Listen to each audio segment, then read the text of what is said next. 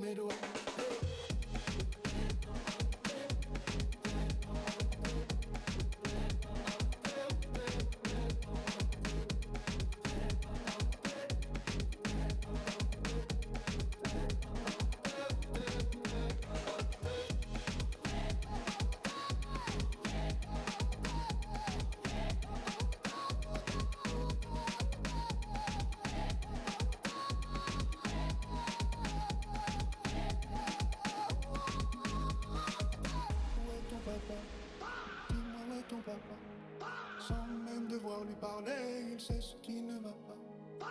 Sacré papa, dis-moi où es-tu caché? Ça doit faire au moins 1000 fois que j'ai compté mes doigts. Hey. Ton papa, dis-moi où est ton papa? Sans même devoir lui parler, il sait ce qui ne va pas. Ah, sacré papa, dis-moi où es-tu caché? Ça doit faire au moins 1000 fois que j'ai compté mes doigts. What's going on, everybody? I hope everyone's having a fantastic evening, afternoon, pre-noon, no matter where you are in the world. I'm Hassan Piker, and this is the Hassan broadcast coming to you live from sunny California, Los Angeles, folks. We're live and alive, and I hope all the boys, girls, and nebbies are having a fantastic one because today's a beautiful day. Today's a wonderful day. Today is Monday. Ladies and gentlemen, it is Monday, March 23rd, 2026. We're live. We're alive. And I'm coming to you back from the land of the free, the home of the brave, the United States of America, Los Angeles, California. I'm Hassan Piker, coming to you from stolen land, stolen Tongva land, live and alive. Back home, it's good to be back home, you already know, and there's going to be obviously a lot of Cuba updates for all of you and so much more. You've deprived Kaya long enough, man, show her. Yeah, W Weekend International Trip, welcome back, yeah. Anyway, ladies and gentlemen, we're here, and there is a lot to talk about. Personal news-wise, obviously, thanks for breaking shit, lib sockmed, pal. What? I don't know what that means, but there's a lot. There's a lot of things I want to discuss. Obviously, that was a short trip. This was planned, or was it cut short? No, it was planned. It was going to be a short trip. And I think the timing of that was actually pretty crazy, considering that like I got back in literally the day before ICE was sent to every international and local airport, basically in the United States of America. So like, there is that element of it as well. But regardless, that was, yeah, it's pretty crazy. I'll get into that in a second. You have a lot of Israeli agents on your Twitter. I know. I dodged many bullets. But folks, we're live. We're alive. Personal news-wise, obviously, like the personal news that I'm going to be delivering to you in between the time period where I press the stop streaming button and press the start streaming button. So help me God, that's what I'm gonna do. Is mostly related to the trip. So I'm probably gonna start there. And the Twitter is broken because the trip discourse is insane. Yeah, Twitter's always insane. Obviously, we'll get into all of that. I'll go through like some of the misinfo in general because there's a lot of it out there. It's actually unbelievable how bad it is. How's jet lag? It's non-existent. Why would there be jet lag? I mean, it's just like East Coast time. It's not that bad. But yeah. We'll be doing some situation monitoring. Shit libs have been going crazy since Thursday. They're all over my timeline. I know.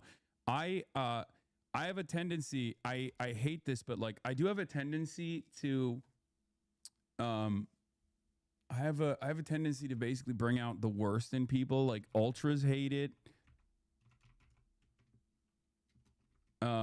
It's very weird, very strange. Like ultras get mad. Liberals get mad. Right wingers get mad. It's like a lightning rod for some of the most like deeply unwell people. It's very, very frustrating. It's very strange. But in any case, people don't do anything ever on all sides. They're mad. Yeah, I know. Back from Havana, going through the insane misinfo from CIA/Mossad. Monitoring the situation. Trump's Iran ultimatum off-ramp fixes market tensions for now. ICE agents at airports as travel comes to a halt. Get in now. Look, I'll just start off by did you have any Ropa Vieja in Havana? Yeah, I did.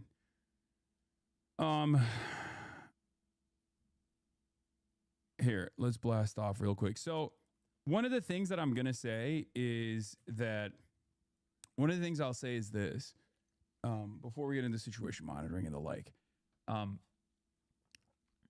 I think a lot of people just simply don't do things, right?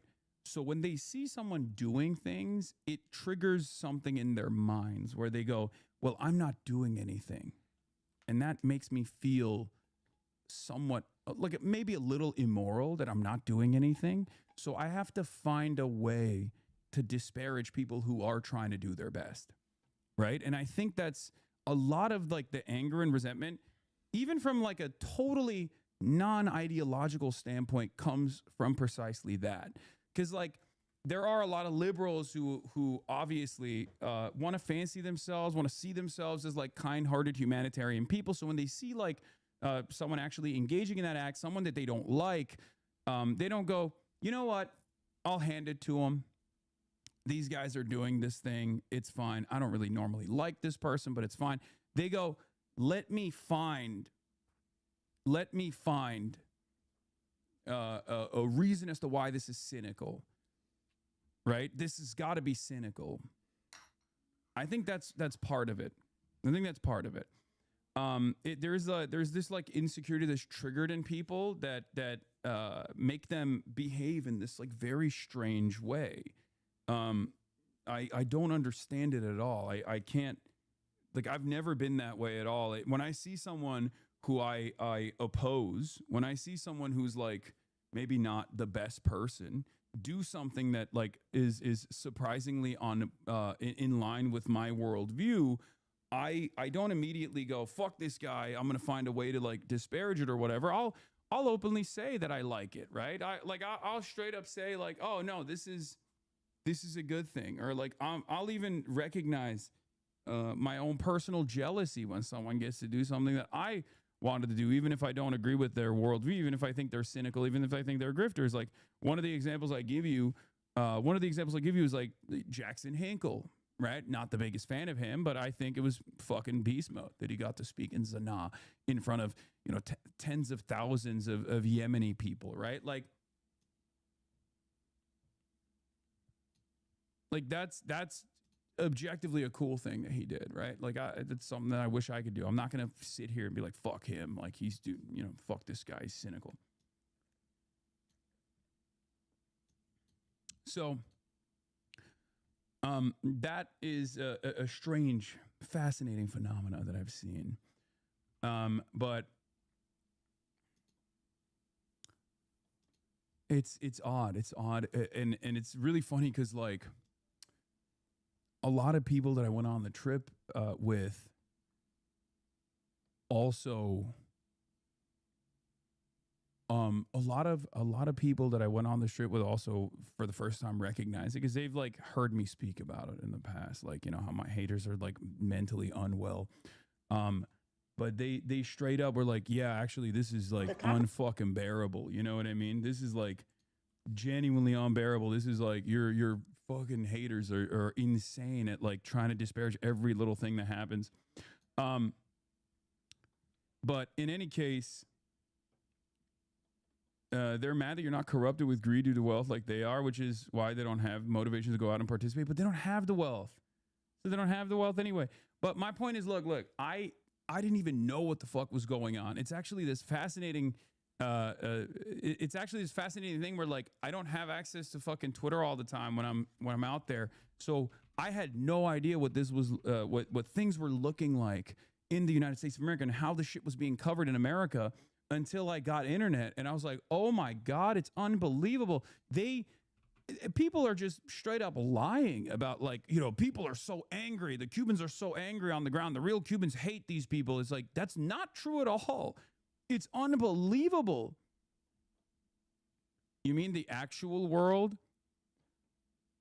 Yeah, it was mind-boggling. I have not ever seen anything like it. They'd be like, protests are mounting outside of these hotels. They're banging on the doors. Like, that's not true. Like, literally not true. Like, not even remotely close to reality. It's so strange. It was such a strange phenomena to experience, right? It was such a strange thing to experience where like what I perceived on the ground, what I perceived and what I saw in real life was entirely the opposite of what people were seeing on their timelines in the United States of America and elsewhere.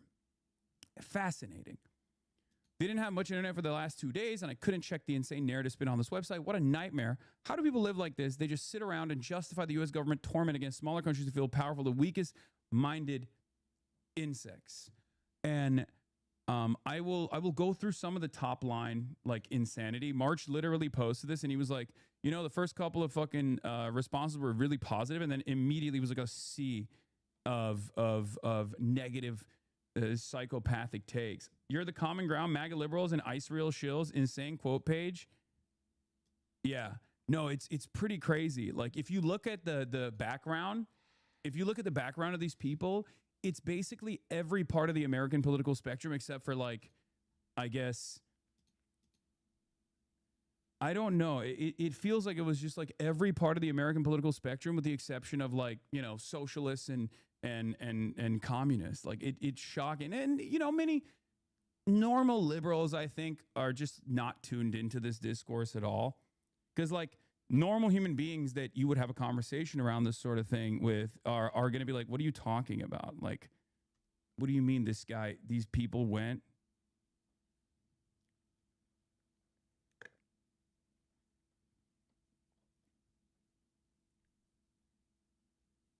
Like,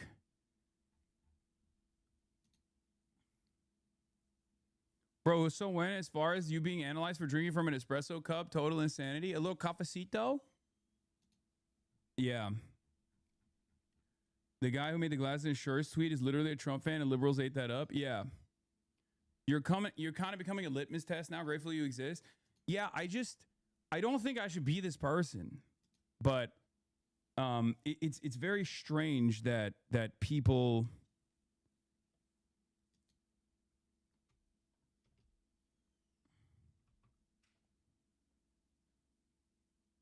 it's very strange that that people behave like this. It's a very strange phenomena that I think it's a part of like the American existence. I think like it's reactionary. There's a right wing attitude around the world on stuff like this, but like it's definitely Hold on, I have to. Fuck, there's so much going on in the background. I just like. Anyway, they do think and see you as socialist Jesus. Yeah. I truly believe that people have the capacity.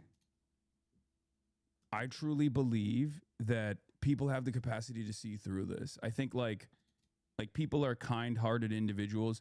It is very funny that like there is this assessment of like how much everything I was wearing. It's like they don't realize that one, people send me fucking free shit all the time. Two, people gift me shit all the time as well, right? Like not that it even matters, even if I like go out and purchase it on my own. Who gives a fuck what I'm wearing? You're an idiot. Like what? You think the price of this button up shirt is the reason why the Cubans are fucking suffering? Like what argument is this, right? Yeah, he's like, look at this too. I mean, this is March's incredibly expensive hat, right? I mean, it's like this person is memeing, I think, but I don't think this hat is actually that expensive. But regardless, right? You're an idiot for trying to justify it to them. I'm not trying to justify it. I didn't even bring that stuff up at all. But there is obviously like areas where there is a tremendous amount of misinformation, and you have to clarify it, right? And it's so crazy. What's the situation with Zeo Nazi Daily when he tried to instigate? Sorry, tweet. We'll talk about that as well. My lib parents like you from what they read from the New York Times, and they're not dialed into this mess one bit. Are you planning on talking to Dan Le Batard about your trip? Yes, I do want to do that. I do want to set up an interview with him, or maybe have a like private conversation with him, and then maybe have a public one later. Yep, like the kneecap concert causing the blackout. I saw this one a lot. Yeah, it's fucking crazy. It's fucking crazy. Like one of the things that I found fascinating is this. It ties back into the argument, right? It ties back into like part of what I want to explain. Part of what I wanted to explain to people is like the complex nature, the complex bureaucratic nature of these sanctions that America has placed upon Cuban society, like Cuban commerce, and how restrictive it is, right? And it's very interesting that like American restrictions that make it illegal for American citizens to do normal shit in Cuba, they sound so silly. They sound so insane that you would think, like when you hear it at first, it's kind of like Israel in that regard, where you're like, that sounds ridiculous. There's no way that that's a real restriction. Shut up. Right? Like the thing that people were complaining about, like the 5-star hotel shit, right? I found it really strange that they clipped me talking about it, and it's objectively the truth, right? That is objectively the truth. I just said literally what the American government's restrictions are, right? And people were just like, sure, buddy, and they ran with it because it's so odd. It's so fucking odd. It's like, but it's just like you're never going to go to Cuba, so for you, it doesn't matter.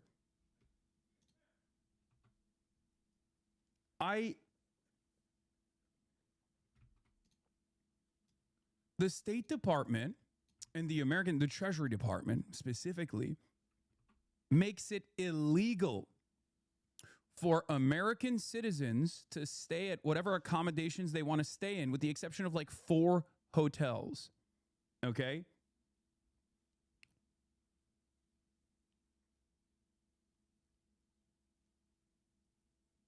They updated the talking point that the hotel you stayed at was on a ban list. Yeah, I know. A YouTuber used that clip to say you were lying, but when they looked up the actual law, they said you were telling the truth, but you were obfuscating some facts. No, I wasn't. What a lot of people, I think, don't understand is that this Progressive International, Code Pink, like this entire flotilla convoy of aid by air and by water was put together, obviously with allowances from the Cuban government and also with allowances from the American government, because you can't do a massive 600-person humanitarian aid mission without getting the go-ahead from the Cuban government and without getting the go-ahead from the American government. Like, I have the paperwork right here. I have the OFAC restrictions paperwork that I had to sign right in my hands, okay? I signed a piece of document. I signed a piece of documentation in order to, as an American citizen, I had to get a travel affidavit, a general specific licenses travel affidavit. Okay. Wait, the U.S. approved that aid mission? Yeah, of course. Of course the United States approved that aid mission. The United States Treasury Department has to approve anyone that's going to Cuba. A lot of people don't realize this, okay? Especially if you're doing any sort of aid, any sort of humanitarian aid. There are levels to the cruelty that America is willing to subject the Cubans to. But the reality is that the number one telltale sign for international human rights organizations is the restriction of humanitarian aid. So the American government, at least for now, has not restricted humanitarian aid, but humanitarian aid alone is not going to be able to make up for the lack of imports and lack of exports anyway, and we can't fucking send, you know, barrels of oil regardless, so like we can't actually address the number one problem that Cubans are facing. But yeah, every single part of this trip was directly sanctioned by the U.S. Treasury, and a lot of people don't understand that, right? And except for this guy, who, ironically enough, in an effort to shit on me, accidentally showed the truth. Hey, by the way, Assange just broke U.S. law. Oh, and he could face a $250,000 fine and up to 10 years in prison once he gets back to the States. Hey, FBI, get on it. 30,000 likes. The U.S. Department of State maintains a Cuba prohibited accommodations list, which bans American travelers from staying at or paying for over 400 government-owned hotels, guest houses, and resorts. Now, isn't that fucking fascinating? Tip-to-tip reaction, brother. I'm lasering you into the fucking night sky like a shooting star if you think I'm going to be talking about the tip-to-tip, you know, here, I'll unban you. I'll give you a week off. You please, dude. I mean, Jesus fucking Christ. There's so much shit going on, and I have to literally cover it. And you're out here... you're out here being like, have you watched Tip to Tip? Are you fucking delusional? Live on the same planet as us, please. Oh my God.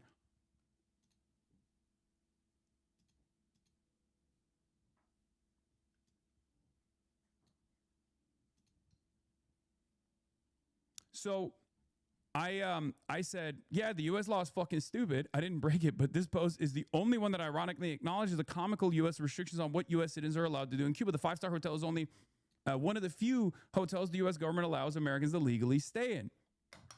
And it's crazy because, like, why the fuck should the American government regulate what American citizens want to do in another country? But that exists. Okay? Isn't that fucking nuts? That's insane. It's the truth. And what blows my mind about this, I was first going to suggest you stay at a Casa Particular, but if you are there with a group, it would only make sense. Yeah, there's 600 people. The island is experiencing a total blackout. It's virtually impossible for 600 people to be coordinated in 600 different houses, or like however many different houses. There's not that many Casa Particulars anyway. Casa Particular is basically like an Airbnb system for regular Cubans to be able to open up their homes to American citizens that are coming in. Some of them are allowed. It's in the list of housing that you can stay at. Okay. And it's awesome. It's dope. When I go back to Cuba, I will absolutely do that, because I'm not going to be going with like a massive humanitarian aid mission. I didn't choose where we're staying. Right. But if you're there with the whole group, it only makes sense. The hotel is the same place. I went through this whole thought process within seconds. It's weird that people wrote articles about it. Also, that hotel wasn't that fancy. I went there. Yeah, it's not a very fancy hotel, but it doesn't matter. It's fucking Cuba. It's a very poor country. It's been kept poor by the United States of America. And what's ironic about this restrictive process is that these are privately owned hotels. So when people are talking about like the electricity grid and what the hotels are doing, they have generators. Okay. Not only do they have generators, but they're literally taking up some of the fucking necessary resources through private commerce. And it's ironic that that unjust system is precisely what the Americans want to fucking bring about to the fucking island. So the people that are literally criticizing claiming that the blockade doesn't exist don't know what the restrictions look like, number one. Number two, they're literally fucking complaining that like these hotels they have their own generators and they are able to keep the lights on. Yeah, because they're fucking privately owned. That is the fucking problem. That's what America wants. America's literally saying they will only allow oil into the fucking island for companies like that, okay? For privately owned hotels like that. It's unbelievable. It's unbelievable. That's like what we're trying to fucking address. Now they're spreading a lie that you guys were literally throwing food at Cubans. Have you seen this? Yes, I saw that too. It's so cynical.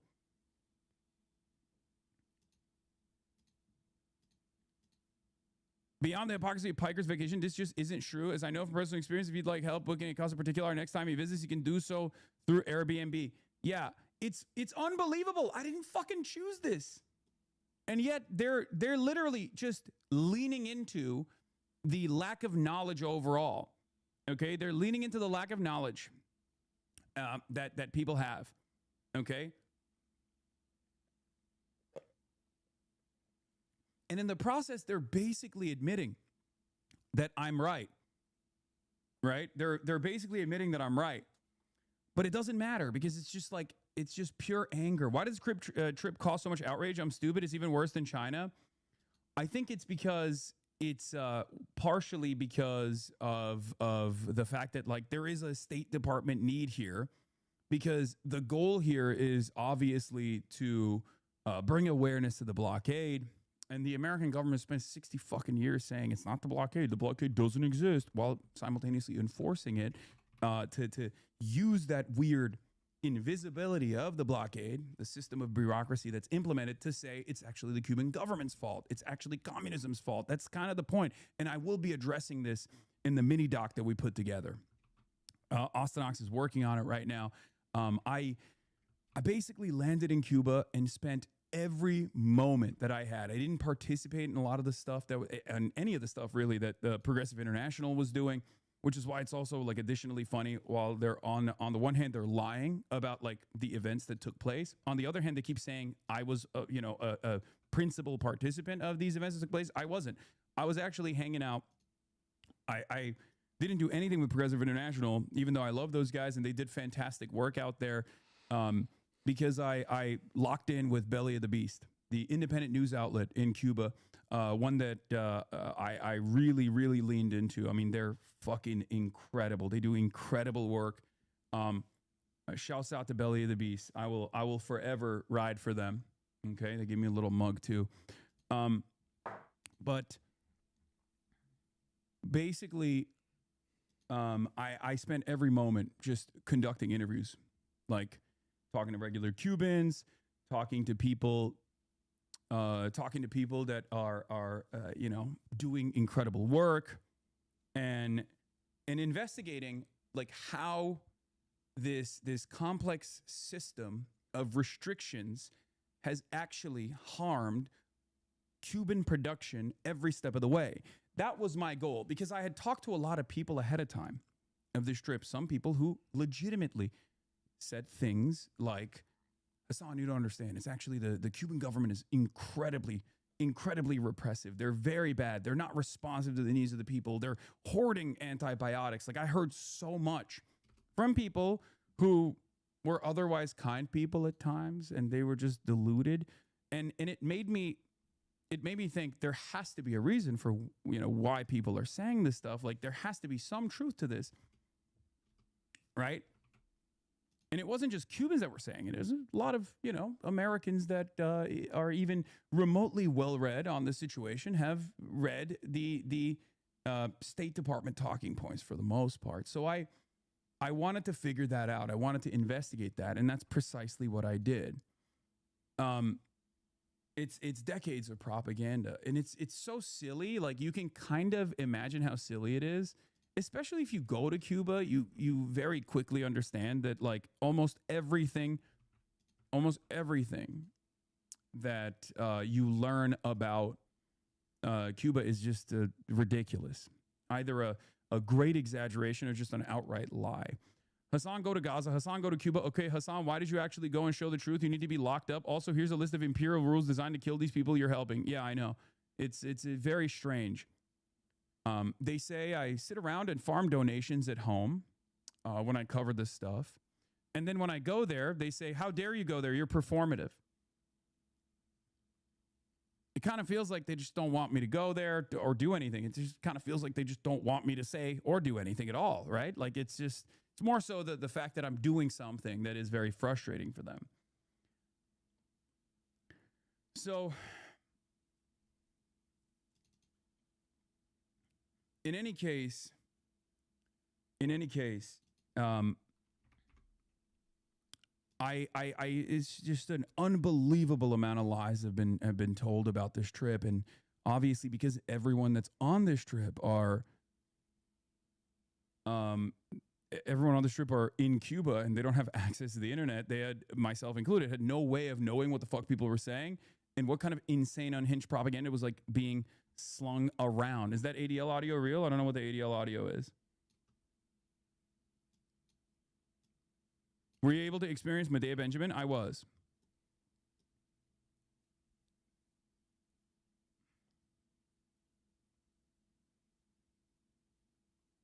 Reports that you died in Cuba? Yeah, I'm dead.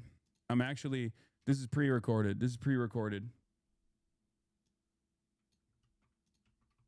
You ruffles and feathers. I think that's a good thing with all the dusty old bags we got around. Yeah. So anyway, I guess this is like one of the TikToks that was like in defense of what was going on. About people coming here to Cuba to deliver humanitarian aid are very interesting to me. One of the headlines and some of the commentary that I've seen is in terms of all of the people that came here and they stayed at a 4-star hotel while the rest of Cuba was in darkness.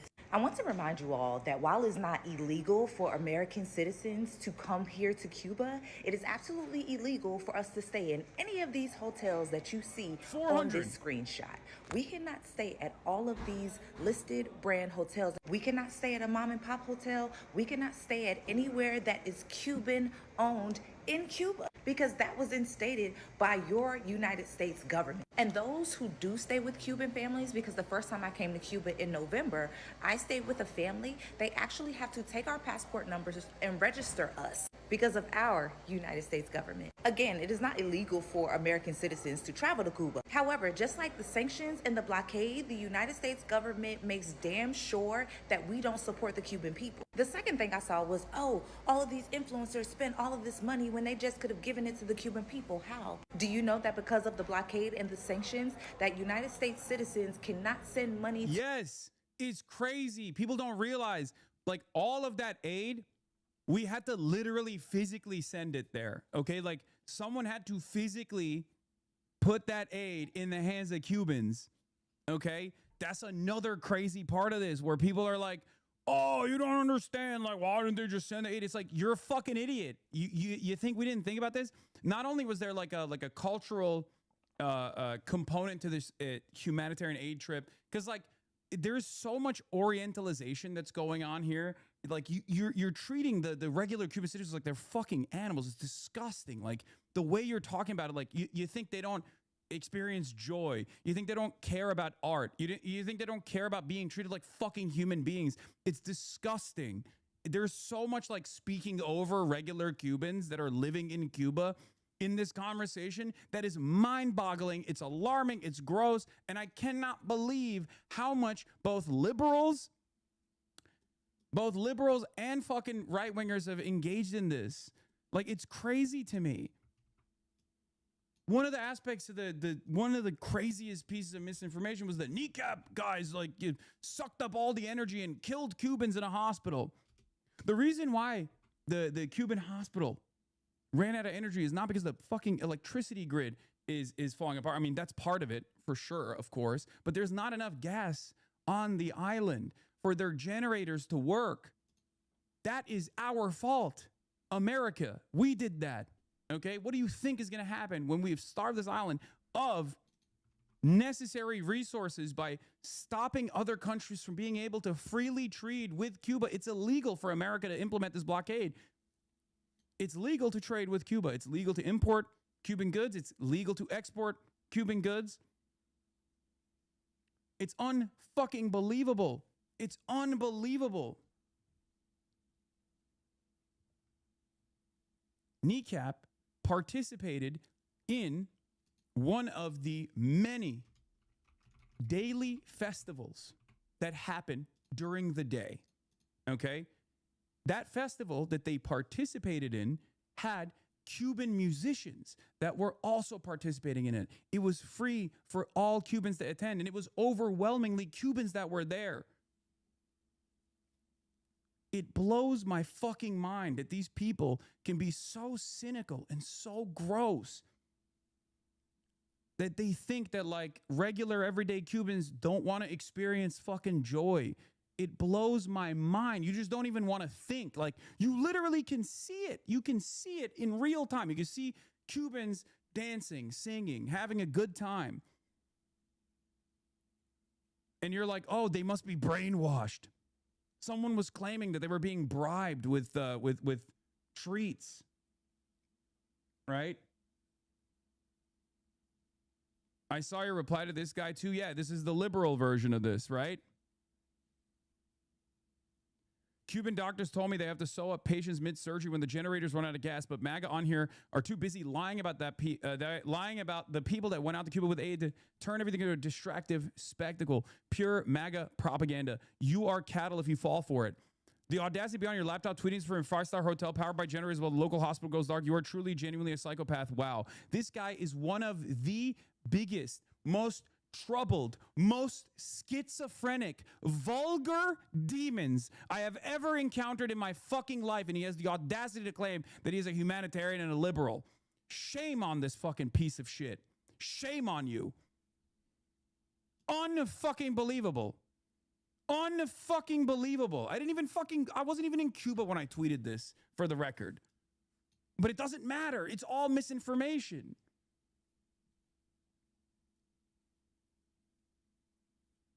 I couldn't tweet this from Cuba because there was not only was there not electricity, but there was also no internet. Like, there was just not enough internet. The infrastructure is crumbling because of what we have done.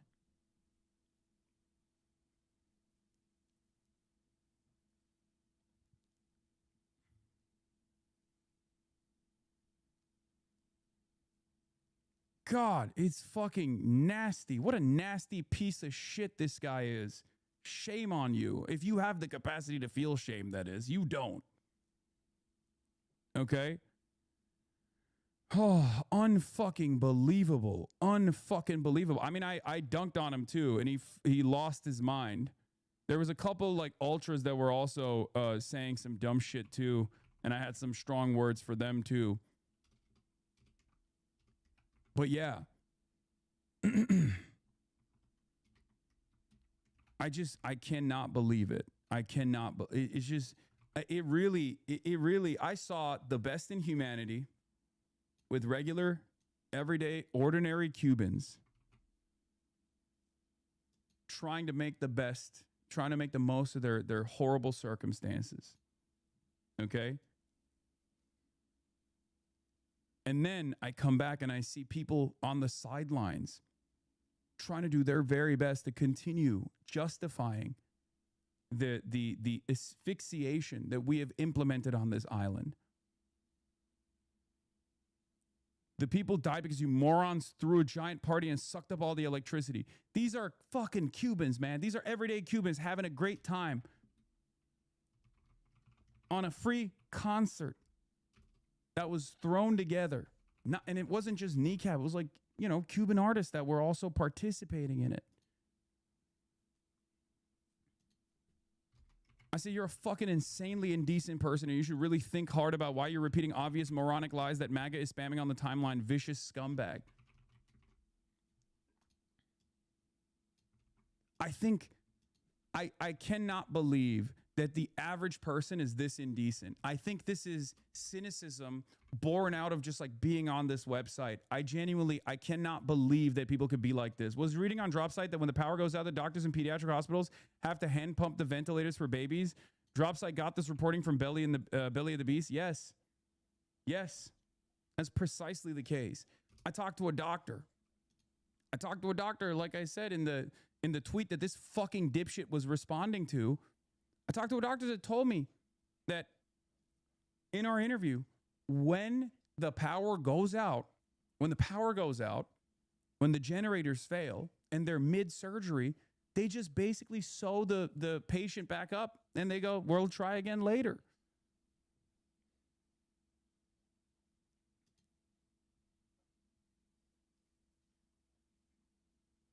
Unfucking believable, dude. Unfucking believable. Did you hang at the Malakona at night? People are dancing, making music all night long. It's beautiful. Yeah. I didn't. I went to just a couple different like bars. The first night I went to a bar with the Kneecap Boys. It was awesome. I had a great time there. We just dumped a lot of cash to the best of our ability on everyday Cubans. But it was much better, in my opinion, to just like go to like regular bars and regular restaurants that were, operating in spite of the circumstances, because it was, there were just like real regular Cubans there.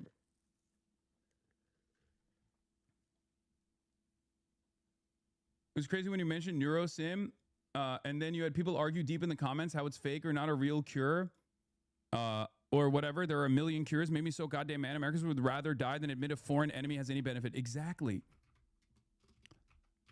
Exactly.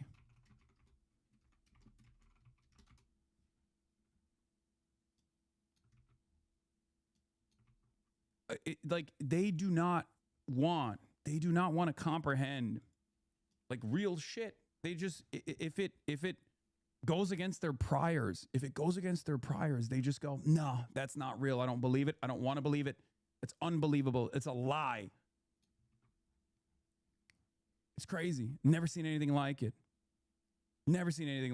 Mart said, out of Cuba now, on the way home, and finally have access to the internet. I'm having a hard time putting into words the thoughts I have on my experience there the past couple of days. The level of cruelty to the oil blockade the U.S. imposed on a day-to-day lives of everyday Cubans cannot be overstated.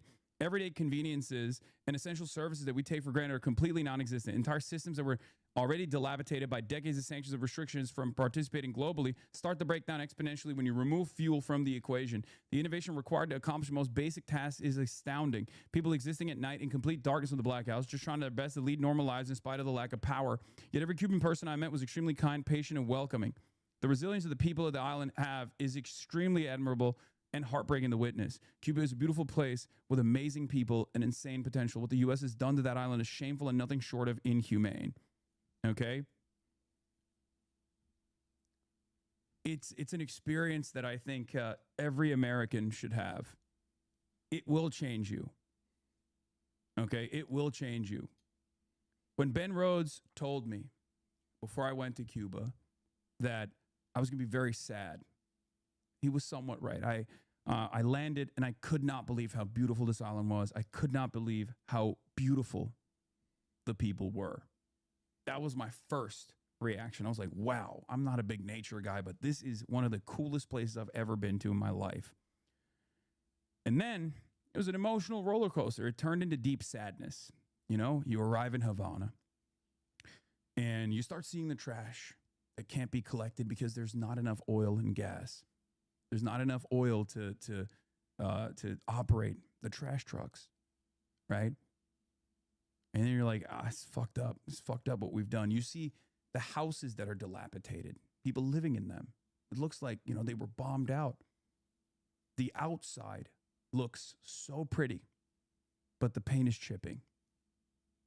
Part of that is obviously the salt water that destroys the paint, right? It requires a tremendous amount of upkeep that this unfortunately poor island does not have, right? you get a little surprised too. The expectation is all the cars are going to be from the 50s. That's not the case. There's new vehicles in Cuba, and there's also still vehicles driving around. I mean, it's very limited. It's very limited in comparison to like what the normal traffic would look like on the island, from what I understand from people that have been there prior, right? There's a tremendous amount. I mean, there's a queue system that the government has implemented. There is obviously a lot of not hoarding necessarily, but like stockpiling of the strategic reserves, so they can just like hopefully continue surviving to the best of their ability, right? And then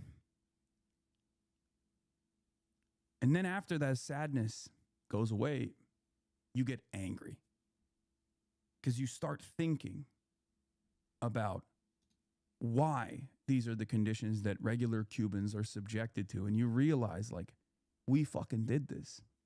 And we're still doing this. And so many fucking Americans are oblivious, or the ones who at least know what's going on in Cuba defend it and repeat lies. It's unbelievable, dude. And then, then anger never really goes away. Okay? It never really fucking goes away. But, I guess that anger transfers to the way that some deeply disturbed pieces of shit and the way that they operate. And your anger basically turns into not just anger against the American government, but against the anger that you experience from people who justify this stuff.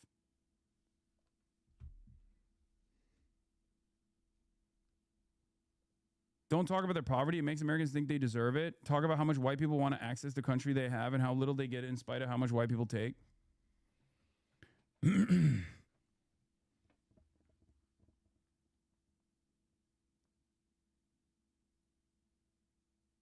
Anyway.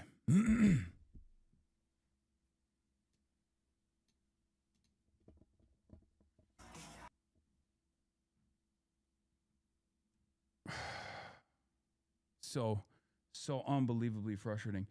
So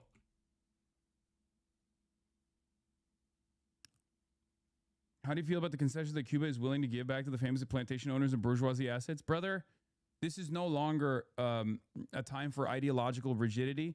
Not only that, but also the official Cuban government's position, even from the Castro days onward, was always to offer financial restitution for the assets that were taken. It's just that America shut off their exports to the United States of America to render that impossible to do.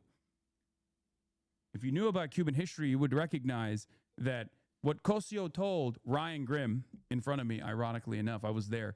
I also interviewed Cosio. I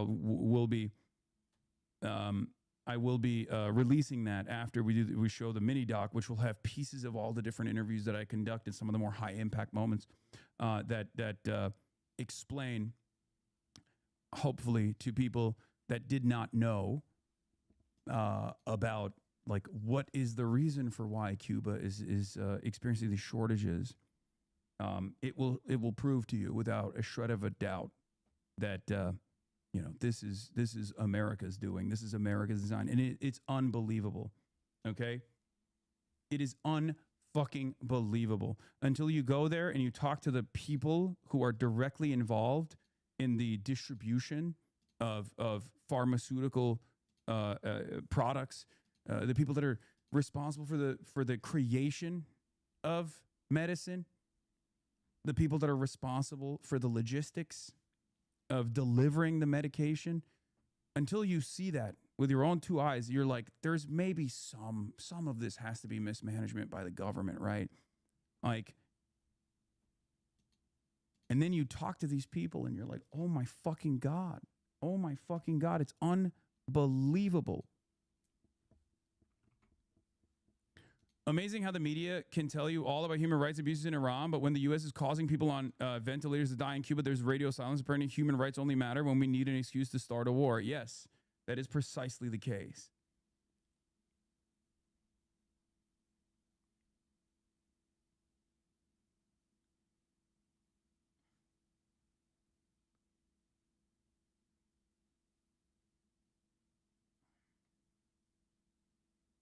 Yeah, the Cuban offer to repay has been on the table for decades. Cuba made this offer in 64 after the U.S. rejected compensation in the form of interest-paying bonds, similar to how Mexico in 30s compensated taken property.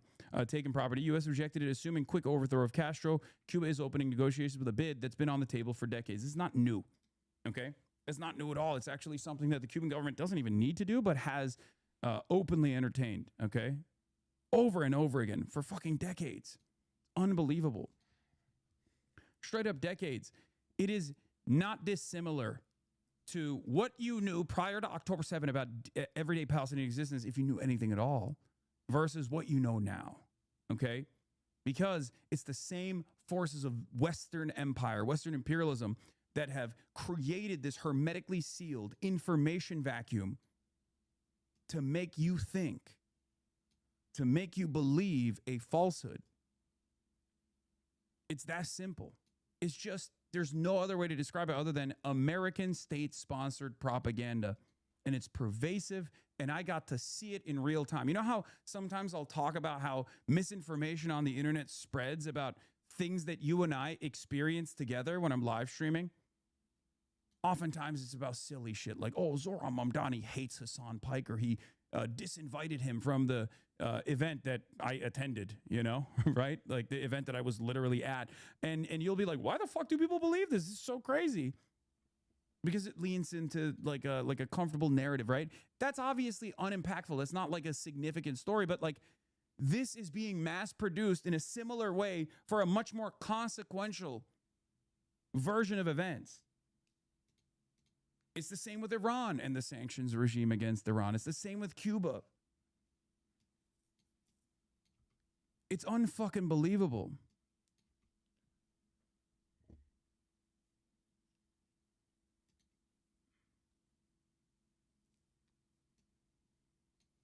It's unbelievable. Why don't you and Charlie McBride get along? Charlie McBride? Wait, is that who I think it is?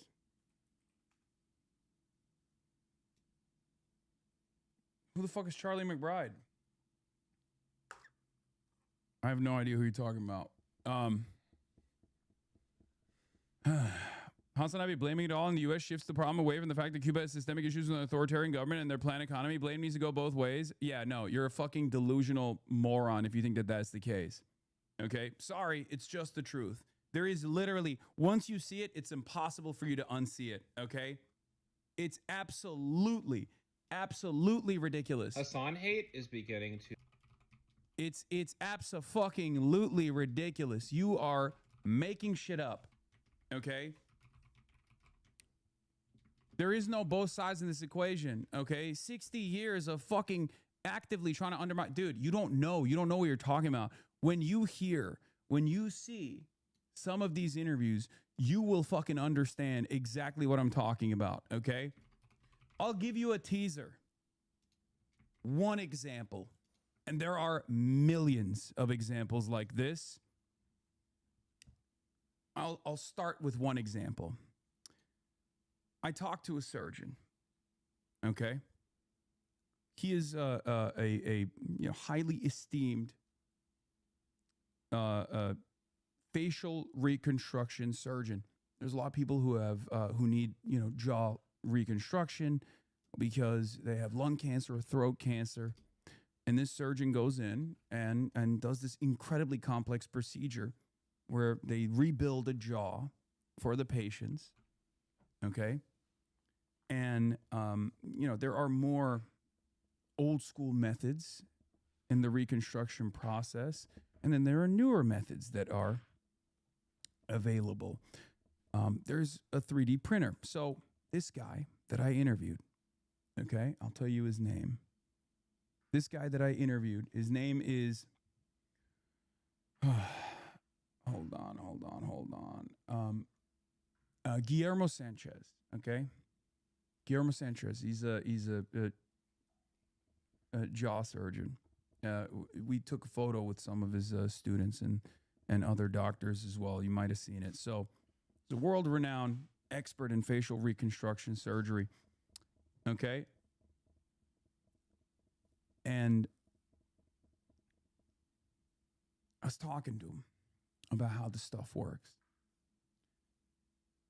And he said that obviously they can't purchase any medical equipment that has 10% or above American components, right? So that right off the jump is crazy because the way commerce works, the way international trade works, like there's a lot of shit that has 10% or above American components in it, right?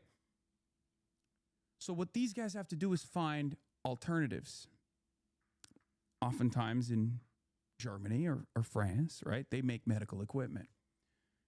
So he finds a German company that's willing to sell this 3D printer. It's multiple millions of dollars, right? And they get charitable contributions, charitable donations. They get the funds together and they buy this thing. And they start using this 3D printer to do the facial reconstruction surgeries, to build these new jaws for these patients in Cuba, right? Long story short, the machine breaks. Now it's a German machine. Germany's not America. It doesn't have American components in it.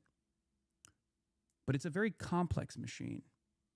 And in order to fix it, in order to repair the machine, you need either a German engineer to come to Cuba and fix it personally, or at least like be able to teach a Cuban engineer to be able to fix it. There's proprietary tech in this, obviously, so they're not going to do that. They have to send a German engineer. So he calls up the German company and he says, hey, we bought this piece of equipment.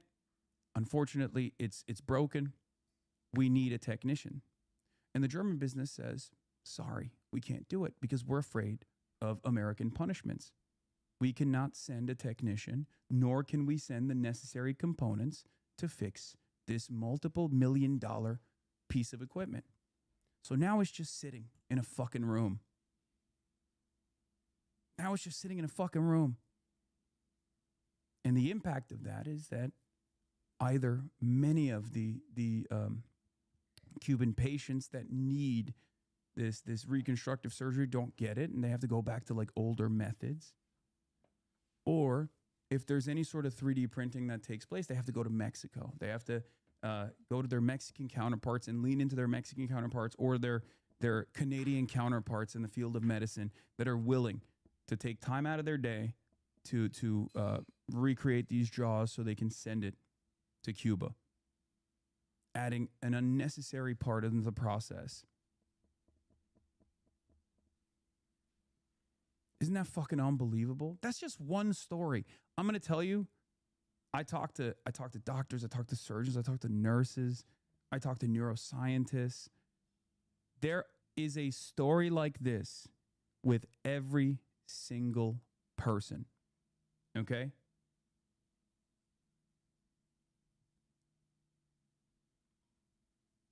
Unbelievably cruel. Unbelievably cruel. Unjustifiable in every way, shape, and form.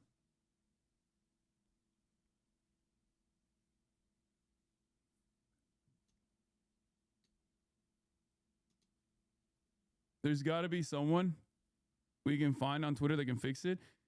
You sound like Parenti talking about Cuba. Well, because Parenti also went to Cuba. And when you go to Cuba, especially at the time that he went to Cuba, things were different. Okay?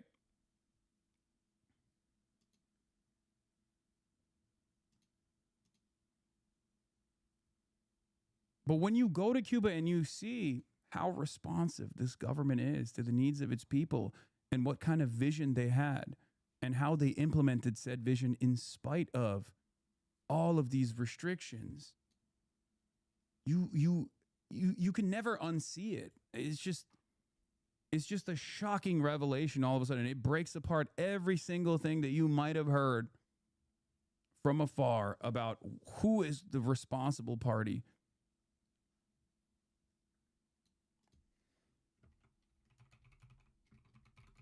Will your interview with Jeremy Corbyn be in the doc? Yes. We will also release the interviews individually after as well. We're just going to put some hits, some major hits from the interviews that I conducted. First, the mini doc's going to come out.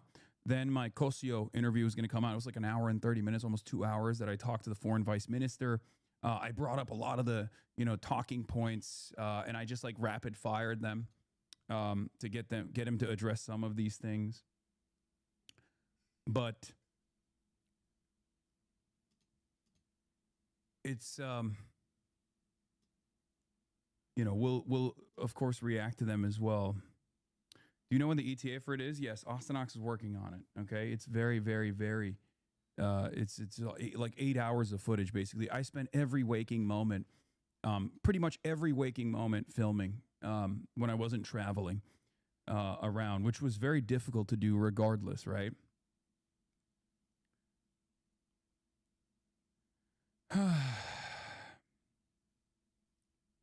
But yeah. An old tweet to your point. Yeah. This is Arturo Dominguez responding to Camila Cabello. Want to talk about all the more than 1,000 sanctions over 65 years, the failed invasion of the island? What about the CIA-backed terrorist attacks? Let's face it, that Cuba has been able to withstand the worst that the U.S. can throw at it for that long is pretty damned impressive. Pretty sure that's a sign of success, especially if there weren't any sanctions. And don't talk to me about repression when federal agents are executing people on the streets for nothing more than being observers. All the people, Marco Rubio's locking people up for speaking up for Palestine. And when it comes to free speech, let's talk about how Rubio just sanctioned several content creators and independent journals on the island for doing nothing more than showing U.S. Embassy vehicles cutting in line for fuel during gas shortages. Y'all's duplicity is astounding.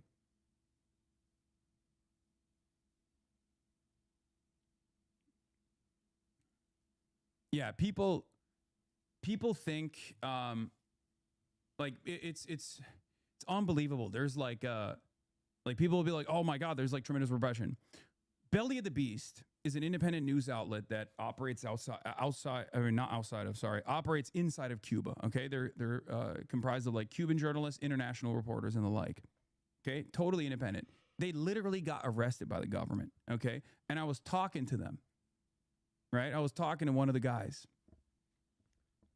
Like they got arrested. They got grabbed and arrested in the process because there was like the SOS Cuba protests that were like the first time ever on the island. There was like actually a big movement, right? This was like, COVID, post 2019, a lot of the oil embargo restrictions that actually started creating like rolling blackouts.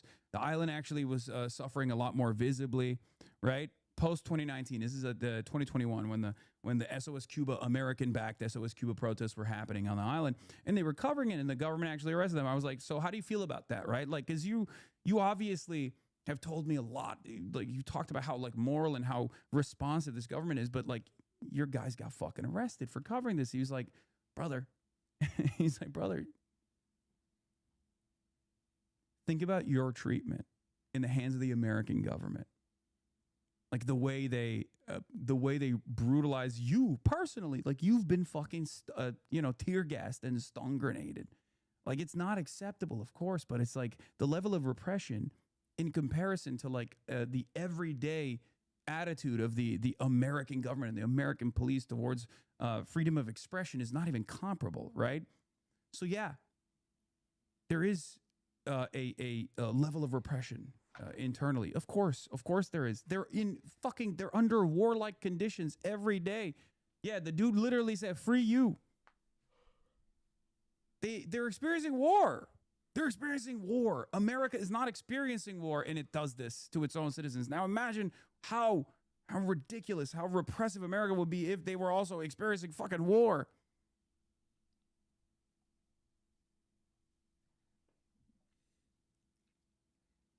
Also, that stuff is utterly irrelevant when we're talking about the sanctions.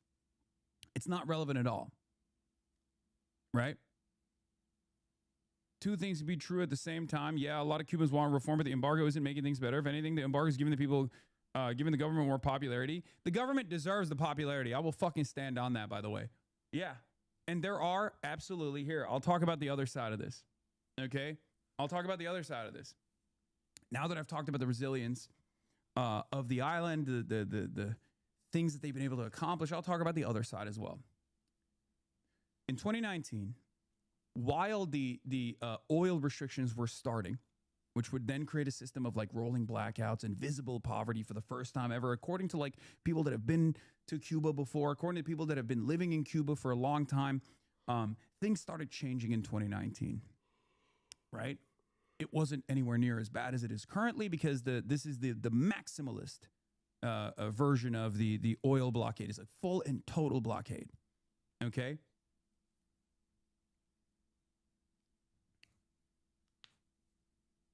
At the same time, this is before COVID, the Cuban government actually, for the first time ever, no longer just had free internet access, unrestricted, by the way, unrestricted free internet access in their parks and in certain government buildings and hotels and the like, but now they created a bandwidth, like a system where anyone could access the internet. And that's where the fucking National Endowment Foundation propaganda, Spanish-speaking Twitter accounts started popping up, okay? Going absolutely nutty mode. And yes, for a lot of young Cubans that saw the abundance and the wealth only 90 miles away, their immediate family members that have been able to escape Cuba and find a piece of that American prosperity, that's all they saw. They saw American capitalism and they saw the communism on the island as being the primary as bearing the primary responsibility for their everyday struggles. And nowadays, there is a decent chunk, I will admit, there is a decent chunk of young Cubans that absolutely, in Cuba, that believe that the government is lying about the blockade. It's unbelievable, but it's true, right? There are people who have been deluded into thinking by way of their relatives, by way of the American propaganda that is like all over the internet, that think that the reasons as to why there's rationing taking place because the government's like, you know, ridiculous attitude towards rationing or whatever. It's like their mismanagement, and not because of this insane blockade. Okay, I'm glad you're at least acknowledging this. Finally, Law, you call it delusion, but at least you're speaking to it. Yeah, I call it delusion because it's not true. Okay, I call it delusion because it's objectively untrue. That's it. I mean, how can you look at a system where you think America yields prosperity? I'm American. I live here. I know what it fucking looks like. Okay? I know what it looks like. And it's not as though this government is even taking the necessary steps to lie to you. They're straight up saying if Cubans do any sort of migration en masse because of the starvation that we have caused on that island, we will round their boats up and we will put their asses in Guantanamo Bay.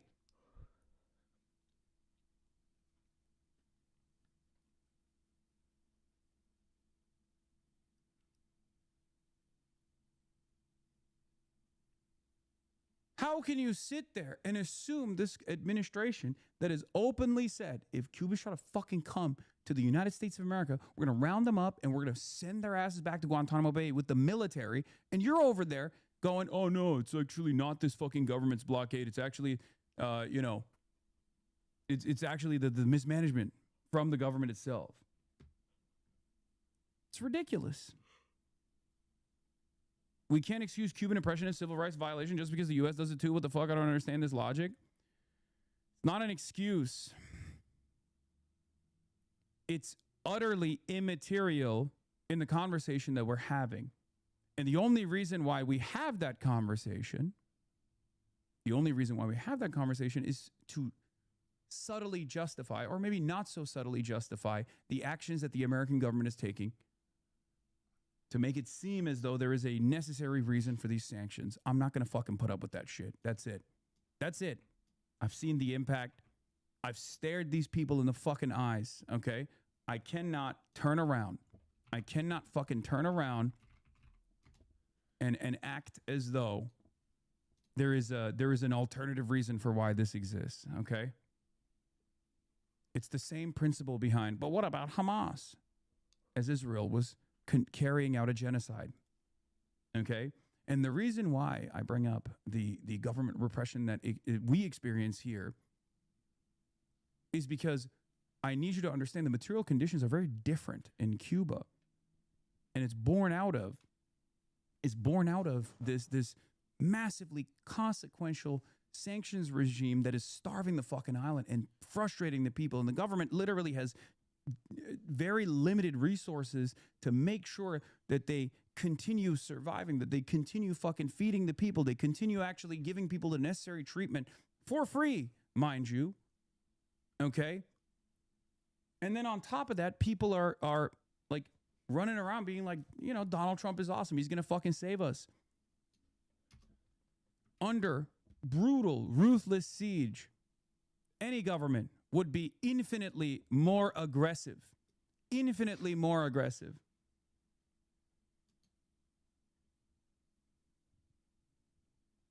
It's ridiculous. When we were waging a world war, World War II, we rounded up every single Japanese person in California and put them in fucking concentration camps.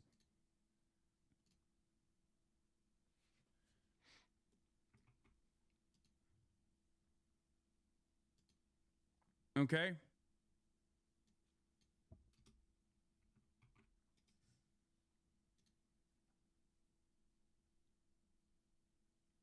Your inability to find any fault in the Cuban government waters down your stance. No government is perfect, and especially one that's been suffocated for so long. You can acknowledge that, but without it, but it's okay, and just because.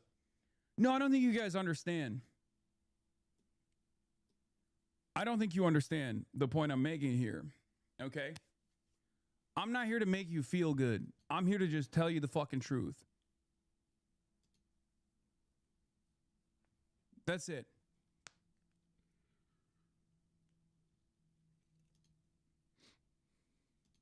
That's it. This is the same process that we have to go through every single time. Every single time a conversation takes place. What about Iran? What about the Iranian government? Okay? What about Hamas? What about what Hamas does to his own people? If one much more powerful force is literally sieging this island nation with 11 million people, engaging in siege warfare, and the government is trying to maintain stability in the process, of course I'm going to try to get dumb fuck Americans to comprehend what that would look like if it happened here, by pointing to historic examples of what we have done when we weren't being sieged by a much more powerful force, but we were engaging in a world war where Pearl Harbor happened, and we put every single Japanese person in a concentration camp. What the fuck are you talking about? We engaged in the process of internment during our war, our world war. That's what governments do. They take a heavy-handed approach when they are constantly waging war. Now imagine what's going on in Cuba for 60 fucking years. These sanctions are not helpful. They are designed in a way where there is plausible deniability so that people that experience it eventually say, oh, the government is just lying about this blockade. It can't be this is all I've known. All I've known my whole life is just like fucking unnecessary poverty. This sucks. There's wealth right there, 90 miles out the coastline, prosperity. The reason why I'm bringing this part up, by the way, is because I need people to understand, like, of course there are people that live through this process and develop this opinion, just as there were tens of millions of Americans who looked at the current design of American society and thought a right-wing fascist monster was actually going to create a new wave of American prosperity. There are people with different mentalities everywhere. No one is fucking monolithic, and no one is going to be on the ball. Just because you live through it doesn't mean you're going to have ancient wisdom and you're going to be able to figure out exactly why things are happening. Okay? But I'm sorry, it's just pure victim blaming. And I don't want to do that. It's ridiculous. The reason why I criticize the U.S. government when we slip on journalistic freedom and freedom of speech infringements is because there is no country that has the same power gap between us and another country that's like enforcing its will upon the American population. Okay? It's not comparable. There is no country that is the hegemonic superpower. We are the global imperial hegemon. Okay? So there is no comparison where another country that is enforcing a siege upon the American population and the American government is trying to hold it together and trying to fight back against it. Okay? And in the process, trying to maintain stability and therefore engaging in repression. The reason why, of course, I criticize the American government's form of repression is because America is the hegemonic superpower. It's not even relevant to the equation that there are naysayers out there. All of the world's protesters can get together and it doesn't change the American calculation, the American government's calculation one bit. Okay? In To Kill a Nation, Michael Parenti addresses this so perfectly. Okay? They also see how shitty their lives are and that money and energy goes to the hotels that aren't allowed to stay in. I know that's not as relevant now. The biggest issue in the oil embargo right now and the energy crisis has been building for years. Yes, absolutely. So this is the other aspect of it. And I personally experienced this like myself. I felt gross about this system as well because we would walk around, okay? People are, experiencing abject poverty and darkness, complete darkness, but the hotels have generators. Hotels are privately owned, right? They're privately owned and they have access to oil, right? Because they can purchase it because there's a black market for oil. The government is aware that there's a black market for oil. They have a queue system. People with like EVs can participate in the queue system. All of this is like literal fucking on the ground reporting coming to you live from Cuba. Okay. So there's a queue system. You buy it for like $1 a gallon, right? And then you sell it. And the price of oil right now is $10 a liter. We asked every cab driver. Okay. $10 a liter. And the way it works is people with electric vehicles also get into the queue system, but they don't need the oil, right? They have EVs. Yeah, it's that fucking expensive. A doctor told me that the average salary for a doctor in Cuba is around $17 a month. $17 a month. Okay? But that wasn't the problem. The real problem was the fact that makes up, that's around like 4,000 Cuban pesos, something around that. I can't remember the exact numbers, right? The issue is doctors have to fucking go back and forth. Doctors have to go back and forth. The hospital, right? They don't live at the hospital. They live at home. It's 500 pesos each way to go to the fucking hospital. If you're making 4,000 pesos a month and it's 500 every day, it's unbelievable. It's just not, you can't do it. How the fuck are you supposed to make it to the hospital? You can't.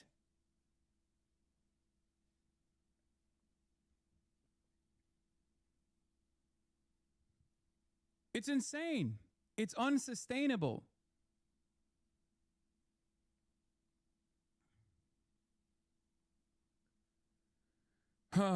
This is destroying Iran, not the Iranian government. It's definitely designed to destroy both. I think liberals need to retire the people versus the alien, illegitimate regime framing, since those starving and bombing these countries don't make any distinction. Weakening state capacity is a feature of their civilian punishment strategy. Abso-fucking-lutely. Absolutely.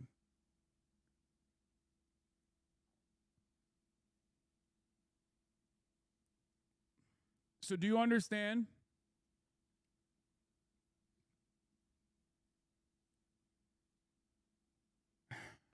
Do you understand why I'm talking about it in the way that I am?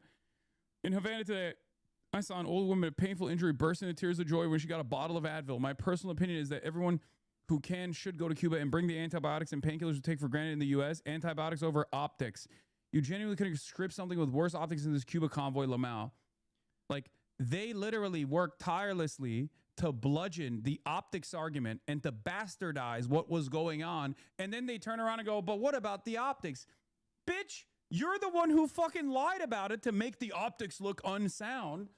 And then you fucking turn around and you go, oh, well, what about the optics? The optics look terrible. It's fucking ridiculous. It's like the people that literally participated in belittling this humanitarian aid mission to a fucking country that's being starved by ours, that want to also bring awareness to what our country is doing with the hopes that we can maybe make a change that will no longer asphyxiate the Cuban population. And motherfuckers go, what about the optics? And there's still people that are going, I like 5-star hotels. I like 5-star hotels a lot. They're really nice, you know? You know what I mean? It's fucking insane. I already explained it. It's like a bunch of fucking free 99 drones. I don't think these people are all paid for by the State Department. They're just doing the fucking regime propaganda for free. It blows my fucking mind. It's not bots, guys. There are literally people who have made it their lives' mission to defend American imperialism because they think it makes them feel powerful or something. Obviously, there's like think tank liberals like Jeremiah Johnson, who's a ginormous piece of shit, right? Cuba's dictatorial regime is far more responsible for the impoverishment of the Cuban people than America is. It's a lie, an abject lie. Of course, his job is to defend liberalism when liberalism is falling apart. So, of course, he's going to say this lie. Someone goes, yeah, but man, like the embargoing their oil and causing a power grid failure does seem kind of shitty and cruel. I don't know if it makes the situation better. Like, this guy's a fucking liberal as well. But even he's like, come on, it's really messed up. I don't think the U.S. should embargo their oil, but it's ridiculous for tankies like Hassan to go sing the praise of a violent totalitarian regime and act like they're just small beans who never hurt nobody. Cuba is poor because it's controlled by murderous communist thugs. When is the last time Cuba double-tapped a school full of children? Because America did that a few weeks ago, says Will Miniker. It's true. I had some words for this as well, right? The Epstein pedophile-led administration is double-tapping schools, participating in the genocide in Gaza. And even on the domestic home front, we do worse shit than the Cuban government does on a daily fucking basis. 2 million people are in prison, incarcerated in the United States of America. 700,000 homeless people in the United States of America. 700,000. Unfucking believable. 700,000.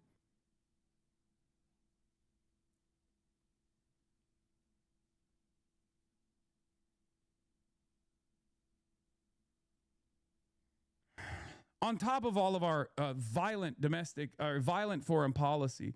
And it blows my fucking mind. This is the wealthiest nation on earth. And people still go, oh, but these other countries, they're so violent. We have no leg to stand on, man. We have no leg to stand on. If you're defending America, you are not defending Americans, okay? If you're defending the current American government, if you're defending the current system, you do not care about your fucking neighbors, okay? It's that simple. I said our government is the principal party in Gaza's genocide and Cuba's unjust blockade. We just killed 150 schoolgirls in Iran. In the wealthiest nation on earth, we have 700,000 homeless people, 2 million incarcerated, and you have the gall to say another one of our perceived enemies is violent. And the reason why you say that, the reason why people say that is because they want to defend American foreign policy. They want to defend the American sanctions regime. They want to say, no, it's not. It's actually happening because, you know, it's happening because the government is scary. It's communist. It's murderous, bloodthirsty.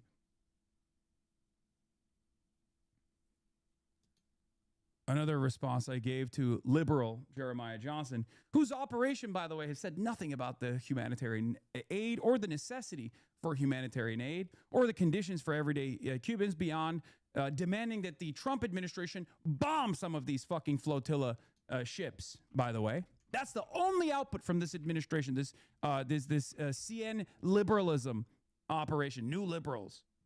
That's the only thing they've said about Cuba. Audacity to fucking come out and say the thing that defines us on Code Pink and most of the DSA Extended Universe convoy members is not complicated. It's America bad. Look, sometimes America's bad. That's quite literally the only lens they're capable of seeing the world through. It's why the DSA cozied up to Maduro. It's why Hassan thinks the Houthi terrorists are so cool and said America deserved 9/11. It's something is against America. It's good. End of story. They don't have an ideology beyond that. I said America can be good. Americans are good. You aren't one of them. You want to defend America's senseless bloodlust. We are death dealers around the world, and even Americans are waking up to the reality that our wars cause pain abroad and offer no benefit to ordinary Americans here.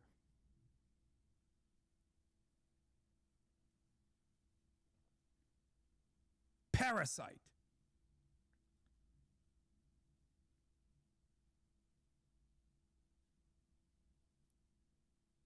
Unfucking believable. Yeah, and he's also obviously a genocide defender anyway. He's a genocide denier. There are a lot of good things I could say here. I could say that a lot of this is factually wrong. Joe Biden does not have dementia. Palestinians are being killed, but it's not a genocide. Biden's administration is very much trying to rein in Israel, etc. Jeremiah is also a coward who now realizes that this was not a smart thing to put in writing, but rather than admit to being a ghoul, he has tried to quietly edit his blog, thanks to the Wayback Machine. Yeah. Here is the other Center for Liberalism person, that this Jeremiah guy. I've heard a lot of bad stuff about you, but really been enjoying the streams. Well, listen, thank you for actually, having the charitability and open-mindedness to actually listen to what I have to say, rather than unconditionally believe all the fucking lies that people tell. That's the goal here. Because if you spend more than 5 to 10 minutes in this fucking broadcast, you're very quickly going to realize that a decent amount of people spend a decent amount of time just actively shitting on everything I'm saying and doing and bastardizing it to the best of their fucking ability, because no one wants to address the issues. Okay? That's it. Yeah, here's his friend, the vice chair of CN Liberals, arguing for a Trail of Tears 2.0. The best thing that we could do for indigenous people would be to end all tribal land designations, encourage them to relocate and integrate the modern society funded by the government. The two-tier system is horrible for Native people, dooms them into poverty and subjugation. She also literally said, literally demanded that the Trump administration murder the humanitarian aid flotilla. Like, the Trump administration, go and blow up the boats that were going to Cuba. That's how fucking psychotic these people are. That's how bloodthirsty these people are. Okay?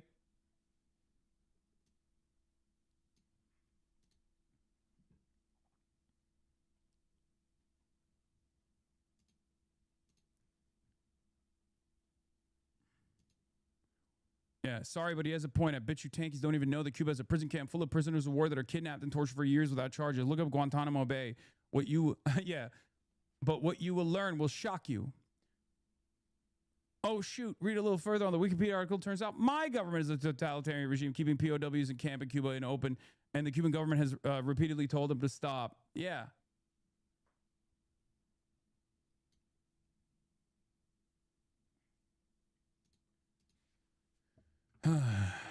Thanks for your continued coverage on Cuba. Latinos grow up watching Telemundo and Univision and are taught that the commie Cubans are evil. It's sick what we're doing to our brothers and sisters on the island. Thank you for your support. Hopefully one day we can see their great potential.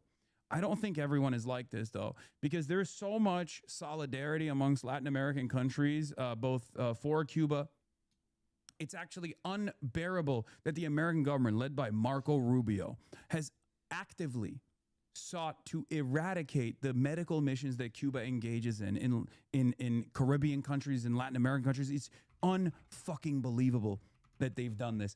I also got to see my friend, for the record. Okay, I got to see my friend that I had interviewed, if you guys recall, a long time ago, who had actually done these medical missions. Okay? Let me see if I can pull it.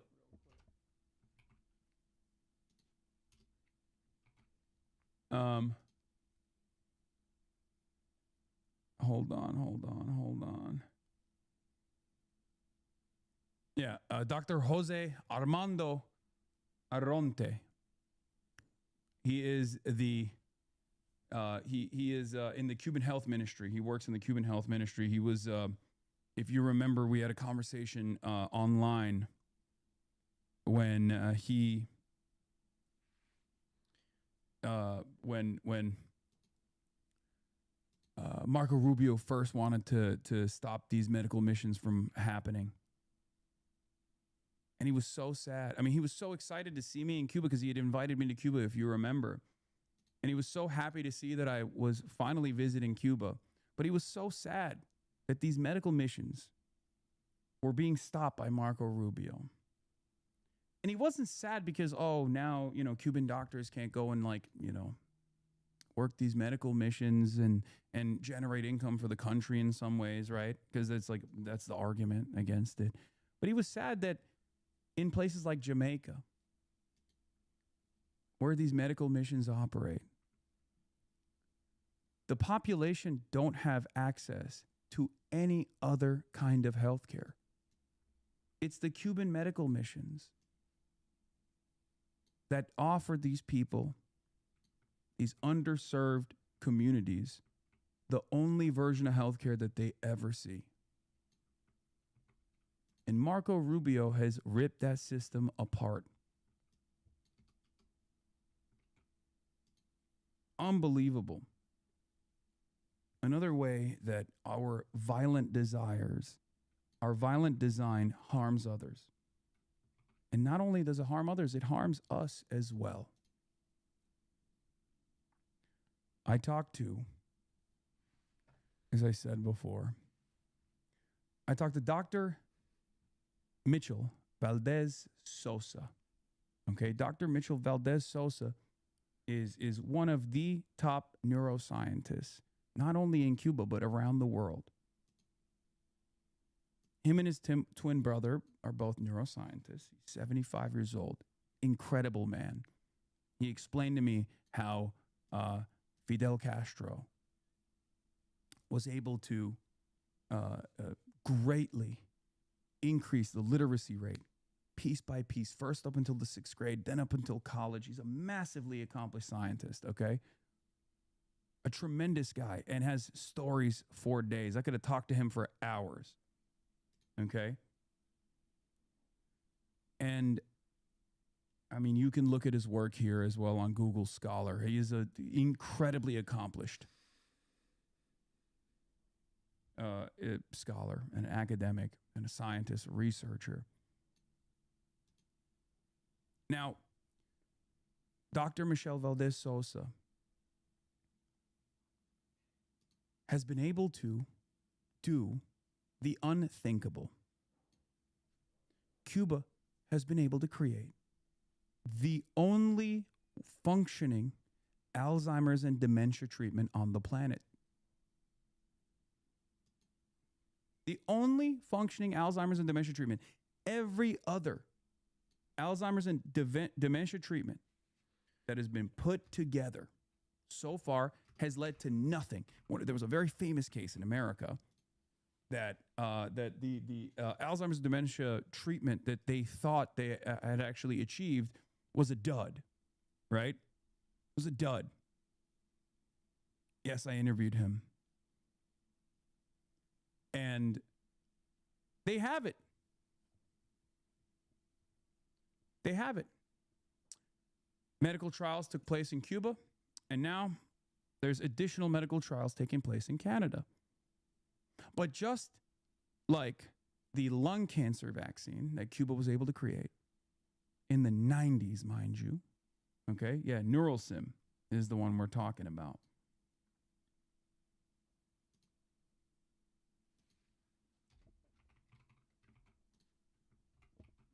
And I cannot believe that they put the context note on this. Look, NeuroEpo claims to rely on a single trial from Cuba without independent replication. The researchers themselves acknowledge that larger trials are needed. The phase 2 trial in Canada is ongoing, and wider adoption awaits phase 3 confirmation.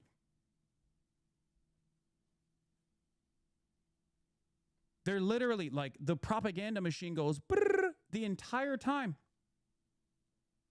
It's unbelievable. Cuba had a lung cancer vaccine in the fucking 90s. How many people have died of lung cancer in the process?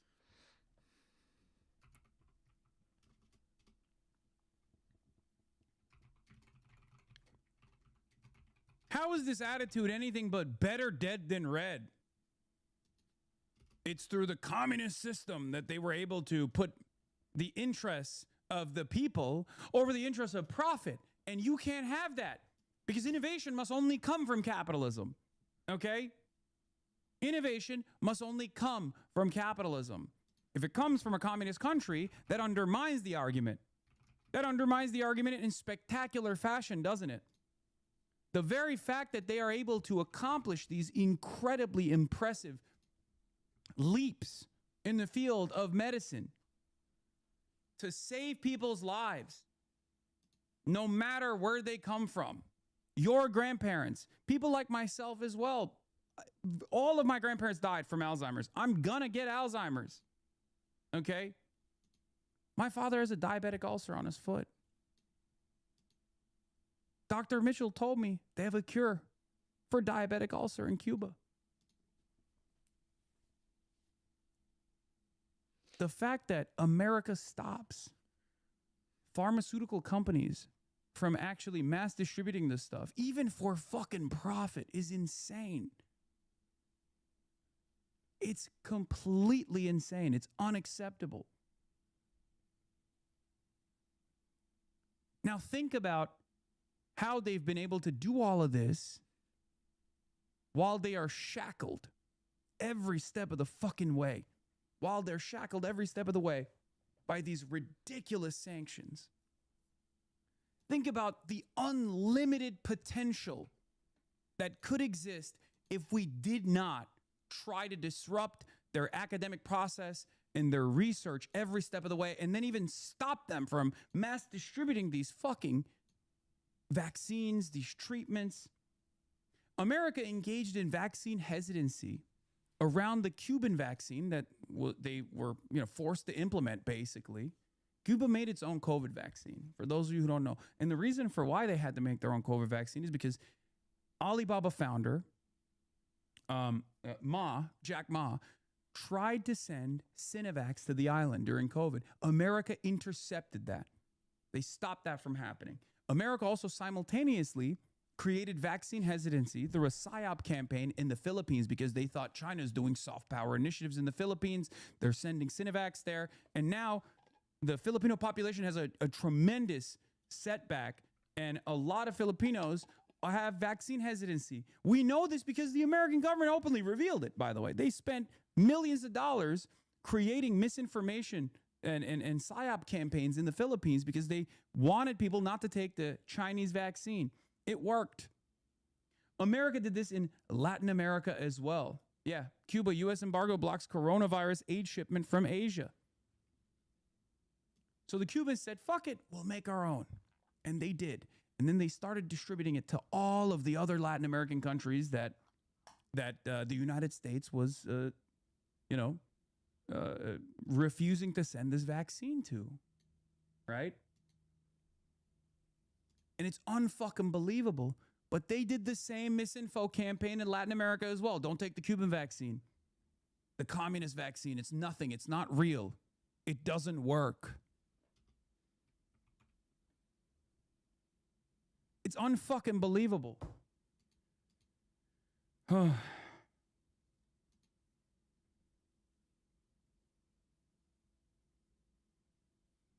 It's unbelievable, dude.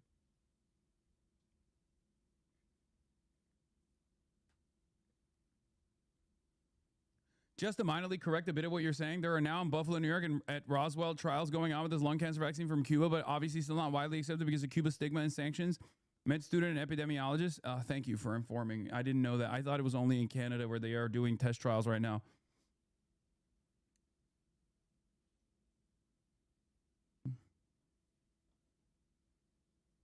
It is fucking crazy, though, don't you think? That there's like literally some of this stuff has to be in secrecy. Because if there's like, if this comes to the forefront of the conversation, all of a sudden it makes people reconsider this, the way that the system works. And then they go, whoa, well, hold on. We got to put a fucking stop to it.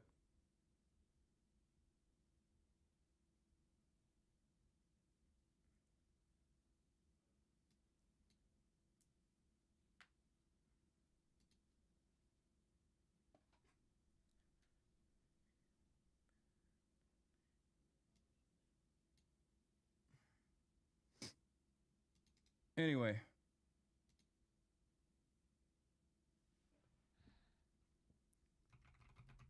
It's just, I can go on for fucking days, by the way. I can go on for hours upon hours. There's a lot of medical researchers in my community as well. There's a lot of researchers in general. And I know many of you hear this stuff and you see this stuff and you think, this is fucking ridiculous. Like, your allegiance to the academics in Cuba matters, okay? That's another thing that I found out. Talking to the doctors, talking to the professionals, talking to the academics in Cuba, where like they rely on the kindness of strangers that live in America and elsewhere all around the world in order to keep things going, right? First ever computer, again, that Dr. Mitchell told me, the first ever computer that Cuba ever received was from an American doctor in New York. So people need to be brave, is what I mean. People need to be fucking brave and not have to worry about,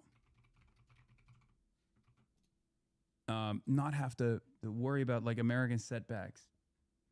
We have to be an unshakable, undeniable force for good.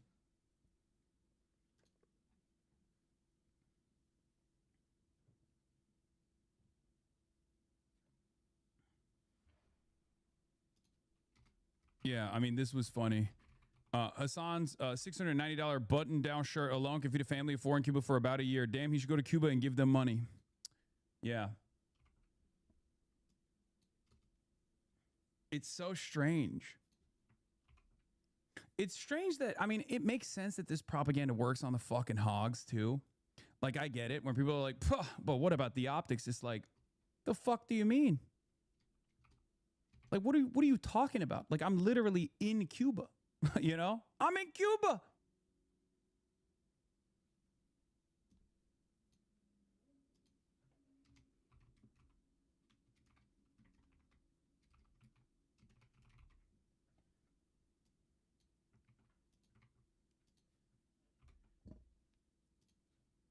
It's unbelievable. You should have went shirtless. True. True. Anyway.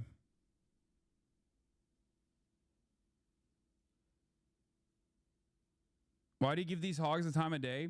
Because this kind of propaganda, unfortunately, has the capacity to muddy the waters, okay? When the goal here is to obviously talk about the plight of everyday Cubans and talk about the impact of the blockade, the people that want to change the conversation, the people that want to change the conversation back to, like, the government will then disparage and belittle everyone that's, like, going out there to do whatever the fuck they can to help. It's a lesson that they want to teach everyone. If you do this, we will humiliate you, okay? And some people actually do get worried, right? They don't want to get yelled at or whatever, right? For one reason or another. It's ridiculous. But yeah.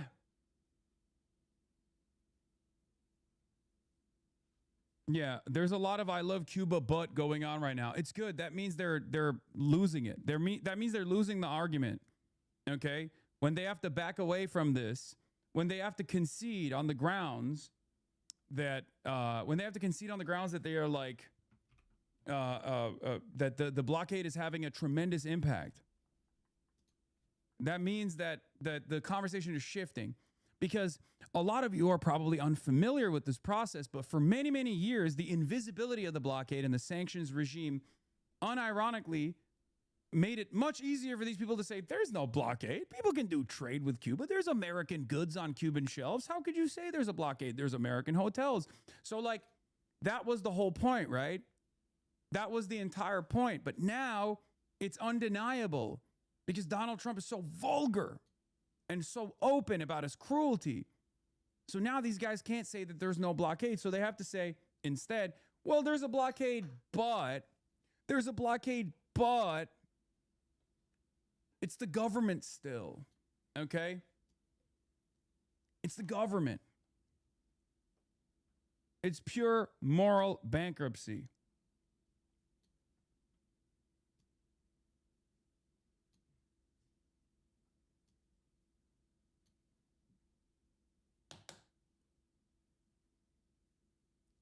But yeah, it also drowns out this. You at least have video showing the aid you all gave away, right? What people are saying seems like the negative stuff is just plastered. Yes. It also has it also completely dominates the fucking conversation. I mean, here, this is another example, right? Cubans are regular people. Cubans are regular ass people. They enjoy music. They want to fucking go to a concert. They want to live their lives in spite of the fucking ridiculous blockade, right? In spite of the crippling blockade. This is the Kneecap Boys participating in a public free concert that was put together for Cuban artists, okay? And they were like, oh, we're here. Let's do it. We'll also participate in this concert. So they also gave a free performance for every Cuban that was in attendance, okay? And these people, and this concert is just mostly Cubans, right? Like, it's just, a lot of people were like, oh, they did a concert for just like the wealthy fucking tourists or whatever. No, it's just mostly Cubans, you fucking idiot.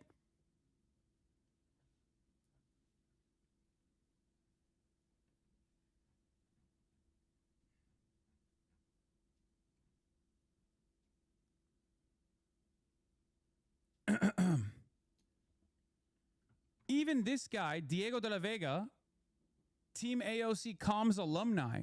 Did you guys think a concert amid a blackout was good optics for this little trip? The concert was a part of a free public spring festival that was already planned. There were tons of Cuban families there, and it was cut short because of the blackout. Any more questions, says Ida Chavez, who was there.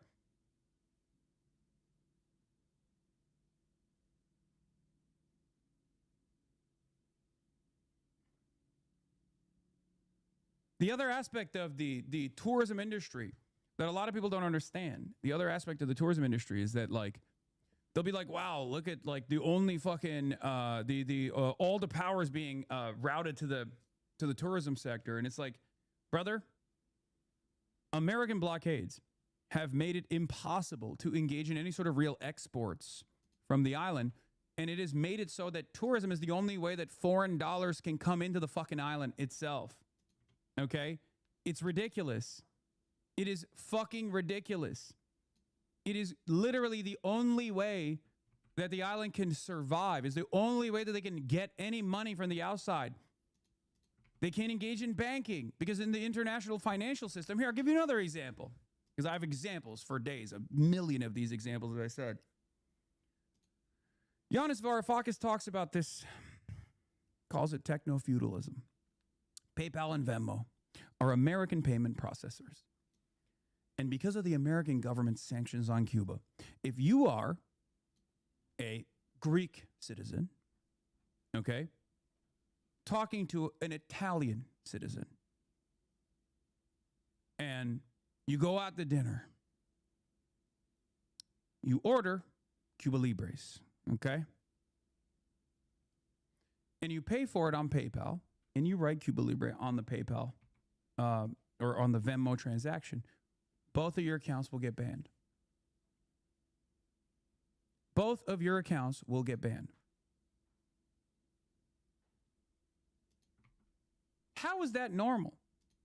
I have stories of people having Swiss fucking bank accounts. Like, Switzerland is supposed to be the most neutral country on the planet. Swiss bank accounts get shut down because they are, trying to deliver aid or payments to Cubans. Yeah. If you put Cuba on a wire transaction, they close your whole account at Chase. Used to deal with it all the time as a translator over the phone. Yeah. How fucking insane. You've never heard of this before. You never knew about this.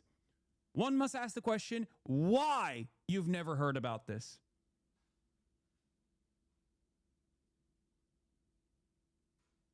How unbelievable. My read on why some critics are mocking people like you right now is because A, they're attempting to discourage acts of kindness and resistance, and B, some people have given into hopelessness and reactionary suicide at one point or another and project their ineffectiveness as a sense of futility onto those that try to do anything. Yeah.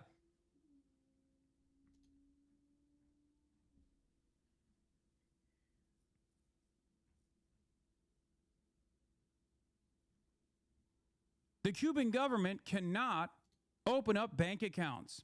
They cannot get loans to start businesses. They cannot export their products.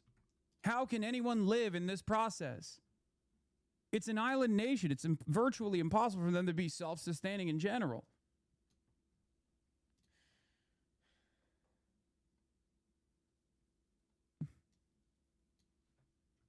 I got banned on Venmo about a decade ago, paying someone back after getting Cuban food together, and I put balling out in Cuba food as the memo, lol. Yeah.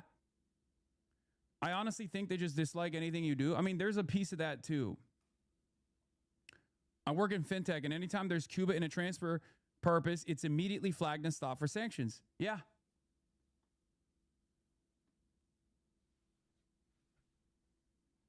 Yeah. Unfucking believable.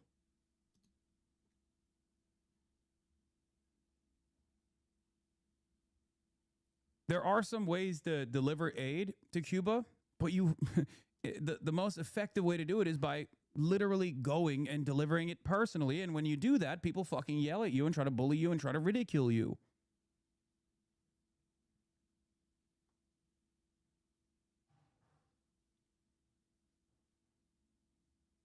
This is the problem. Anyway, the last part of the story that I wanted to get to was Nas Daily. This guy, Nusayr Yassin, okay? He is an Israeli agent, a propagandist, and he was there while we were there. Separately, of course. He did not come on the fucking flotilla. You guys are so stupid. Some people were like, oh, did they do no vetting? Did they allow Nas Daily to come on the flotilla? You're a fucking idiot. Now, the real question to ask here is why an agent of Israel is so invested in the aid mission to Cuba. Why is an agent of Israel doing this at all? Is it perhaps because they love the thought of starving children and they're an equal opportunity child starver? And that's why they were like, what a wonderful moment. I'm going to justify the starvation of children and the death of children here as well. You know, I love blockades. I love participating in them. Right? It's my favorite fucking thing. Or maybe it's because the American government has basically outsourced their propaganda to the Israeli spy agencies. Perhaps that's one of the reasons. And I think that is one of the reasons, because a lot of Hasbara accounts stopped talking about Israel this past weekend and went on maximum overdrive talking about Cuba and how the Cuban government deserves worse. Isn't that strange? Isn't that weird?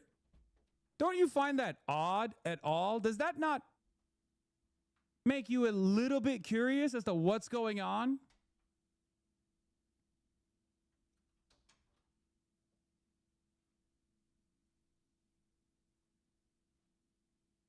I found it to be rather strange that they took the time out of their busy schedules to defend Israel, to then turn around and talk about,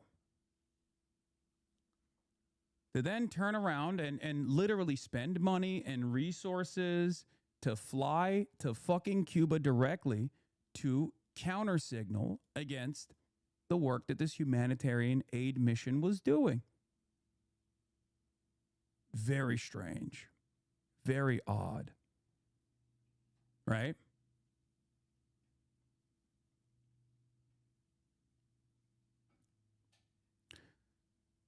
I said this about A.L. Jacoby. The only place in Cuba where currently has electricity is a 5-star hotel where Hassan Piker and co-picker staying. This is not true, but it doesn't matter. I said every single Zionist propagandist have laser focused their sights with lies on an aid mission to Cuba as it withstands an American blockade. Does the entity not derive enough satisfaction from killing Palestinian children that they now want to offer help in starving Cuban kids? Nas Daily was one of these people. He's an agent of Israel. I think we all know this, right? He's a genocide denier.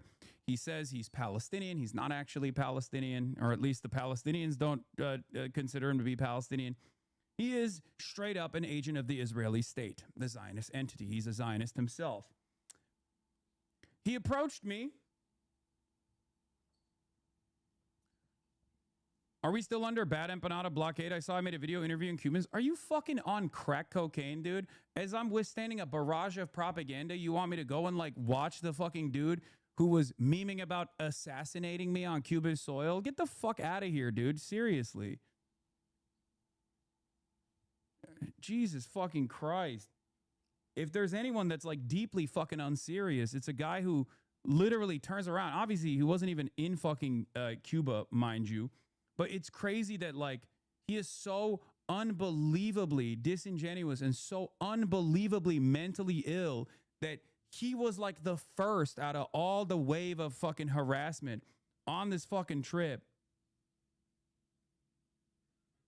It came from our left flank. God damn. It like, talk about someone so mentally unwell, so deeply disturbed that like, he goes, oh, these fucking people are going for propaganda and a selfie trip. Me, on the other hand, I'm going for propaganda and a selfie trip, but good. You know? He's just a fucking mentally ill ultra. That's it. If he wasn't so mentally ill, he'd be fine. Whatever.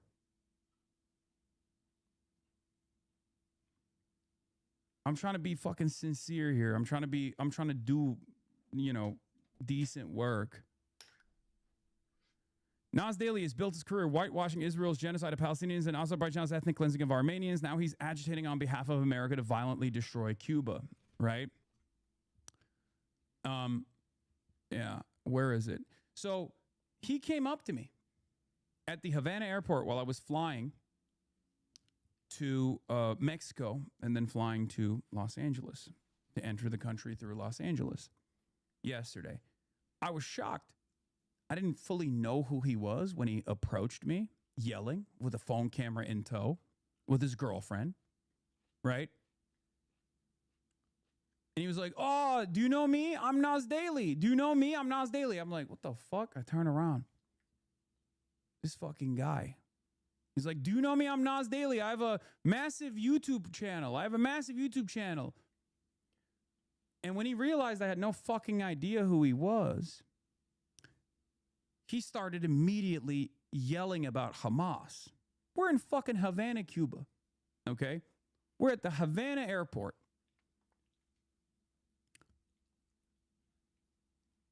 And he just starts screaming about Hamas and Israel. He's like, I'm Palestinian, and what you're doing is hurting the Palestinians. And I was like, the fuck are you talking about? Right? And then, this was when you were leaving or arriving? No, this was when I was leaving. Okay? I found it very strange that an agent of Israel was also in Cuba, right?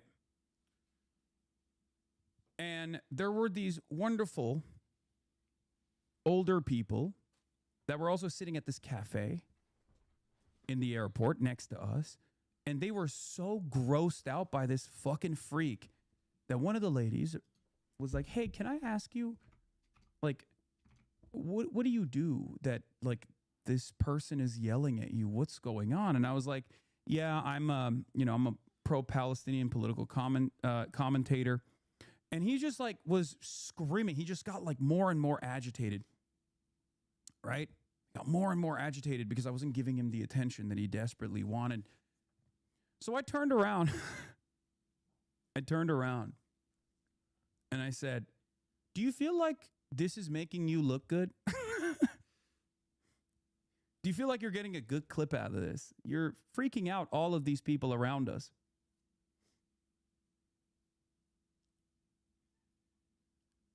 And I think that was a moment of self-reflection for him, because he kind of stopped and his girlfriend was like embarrassed, right? His girlfriend was a little bit embarrassed. So he stopped. He stopped filming. We didn't film it. Marsh was next to me. We didn't give a fuck enough to film it. Right? So he went away. And I thought that was the end of that equation. But we were leaving the cafe to go to our gate. But it turns out it didn't end there. He wanted more. He wanted a better clip because he couldn't get it, right? So he was filming from afar and yelling still. You're gonna stop doing Hamas propaganda. You're gonna stop doing Hamas propaganda. You need to stop being a supporter of Hamas. You're hurting the Palestinian cause. You're hurting the Palestinian cause. That's when I, experienced maybe a blip of cortisol spike. So I turned around and said, "What are you gonna fucking do about it?" I didn't even drop my bags. I just said, "What are you gonna do about it? You gonna stop me?" And he walked up to me, still filming. And I said, "What are you gonna do? Go ahead. Go ahead. Stop me." When his girlfriend realized that the situation was escalating, she tried to pull him off. She was like, "Come on, let's stop, whatever." Okay? So we did. He started backing away, and I said, "Yeah, that's what I thought." We proceeded to go towards the gate. He came back again to yell from afar. He came back again to yell from afar, to say, "Oh, yeah, keep running away." And so I turned around and said, "Suck my dick." And that's it. That's the end of that story. Okay? But of course, because he couldn't get any of the clips he wanted out of it, he had to fucking cope.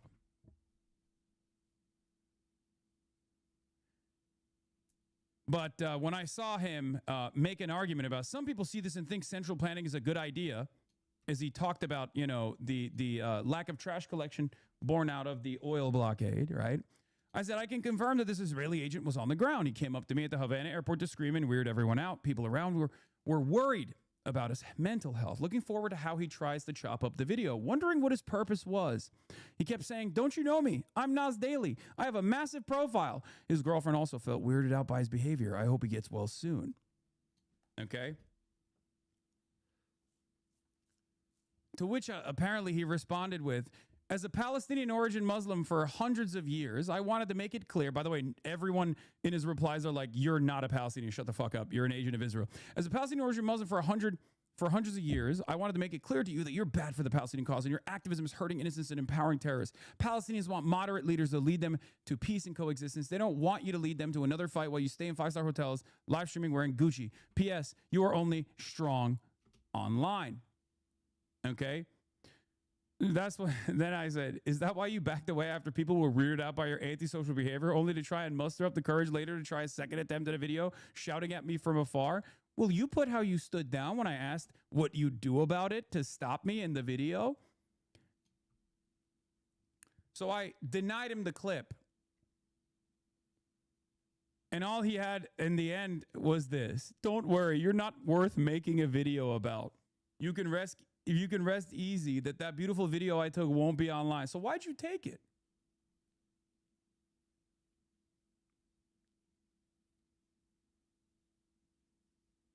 Maximum cope.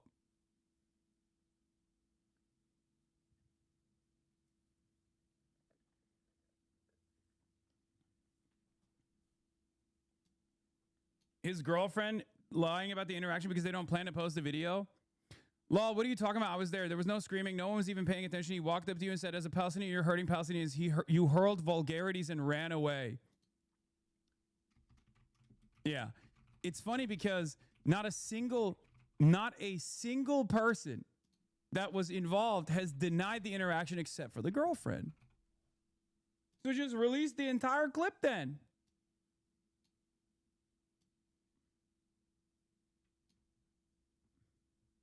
Post the whole interaction.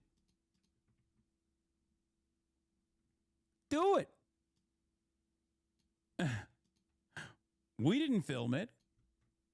He did. You should have recorded it. Brother, how am I supposed to know? How am I supposed to know that an Israeli Mossad agent followed my ass to Havana, fucking Cuba, and intercepted me at my point of travel and started yelling from afar with his phone camera out? How the fuck does anybody prepare for that kind of psychopathic experience?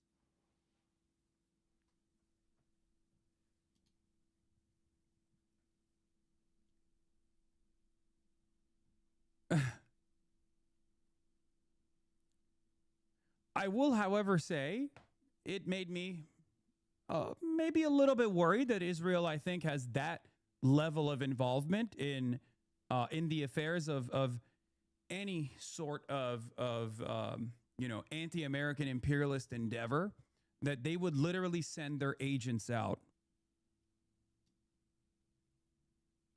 They would literally send their agents out to places like Havana, Cuba. Okay?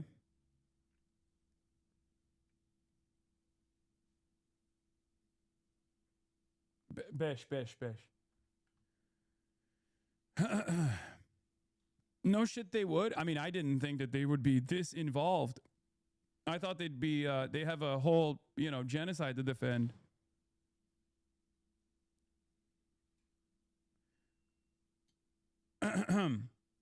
I know why they are actually mad. I was wondering what the excuses are they're using to be mad. I said it's because I went. These people have no vision or goals out of politics. They're purely reactionary. Their politics revolves around opposing me. It sounds fucking insane, but that's a big reason. I wish them well.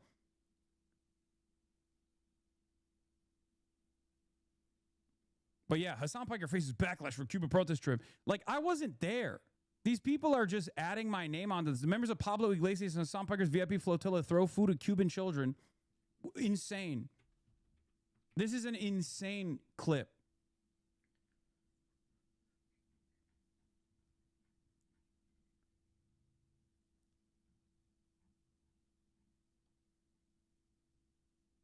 Anyway, I said this is the other thing. This is like clearly one of those CIA accounts that I was talking about, right? Mayra Dominguez, all these numbers and whatever, and they're botted into fucking oblivion. This is a gigantic mockery of the entire Cuban people. The left visits Cuba as if it was a party at a zoo, and they go to admire misery from a luxury hotel. It's outrageous. They're all hypocrites who live their lives sorted out and pretend to tell the Cubans that the genocidal regime is good. Now, what's really interesting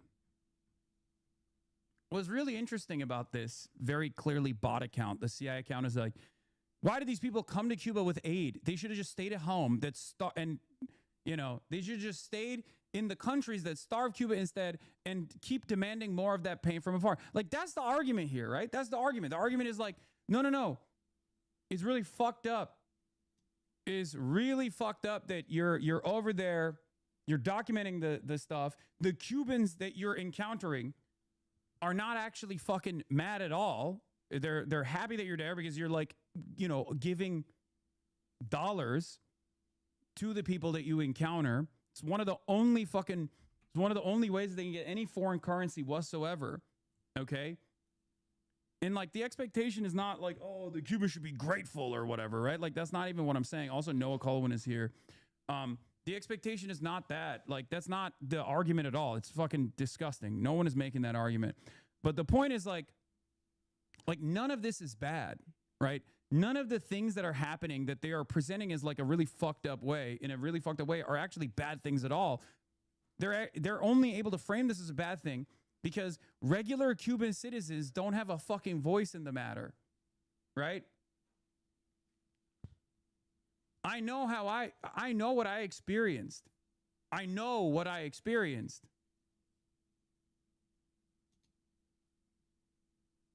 Did he run into you at the airport, or were you tracked as in he wanted to send a clip? I don't know.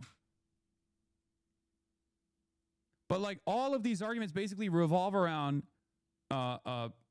saying like, fuck you for giving people aid and offering awareness to their plight. Like, that's all this is. You should have just stuck around in your home and justified the starvation of the Cuban population instead. Anyway, also, Ethan Klein apparently has now posted 800 plus Instagram stories about me since the beginning of 2026. The two have not spoken to each other in nearly a year. Every single clip that he posted yesterday alone was about Cuba. And it was literally justifying the blockade and belittling the entire process. These are all from this. Puzzling. These are just a fraction of the clips. I don't think I've ever seen anything quite like this before.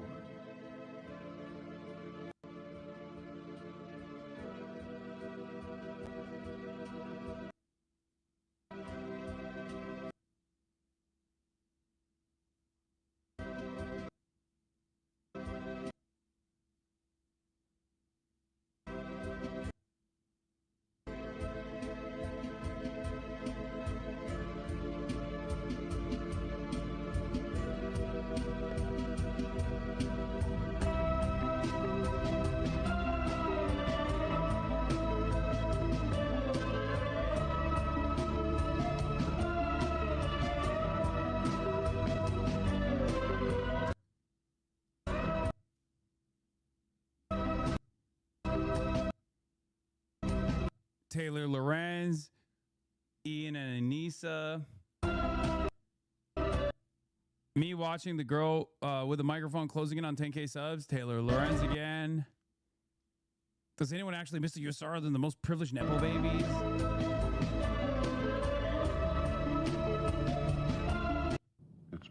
This is unimaginably, what's good, King? This is unimaginably concerning. This is a cause for concern. It's alarming. This is deep-seated mental illness. Another Cuba. Oh, whoa.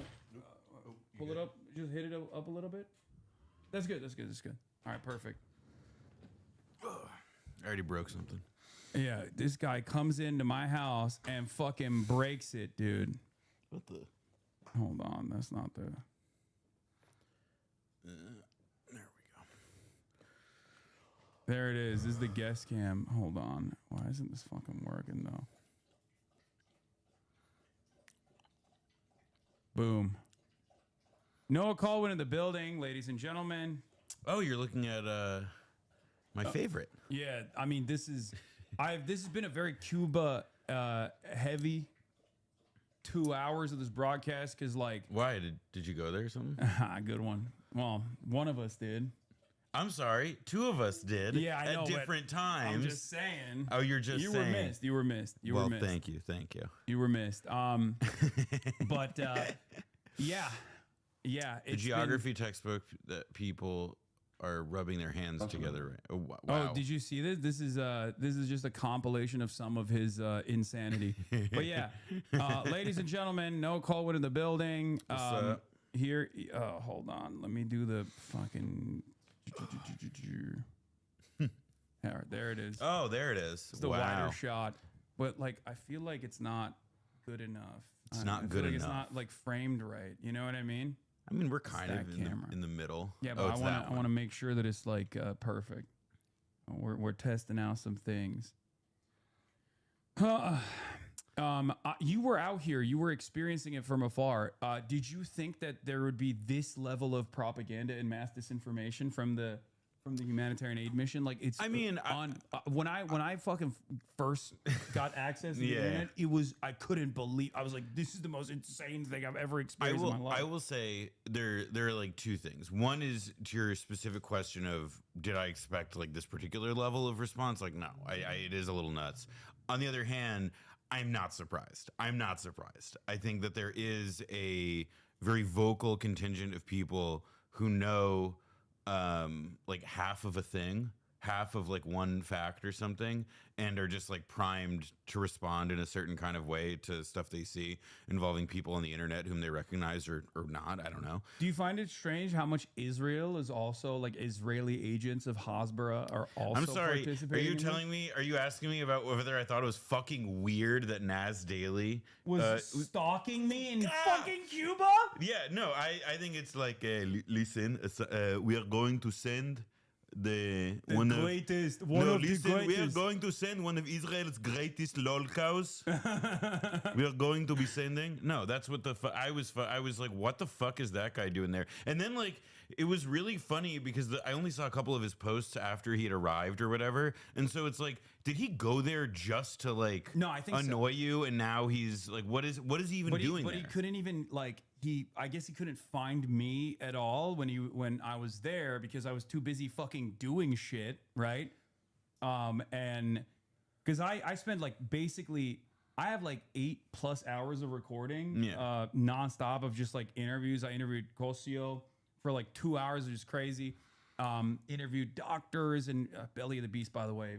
What a fucking gem of an operation. Fuck me. Reed is such a stud. I mean, Reed's the man. He is the fucking man. No, Belly of the Beast is wonderful. Those are people who do incredible things with such few resources. Yeah, it's astonishing. Yeah, they're brilliant. They're fantastic. Anyway, but what I was saying is, so they set up a lot of their the people that they had actually put in their documentaries, because like this is all about sharing and trying to get the fucking word out, basically, right? And I cannot recommend Belly of the Beast enough. They have such incredible high fidelity high def, impactful, high impact docu-series out there.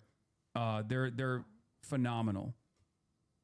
But in any case, also obviously Blowback Pod as well. Season two on Cuba is in our new season about Angola, which is a central story of it is about the Cuban intervention. About how the Cubans have occupied other countries. Oh yeah, no, the Cubans invaded Angola at the well. This is the thing. It's actually a world historic first. It is the first time that one country invaded another country at the invitation. Well, that's not the first time, because if you recall, how could you forget famously when America invaded the UK during World War II? This was a massively consequential invasion. It's actually really true. The first part of Band of Brothers is about that. Yeah. Is actually about the American invasion of the UK, which then, by the way, I'm a bit of a history nerd, so you guys should know this. In the 1960s, there was a British invasion. And that was when the Beatles and all them came over. Yeah, and that was the other way around. Yeah, it's just like there's always invasions happening, and you need to stay woke. You need to stay woke to know these kinds of different invasions. I have to pee real quick, but I just wanted to hear you can go off on your opinions about the mass disinfo campaign and shit while I go do that real quick. I'll be back in a second. All right, how's it going, chat?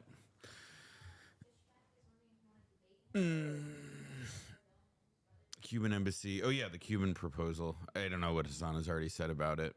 Although it's worth saying that, Cuba has made offers to compensate expropriated owners since like the 60s.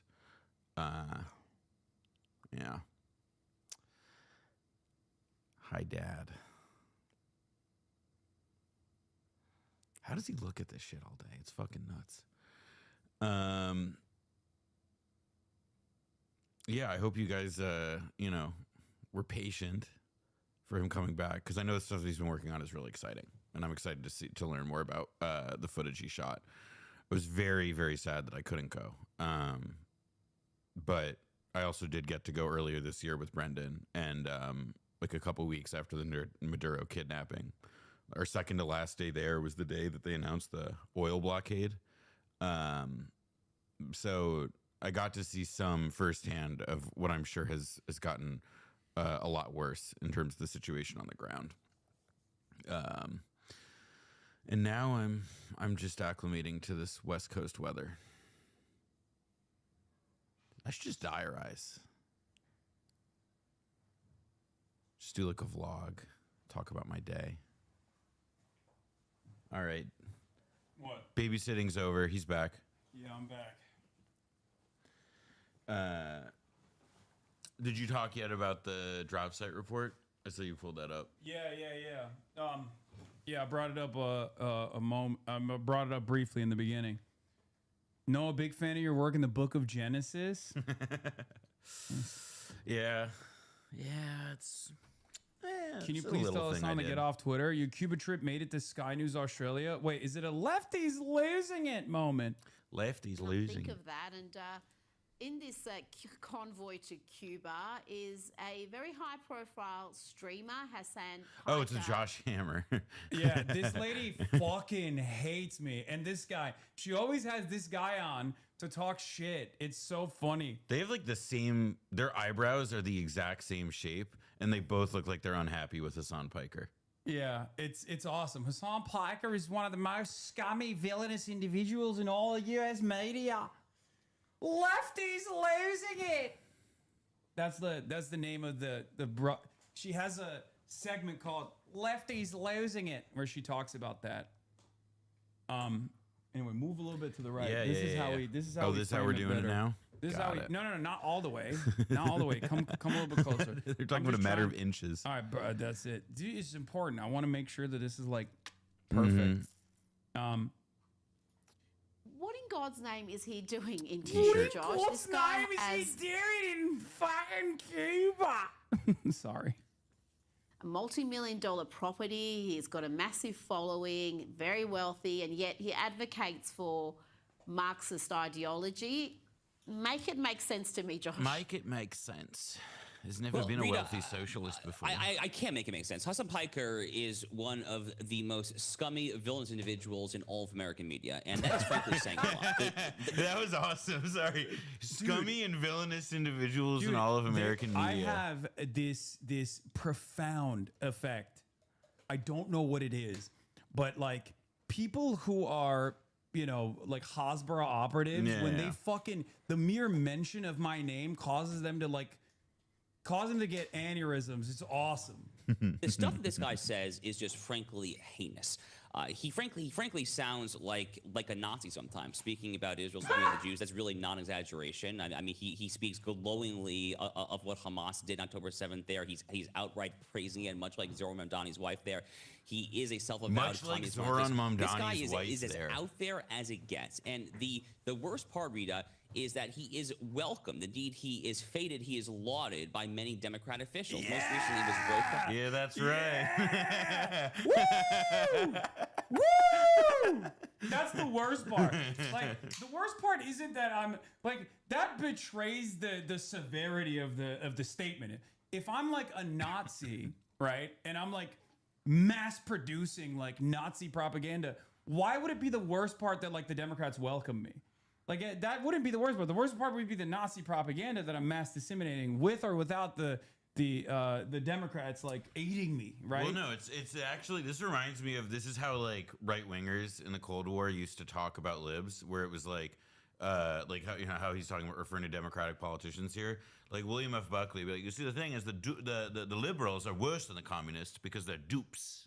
They're dupes. They don't know that they're being used like this, and that's like clearly what the idea is here: is that you are duping, you are doing takia. You are doing tricks, just and like shenanigans. Just like my Shia goat Zogron. I'm gonna see him this weekend, so I gotta cool it on this Zogron talk. Oh man. Hana, the Epstein Files obsessed congressman out of California there. He was saying that Hassan Piker was great. I stand with Hassan Piker there. It's just disgusting stuff. But I will say, I've actually been to Cuba. It's pretty rare for Americans to go. I've actually been to Cuba. I've seen it for myself.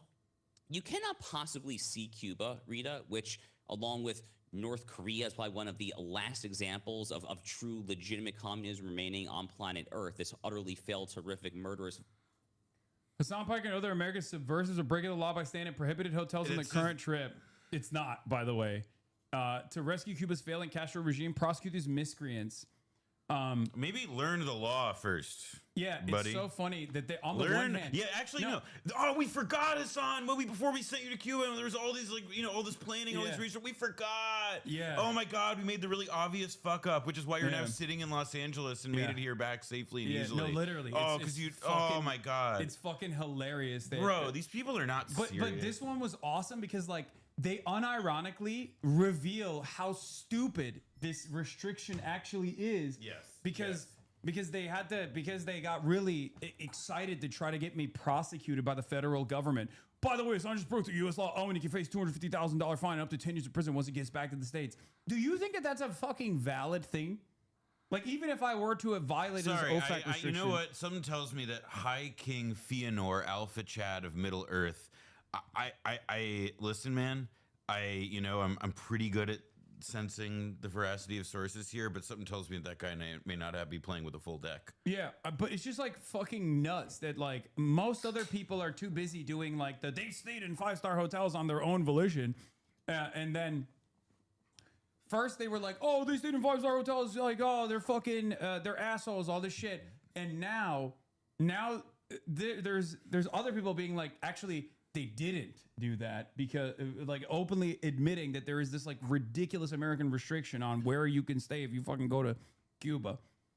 So, you know, I much prefer it's this. Also like there's so much like if you're going, you know, like, I mean, it's also like, look, like the truth is also like a lot of these rules were loosened under Obama, and so there is like a greater degree of freedom in how Americans can visit Cuba and where they can stay and so on. That said, even when I went, there are a bunch of rules that you do abide by in terms of like not partaking in like, you know, tourism activities and things like that. that aren't part of like an itinerary, an approved itinerary or whatever. There is like a kind of like there are actual rules and guidelines that people follow. And if any of these people wanted to pick up the phone and call, I don't know, like one of the zillion travel agents in the U.S. that does organize these kinds of trips and has some passing familiarity with it, I think that they would soon learn that the $250,000 fine and that prospective prison time for you isn't really on the table. Yeah. But you rode on air-conditioned buses. Yeah, it's just like, don't stay in the communism hotel. That's illegal, bro. You don't want to know what would happen. It's really bad. I swear to God, bro. Yeah. It's Also, utterly ridiculous. You know what everyday Cubans are really pissed about getting right now? Foreign currency coming to their. I know.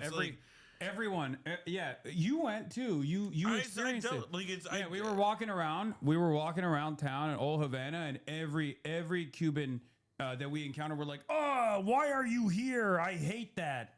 I hate that you're here. It's the worst thing." That's what they were saying. If you look at the internet, that's literally, dude. It was unbelievable. I saw all of these accounts after the fact from like a day prior, because like the Twitter algorithm is totally busted and it shows you like tweets from a day prior.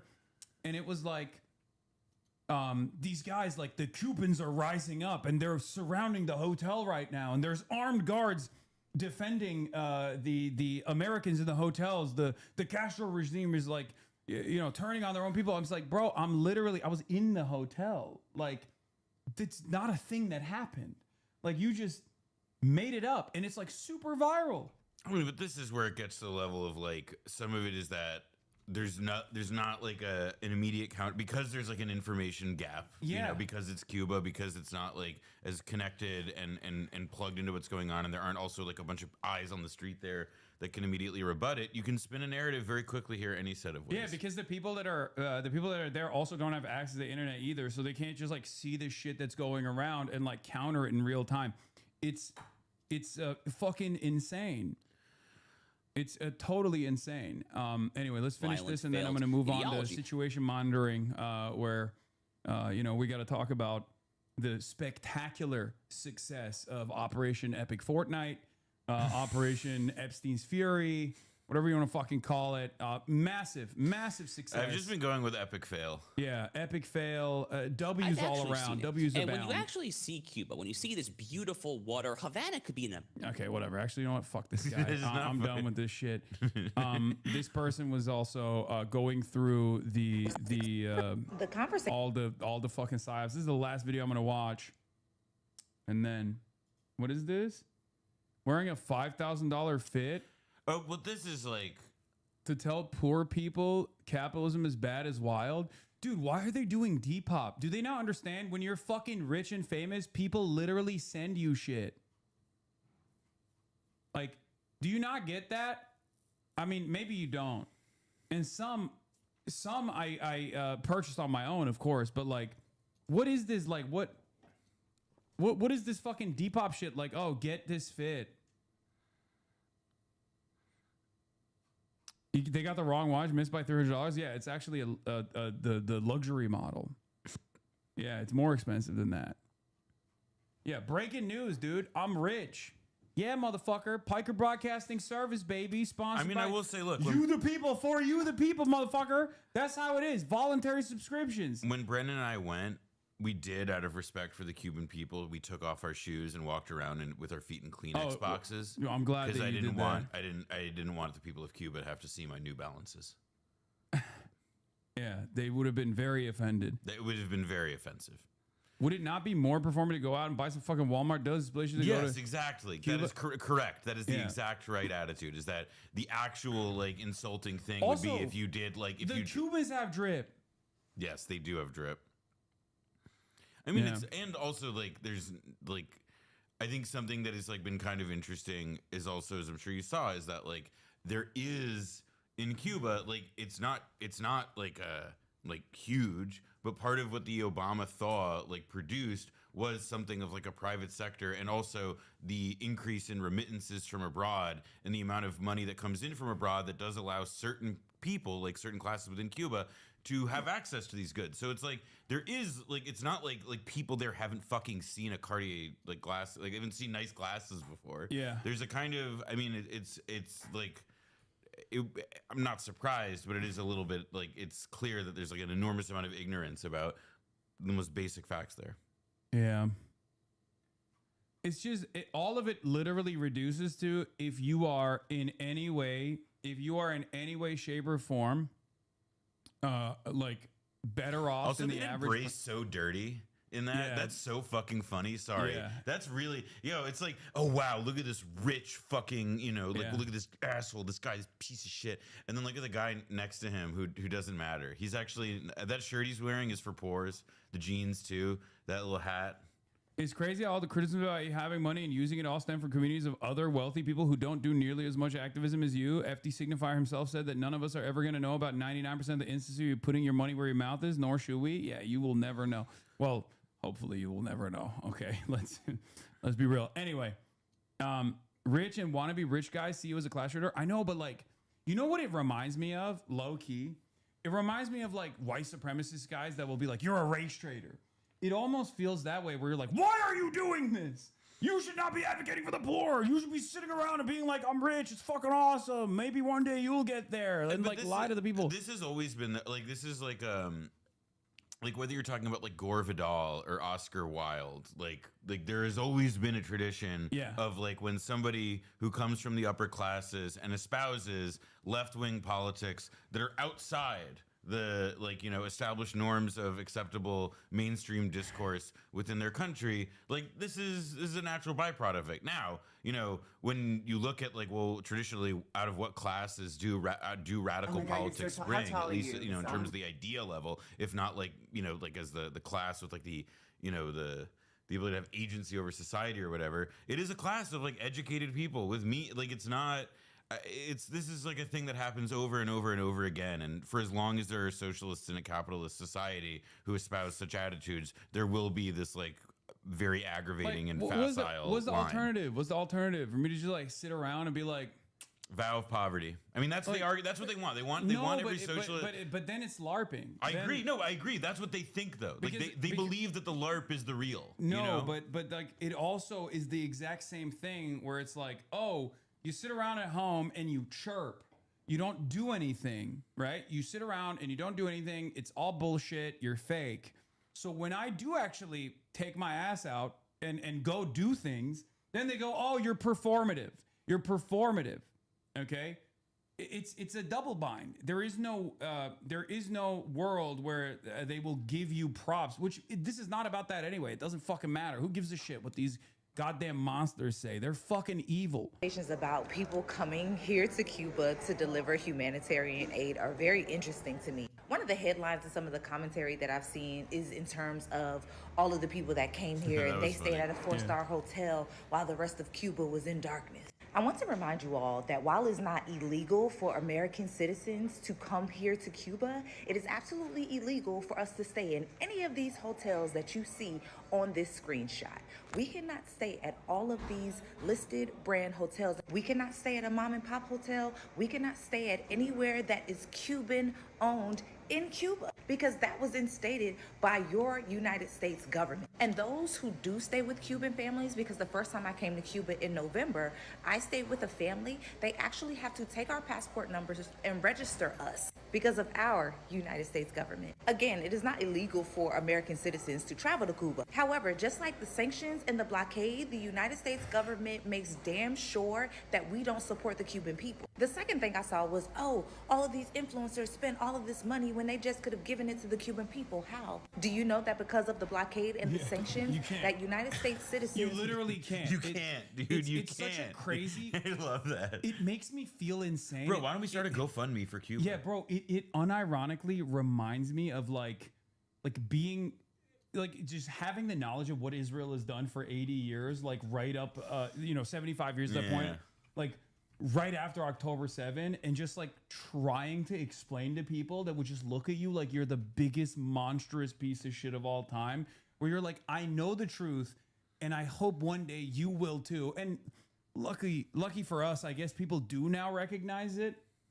At least they're scratching the surface of it, but it's like, it's the same principle here. Like this machine, this bureaucratic sanctions regime is designed in this insidious way for it to be fucking invisible. So when you actually describe it to people, they look at you and they're like, that's not true. Yeah. So they don't believe you. Well, and also like They don't fucking believe you. You can't send money. And it's not just about Cuba. It's also like I think one of the things that people in general sanctions and like economic policy and the used as an economic weapon.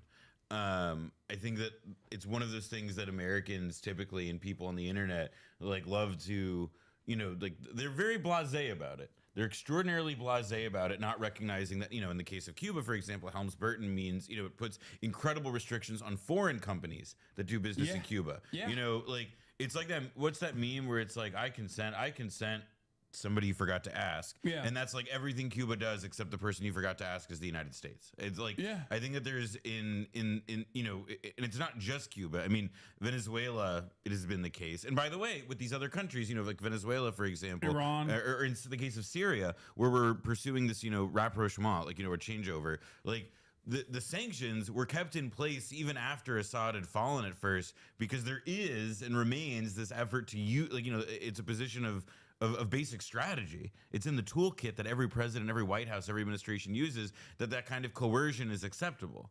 Even though, you know, I think if we look around the world, we would find that the extent and violence of that coercion and the effect that it has on populations, there's nobody that's doing anything like it that comes even close to the scale at which the United States operates, to the number of countries in which we do it in different places around the globe. And the Lancet study showed that it was the death toll of America's sanctions regime, which it's complementary to Jeff Stein's piece on Washington Post before he left, was 38 million total. 38 million deaths born out of America's ridiculous sanctions, where we've sanctioned, I believe, 69% of all low-income countries around the fucking planet, forced them to basically create a secondary marketplace in and of itself.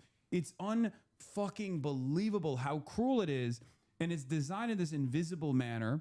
And not only is it designed in this invisible manner, but it's also, it makes you go crazy when you find out about it, when you realize what's going on, and you try to explain it to people, and people go, nah, that's not real. Listening to Mearsheimer talking about Lancet's report that since the early 70s, U.S. sanctions caused millions of deaths and led to ruin equivalent to the worst war, I suppose I could just Google this, but was the Cuba model for this new regime of economic terrorism.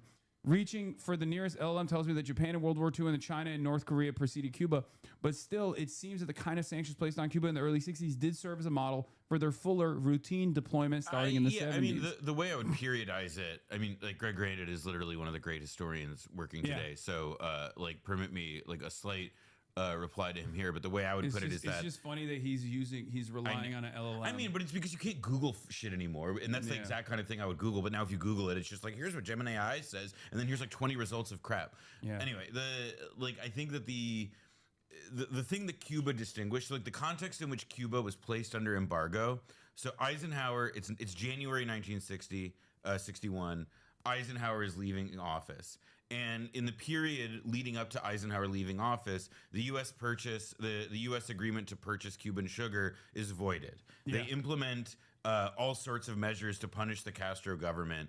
And then in April of they openly stated in the CIA this came after, right? The CIA documents that were declassified years later that said that like the primary purpose of the sanctions were for it to be invisible, but to like create great.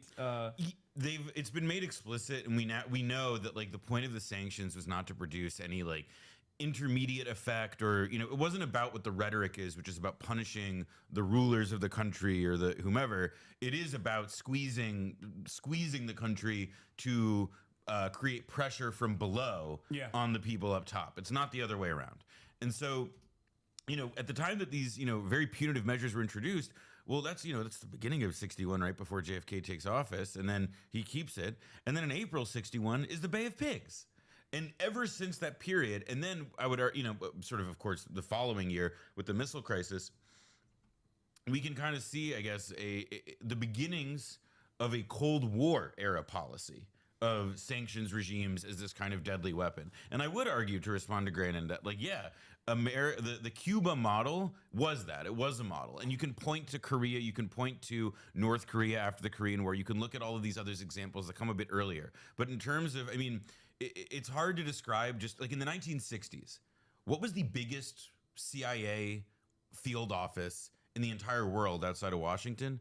It was Miami.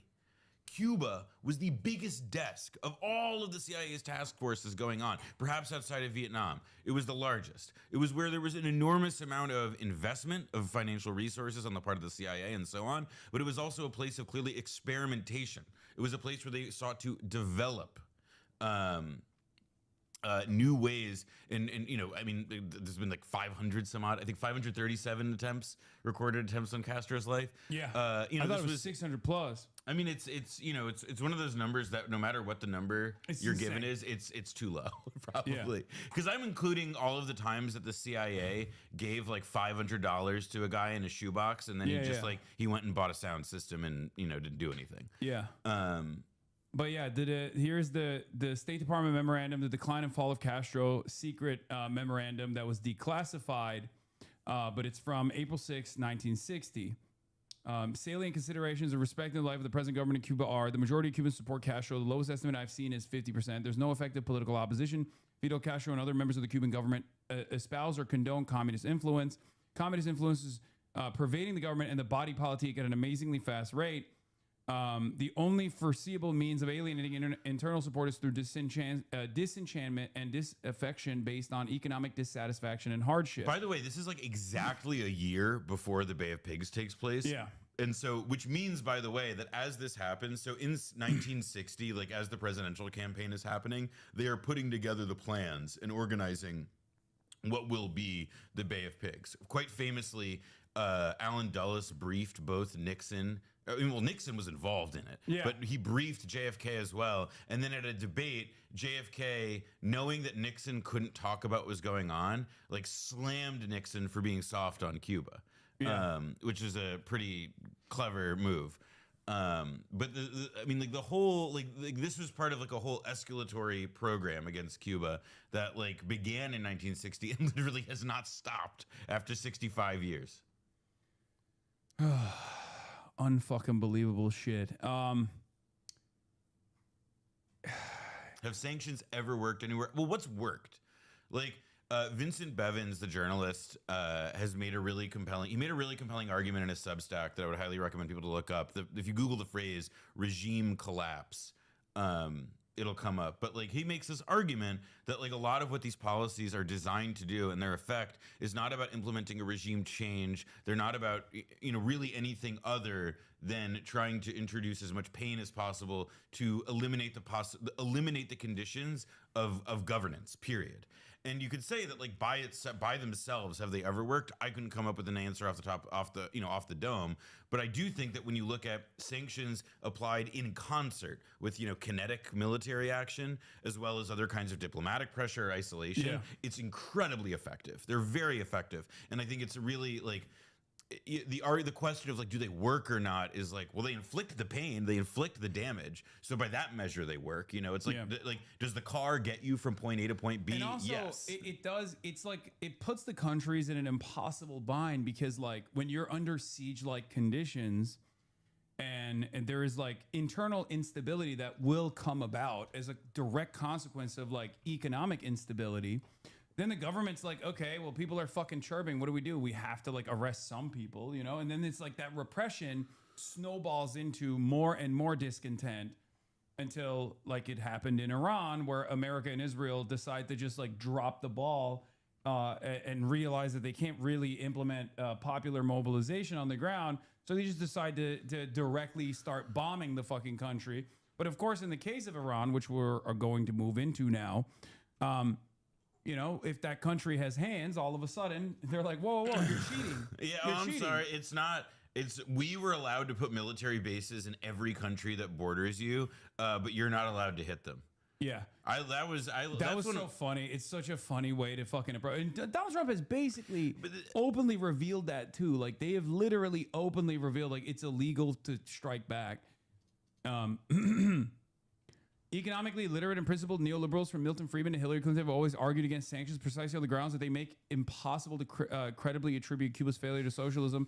It's the hacks who like this who won't admit it. Jeremiah Johnson, that guy on Twitter, he's not. He's you for those watching. His entire purpose. He's a billionaire flesh puppet. You don't need. You can just ignore him. But it is interesting that aside from the Israeli agents, like the Hasbara merchants on the outrage factory, it is actually Third Way and the neoliberal think tanks that are my biggest op. Because they have, I think that's because centrist, like self-avowed centrist politics, not like people who self-identify as moderates and are trying to find middle paths, but like people who legitimately believe in a kind of like political fusionism where it's like we support gay marriage and we also support you never having healthcare in your life, whatever. Like, those kinds of people, the thing that they can actually most saliently define their, their identity right now, the thing that helps them do that the most is to do an opposition politics organized against, like in the Cold War era, this would have been against communism, but now it's against, people who have these kinds of, sympathetic left-wing politics and foreign policy or whatever, because they can't say, oh, well, I support all the AI companies, for example, these vastly, insanely unpopular avatars for everything wrong with American capitalism right now, et cetera, and you can't talk about that because that's actually really unpopular. So you have to go to the issues and where people don't know a whole lot, and that where your opponents, where your ops are currently engaged. So they're meeting you where you are. But it's funny because the issues that I advance, that I want to bring awareness to, unfortunately for them, are also deeply popular in the base. So then they find themselves in opposition to a Free Palestine movement, and that I think further isolates them from average people. But I guess that's not really the point. But the point is to just create some fuss and try to present me as a toxic individual. Well, but because they're not waging on the level of trying to reach people. This is about a kind of raising this issue of my toxicity to politicians. Exactly, elite level discourse where it's so a guy at Third Way and his junior staffer who probably wrote the piece can co-write something for the Wall Street Journal op-ed page. Nobody's going to give a shit about that. No general person. The point of that is that it influences elite opinion, perhaps, and it'll create a stink. That said, the fact that it ran in the Wall Street Journal opinion section, which is truly the intellectual level of a fucking townhall.com comment section, it's to me at the very fucking least, it's it just shows that they have no emotion, they have no sauce, they have no juice. Nobody cares what any of these people think about this. Yeah. All right. Let's get to situation monitoring, which, I've done very little of for the past couple of days because I've been in Cuba. But the war effort's going really well, Noah. I don't know if you're aware of this, but it's... Victory's coming any day now. Any day now. One of my favorite... I've actually been I've been really excited to do my part because I live in Manhattan and I don't have a car, but I'm excited to be here in Los Angeles where I have a rental car and I can do my part to support the war effort by paying for $7 a gallon gas. War bonds. It's our version of war bonds. Oh wait, Jerry Baker. Sorry. He's not just the Wall Street Journal editor at large. He's the former editor of the entire paper. Yeah. He's not a... Iranian media says there was no direct or indirect contact with Trump and claims he withdrew after threatening to attack West Asia energy facilities. The unsettling reality is that with this president, Americans in wartime are in an unprecedented position of having to suspect that the enemy's version of events is more likely to be true than our own. We have become Baghdad Bob. He has to say that because we were always Baghdad Bob. I'm sorry. There's never been a moment where we're not Baghdad Bob. Sorry, you're telling me that the ex-editor of the paper who moderated presidential debates in 2016 for Fox Business News might not be letting on all that he knows about the failures of media. Been this. The only difference is Trump is so vulgar and so incompetent that there is no liberal patina that even the previous formation was able to slap on, right? It's totally fucking ridiculous. It's totally. Oh, this is what I wanted to show. Oh, this is all I love. This is the best. I read this aloud This to is myself. the best sequence of events. Friday's press gaggle, barely exaggerated. At 12:03 p.m., President Trump told reporters he wanted a ceasefire with Iran. At 12:05, he declared victory. At 12:07, he announced he was sending Marines. At 12:08, he said no boots on the ground. How do you do that in 60 seconds? At 12:11, he said he did not want a ceasefire. At 12:16, he declared victory again. At 12:17, he asked for a ceasefire. At 12:23, he told NATO they were cowards. At 12:29, he said Iran was begging for a ceasefire. At 12:31, he said everything was perfect. At 12:36, he said $500 oil was a good thing. At 12:37, he demanded Iran open the Hormuz. At 12:39, he said Hormuz was never closed. At 12:41, he said the U.S. was not at war with Iran. At 12:42, he declared victory in Iran. There's no... What are we doing? There's no way. Oh, we're. Did you hear the next thing though? We've had some developments since this. Where now it appears that we may jointly operate Hormuz. Yeah. Did you see the Dylan Saab? Well, sorry, you're wrong. Pentagon weighs deployment of air troops to Iran. God, it's like if you were so close. If you blink, you will literally see a role reversal. And my favorite thing, because as you might know, dirty commie and all, I have this principled stance that money is more fake. This is the fakest money has ever been. Okay, there's no world where the stock market is associated with any fucking fundamentals whatsoever. We have never had money be so fake in our entire lives, because while this guy is contradicting himself, sometimes in the same minute, sometimes in the same sentence, the stock market is leaning into whatever they want to hear, and they're going, "Oh no, it's great actually." Now all of a sudden, the markets are stabilizing. Well, I do think it was really funny though that the market went back to taking a bit of a shit and oil went back to increasing as soon as Iran said, "Hold up, hold a minute, we're not talking." Yeah, look at this. It's so good. At 7:04 a.m. Eastern today, President Trump said the U.S. and Iran have had a productive discussion to end the Iran war. Okay, boom. At 7:10 a.m., S&P surged 240 points, adding $2 trillion to the market cap. 27 minutes later, Iran completely denied all of President Trump's claims and said there has been no contact with the U.S. At 8 a.m. Eastern, the S&P 500 had fallen 120 points, erasing $1 trillion in market cap. There is a $3 trillion swing market cap in 56 minutes just in the S&P 500. Yeah, I love that. The S&P 500, famous for its volatility. Yeah. That's it's hard to convey just how, you know what you never see, you don't hear anybody say anymore?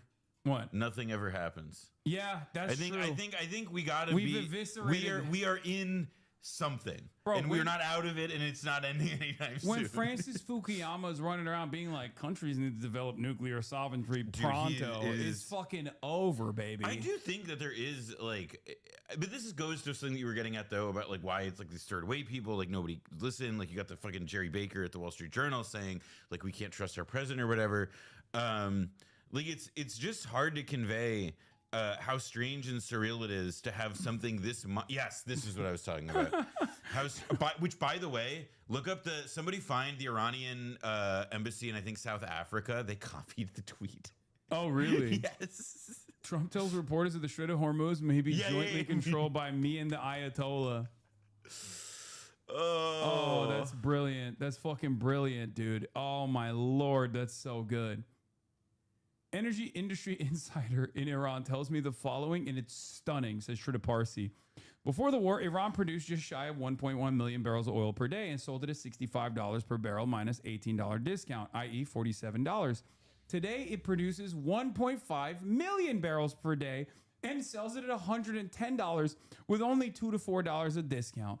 And this does not include petrochemical sales that not only have increased, but are now being sold as a larger set of customers compared to before the war. Moreover, Iran is receiving payments through new mechanisms that bypass the UAE, which were set up after the June war. In essence, and this is really important to understand, Trump and Israel's war has ended up delivering Iran de facto sanctions relief.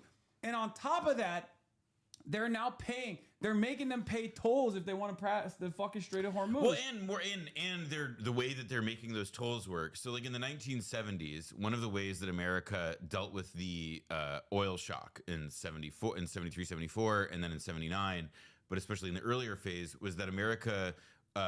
We left the gold standard earlier in the decade, but the biggest one of the biggest, most unheralded parts of that was that we recycled petrodollars by selling all of these governments, crazy huge weapons.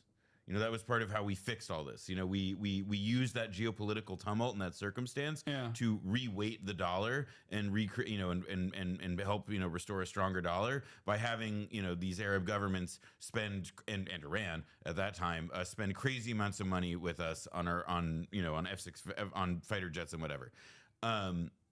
Now, like Iran arguably is, trying to force a similar kind of thing, because not only have they, clearly they're in the money, as Trita Parsi tells it in some respect, but now they're also saying, no, the only way the oil goes is if you pay us in yuan. Yes. Meaning that they are trying to destroy the petrodollar system. Exactly. And, granted, the petrodollar system is like, it's a bit of an antiquated way of looking at it, just because like it doesn't. It's also one that like, I feel like they just kind of threw that out there for China. It's the image. It's about how it looks. Yeah, China doesn't even fucking want it. Like, I don't think China is ready for being like the domineering hegemonic. They don't want it. They want to do nothing and win, and they will. But like, this is the unironic do nothing win moment, though, because like China is always doing things, right? I don't agree with the do nothing win principle when it comes to China, but this is absolutely a moment where they did nothing. They literally, objectively did nothing. And they will probably be part of the diplomatic resolution. Yeah. Well, they have to be. Yeah, I'm not really. Who's going to maintain stability? I mean, well, right now, the crazy thing is that supposedly the talks that they're claiming have been happening are in Pakistan. Yeah, which is also like Islamabad. But it's like, okay, so it's just a rehash of the Oman thing, Which where you're going to like a third party. I personally take offense to as a Turk, because we are normally the table. The fact that they're going to Islamabad instead of Turkey is unbelievable. We are the table. We are at the table is really fucked up. You're under the table right now. Yeah, we're under the table currently. Literally, the Iranians lasered one of our helicopters, which is like there's two major military presence in Qatar, and it's America, obviously the biggest one, CENTCOM, and then Turkey. I don't know what the fuck they were doing, flying around their troops, and I believe Aselsan engineers in a helicopter. I don't know what the fuck was going on there, but yeah, they shot down a Turkish helicopter. We're no longer at the table. It frustrates me. Islam good, bro. Islamabad is Islamophobic. Yeah. Turkey's an intermediary. Okay, never mind. We're still at the Hakan Fidan. We're still at the table. Never mind. Confirmed. Turkish source tells Al Monitor the U.S. is asking for talks. Okay, but this is awesome, because now all the leaks are just, hey, look at all of our ideas for talks. We love talking. We love talking. Yeah, we love talking. Dude, we love talking. Do not mind all these troops that we're massing. Yeah. Do not mind that we've killed literally every person that we've talked to. Yeah. Don't mind it. Iran don't fuck with Fidan. Yeah, no shit, dude. Look. Duh. Yeah, this is. Sorry, but Turkey is literally a principled second agent. largest standing army in NATO. Come on. Yeah, and also literally has its own sovereign needs, obviously, has its own regional goals, of course. And America sometimes lets them accomplish it, which regional goals basically just like killing Kurds. That's like, for the most part, that's what the regional goals are. But like, but outside of that, there is like tensions boiling between Turkey and Israel, but it doesn't change the dynamic that like Turkey does actually play. Turkey does play a major role in making sure that the Israeli energy grid stays stable. I mean, the pipelines from Azerbaijan go through Turkey, and the Turkish ports are how they deliver the oil and gas to Israel. That's like 45% of Israel's entire energy grid. And there's never been a moment where Turkey has said, yeah, we're going to fucking shut this down. Okay? Turks used to deny this, by the way.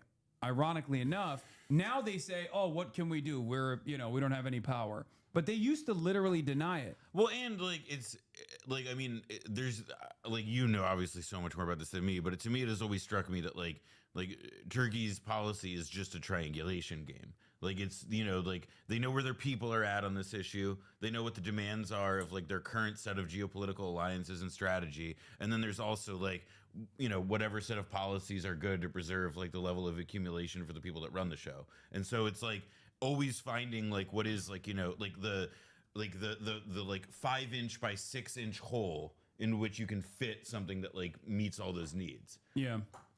But I think the real test of like whether this is unsinkable aircraft carrier or Zog theory will be if Israel gets to wage war against Turkey and then like undermines the entire NATO allegiance altogether. Because like at that point it's like undeniable, right? Like it's fucking ridiculous that America would be like, yeah, you know what, this NATO stuff is too big.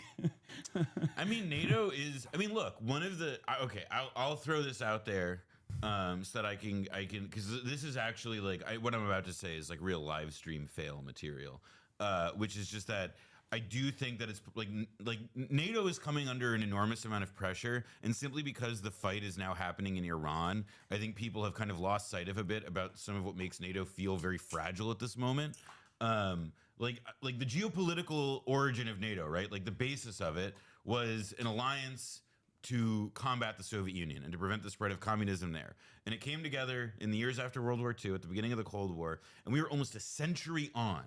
And does the strategic rationale that was the basis for the origin of NATO still hold? And I'm posing a question that like was very heavily theorized and discussed in the 1990s in particular. George Kennan had some interesting stuff to say about it as somebody who was one of the ideological inspirations for NATO and a Cold War ideologue who then by the 90s is like, this thing may have run its course. Well, that's a thing. Breaking, Anadolu Agence says, oh, this is awesome. U.S. delegation coming to Pakistan in a day or two for possible talks, but Iran still not ready due to mistrust. Pakistani foreign ministry sources tell Anadolu. Dude, imagine the pump fake. They go and they're not there. I mean, the U.S. is doing that. That's what's happening. This is humiliating. So, please, Erdogan, come to Washington. We need a real government. We need a real government. We can't have these. We can't have these like these losers who show up to diplomacy meetings without knowing if the other people are even going, just because they know how fucked they are. I think they should mock Witkoff and just be like, yeah, we're coming, and then just not show up. And they're because like, what are they gonna do? They're like talking about blowing up the energy grid in Iran. Okay, Iran has said that they're retaliating. All right, we'll do it back. They keep King Von posting on a daily fucking basis. They literally posted every single energy infrastructure that they will destroy in the entire fucking region. And obviously a lot of people think, oh, well, this will collapse the GCC and it will have global impacts that are insanely damaging, but maybe like the entire world will come together and like oppose Iran. But the reality of the matter is, because of the way in which global capitalism works, it creates a massive security flaw. It's a fragile ecosystem when you have a country that's willing to fucking not just like take the war back to the principal defenders, but directly to the fucking centers of profit, directly to the centers of capital. Those are American banks, right? Those are American refineries at the end of the day. Like, yeah, it's Saudi Aramco, but like who put those things together? Who still benefits from it? These are still going to be American. These are still going to be American capital owners that are not benefiting from And their also- investments getting blown up. And even if we don't directly own this stuff anymore, or even if we're not directly a part of it, like, I don't know, who pays for Saudi Arabia's, who supplies them with their military technology, who supplies all of these people, like essentially the rudiments of state making, let's call it, like all of the things that you need to do to be able to administer power, administer government in the 21st century. Saudi Arabia, Qatar, the UAE, none of those countries could do any of it were it not for the largesse of the United States, like coming, on the other side of the table. Like that is what the U.S. brings to the bargain. Yeah, also a massive explosion heard in Tehran along with air defenses. Like they're still being fucking bombed. Oh yeah, great. But I do love personally that Donald Trump went from, oh, we're gonna blow everything up to this. Not war, not war, not war. Just peace, just peace, just peace. No war! Forever, forever. Peace forever. No crazy war. No crazy. No crazy war. No war. He went in a matter of 2 to 3 weeks. He went from yes war to no war, no crazy war, just peace, peace forever. They should immediately release Maduro, by the way, which is really fucked up. But free my man. Yeah, free my man. High school walkout. Free Maduro walkout. 3 p.m. Netanyahu just spoke to Trump. Oh, wonderful, wonderful. I just spoke to President Trump. Here, read it. I spoke earlier today with President Trump. He believes there is a chance to leverage the military achievements of the war to get all of the objectives of the war through an agreement. Such an agreement will safeguard our interests. I think these guys don't. I think he's They're all trying to find a way out, man. They're all trying. We're now getting but they don't get it. We're getting the leaks from the Mossad saying that the Mossad thought there was going to be an uprising. Like, oh no, this is cooked. They're done. They're trying to find the door. They are so fucked. And the reality is, Iran. Oh my god, because they killed all the fucking restraint guys. They killed all the restraint guys, so the rest are like, no, we have the fucking upper hand. Have you seen Jalali's posts?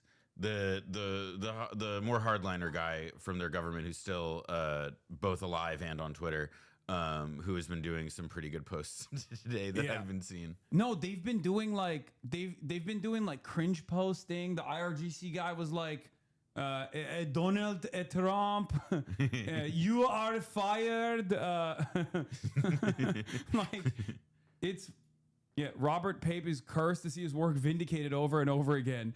All right, he wasn't the first guy to point out that air power never wins. To be clear, but it's that and also the escalation ladder. He loves he only posts the same thing, copy and paste every day. He's like, well, this is the escalation trap.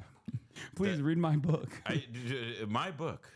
No, I also look as somebody who has to hawk something. I'm never gonna knock somebody for that. Yeah. But I think that this is part of what's so goofy though now, where it's like what we're now witnessing, like what we are seeing right now. Like set Lebanon to the side for a moment. What we're seeing in Iran is like this insane, bizarre scram. It's like the Israel and the U.S. are like, I don't.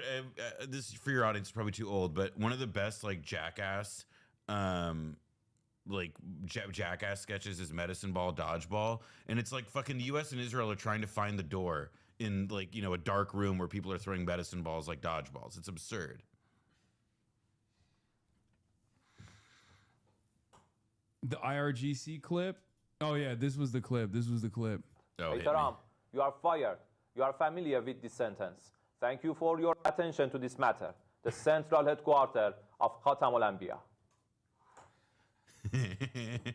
You are fired. Donald Trump, you are fired. You are familiar with this sentence. That's hilarious. Donald Trump's going we need to put, we're going to bury him under the jail. We're going to bury him under the reactor. I just wanted to be one of the 88 clerics. Why can't I have a say? I've studied the Quran. I know the literature. I know it. I'm Shia in my heart and soul. I do think that there is also it's so difficult because we're now a solid decade into Trump life, and there have been so many cycles of discourses about his health, his state of mind. Yeah. How aware is he of what's going on? And I really do feel, not because I've seen like clips of Trump where he looks out of it or out of sorts, but just like, I don't think have we ever seen a policy, like, and this is like for Trump I'm talking about. For Donald Trump, have we ever seen something this crazy, this, No. discombobulated, this No. contradictory? It's funny because like it's not even entirely his own fault. I mean, obviously it mostly is his fault because he still very much has the capacity to make that phone call to be like, we're done here, right? It's over. And I don't know of how much of the leverage they have. I'm certain that like reading the tea leaves here and looking at the Iranian response, if they were to like cut Israel out of the equation and were to like withdraw, which America simply doesn't do, with the exception of like with the Ansar Allah movement and stuff. But if they were to do that, if they were to give Iran assurances, like I'm certain that Iran would eventually say, all right, fine, pay us reparations, or, by unfreezing some of the assets that you have frozen for years and years. It would be a massive blow to American confidence and stuff. But like it would, in my opinion, it would probably salvage like the remains of like the American empire, at least for like another decade or two. Had they gone in, but if they go in gung ho, like if they continue to escalate and think that they could do boots on the ground military warfare with a country that has designed its entire defense around this exact scenario, with a topography that looks the way it does, like a fucking fortress on 3 sides with mountains, they're fucked. Like it's over. That's why they're quietly conceding. Well, not quietly, loudly conceding. I mean, I do think that some of what's going on though is that like, and this is one of those things where it's like the Trump sloppiness and the incompetence really can't be dismissed or underplayed, because I do think that this is what we're like everything you said, ordinarily, if you were to get into a situation like this, as a military leader, as a president, whatever, you have an idea of what your off ramps are. You have an idea of, if X doesn't work out, then we will do Y. Or we will find a way to, like Israel's very good at that, by the way, because Israel has chosen very aggressive, very shocking, but fundamentally limited objectives as that it seeks to accomplish as part of its whole strategic vision. But like they find ways out when things start to not, when the people start coming home in body bags, which is really the only metabolic thing that keeps Israel from getting deeper involved. But like to me, this is where it's like, this is evidence of Trump had no plan to get out, and because there's no plan, he's in this like really it's a political trap. It's entirely a political trap, because as you say, there's no reason he can't just make the call and say we're done. It's that he has to come up with like a basis for political legitimacy to do that, and he's done so many different things, plus not having had the forethought. He doesn't have any way of accomplishing that. There is no political victory, even partial, that he can claim at this moment that we can yet see. And we're now entering week 3 or whatever the fuck of him trying to find simply that. I thought it was goofy.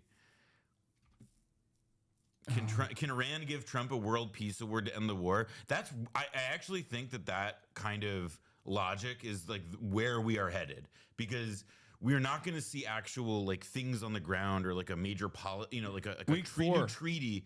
I know that we are in week 4. I think that they had a week where they thought they could really win this thing, and we've been 3 weeks of like, oh fuck, of like, where do I go? The reason why I brought this is a theory that is like maybe a little lib-brained of me, but like I truly think Donald Trump doesn't believe in the competence of his own intelligence community and his own like generals.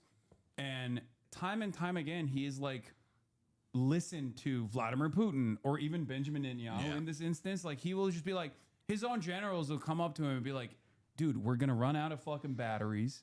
We're going to run out of defense systems. Like we don't have the procurement strategy to develop in a rush, just in time manufacturing system that we have, like develop in a rush, like all the fucking missiles that are necessary for keeping up this defense.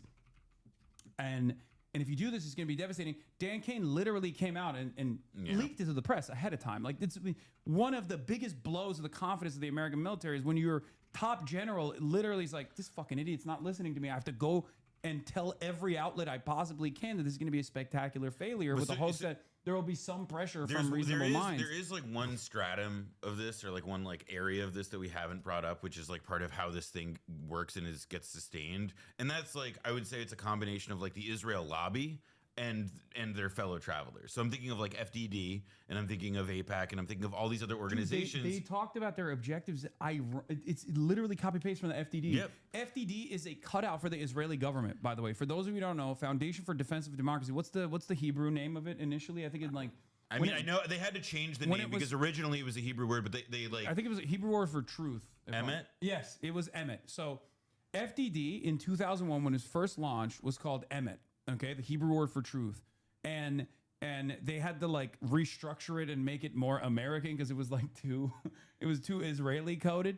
But it's never actually changed its design. Its purpose is literally to serve as Benjamin Netanyahu's own personal think tank in America, and yeah, it's unbelievable that the American government's official communique shows a direct copy paste from the Israeli, like the Israeli fucking mouthpiece in Washington D.C. Like, look, I would also add this level of infiltration is insane, dude. I mean, and you know, it's like infiltration is to me an accurate description from, even if this was like some 24-year-old who's working for the Trump administration was told like, oh, we need to have this page up and running, like go get the fact sheet out, like, and this is their choice was to just copy and paste this. That tells you something. I think the other thing, somebody else has been sharing this, about how Trump believes Israeli intelligence. Like one of the not so open, or one of the not so like tight secrets of American foreign policy is that Israeli intelligence is garbage.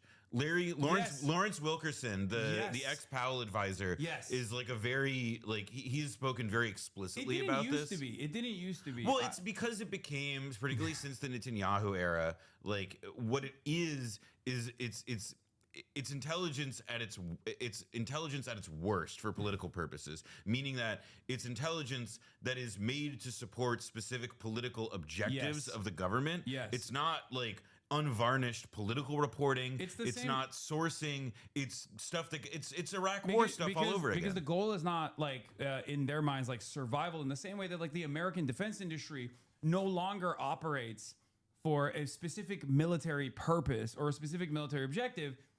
There's so much defense bloat because it's a capitalist invention. So they don't give a fuck about like making the cheapest and the most resilient pieces of military equipment.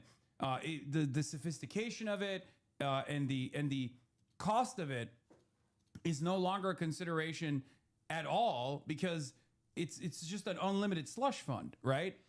For all of the fucking shareholders that constantly drop further and further profits. And that's why you see the F-35, which is supposed to be this like this beacon of American military superiority, get fucking taken out by a K truck with a fucking built air defense system on top of it in the mountains of Iran, and it's a massive blow to American air superiority. And for by the way, anyone that can see it, we're taking L's that we don't even know about yet. Like the fucking, like there's that ship that got hit that they're saying there was like a laundry fire, I think, the Gerald Ford. And then, there's never been all of a sudden, I don't know if you guys have known about this, but there's a lot of the F-15, which has had one of the most immaculate combat records in like 40, 50 fucking years of service. And then all of a sudden, we've been losing F-15s. Oh, yeah, and then there was that F-35 that went down. A plane that, by the way, is going to cost billions to replace. $2 trillion in R&D that is supposed to be the peak of American ingenuity, right, is now being combat tested in real time, and in a record pace has lost its air superiority against defenses. And people are coping so fucking hard that they're like, oh, this doesn't actually put a real dent in like American superiority. By the way, what Maz Hussein is pointing out right now, by the way, here is really important, because there was one opinion column in Al Jazeera a few days ago, last week, that was just getting passed around over and over. Like Ben Smith from Semaphore, a lot of people with, frankly, like a lot more sympathy than they should have for the Gulf countries or Gulf governments. Well, they do were conferences sharing it. out Yeah, there. exactly. But they're like, oh, this is really interesting. I went to the Pearl of the Gulf. Okay. I feel bad for Qatar. Maybe Iran should stop. That's what I think. That's right. Yeah, that easy. Yeah, it's that easy for me. So like there was this article in Al Jazeera, and it was all about how like it was the bear case for Iran. Essentially, it was saying that like, look, Iran is actually in a weak position. All of these launchers have been destroyed. How do we know they're destroyed? Because they're not launching missiles. And that was like the most salient factual claim in that piece. And it was like a very like, now we're seeing no, Iran's capacity hasn't been diminished at all. Yeah. It's like, this is the thing I mean, that not I want. at all, but you know what I mean. This is the thing that I want. Yeah, it's not been treated in the way that it's presented, right? Exactly. That's my point. And that's the thing that I want to ask people that like are constantly like reading the recycled Cope machine from people who are like, American military superiority is awesome. We're fucking, our dicks are so hard. Like how do you cope with that reality that like a fucking 34-year-old dickhead that has no like insider information has been openly fucking saying that this is a spectacular boondoggle from day one? I have literally been able to pinpoint and call out, alongside many people in the OSINT side of things that aren't so hoorah about American military superiority. How do you make sense of that reality where people from the outside can have more sober assessment about America's capabilities and, more importantly, its limitations than these people that are on the inside that have been basically fucking telling themselves and anyone who will listen lies over and over and over again? There have been people, there were people initially that would come into my chat and be like, you're just coping. You're just fucking sad that your best friend, the Ayatollah, got fucking murked and you can't get that sweet IRGC money any longer. And I was like, dude, I'm just telling you what's gonna happen tomorrow. And when it happens tomorrow, you're gonna come up with a fucking new cope.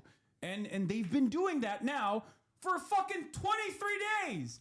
When will it end? That's pretty good. DUI hires. Yeah, DUI hires, exactly. I haven't heard that one before. Like 23 fucking days, man. It's crazy. At some point, you got to wake up to the reality that like the Iranian missile barrages are not stopping.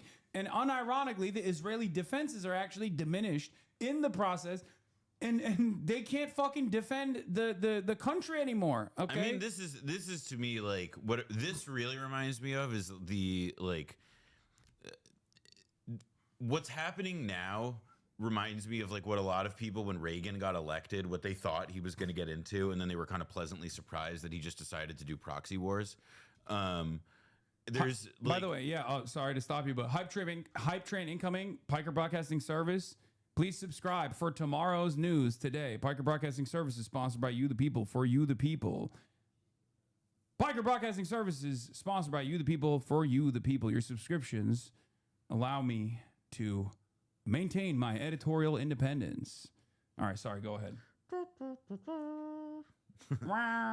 Yeah. They wanted like Reagan to be the one who would like, you know, like, or they didn't want it. They thought Reagan would be the one to do all this or whatever. And it ended up being like a 40-year head start, but the 40-year, you know, like lag, I guess. But to me, the thing that like is a part of what jumps out is that like all of this reminds me of like it's the same language, the same rhetoric, the same patterns of thought as all the people who after America got washed in Vietnam were like, let's fucking get out there, let's do it again. You know, let's you know, saddle the fuck back up. Because I just don't know how you look at something like this and be like, you know what, we'll fix this if we just throw a bunch of ground troops into the equation. Yeah, U.S. Navy nuclear aircraft carrier USS Gerald Ford might be out of action for 14 months. Bro, Jason Tatum wasn't even out that long. It's fucked up. Jason Tatum, like you see NBA players like every night like lose like tendons and they're back on the fucking court quicker than this. Well, this $13 billion piece of expensive machinery is constantly in a.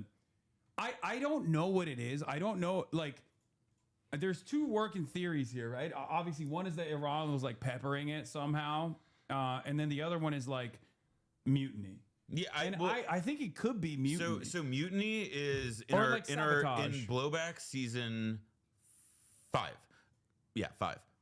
Yeah, the one about Cambodia and Vietnam. I have a good interview with people who are part of like essentially like a race riot on a ship, the Kitty Hawk, and that was one of a number of incidents. And we mentioned this briefly in that season, but like one of the reasons why there's a really great book by the author David Courtwright that also talks about this.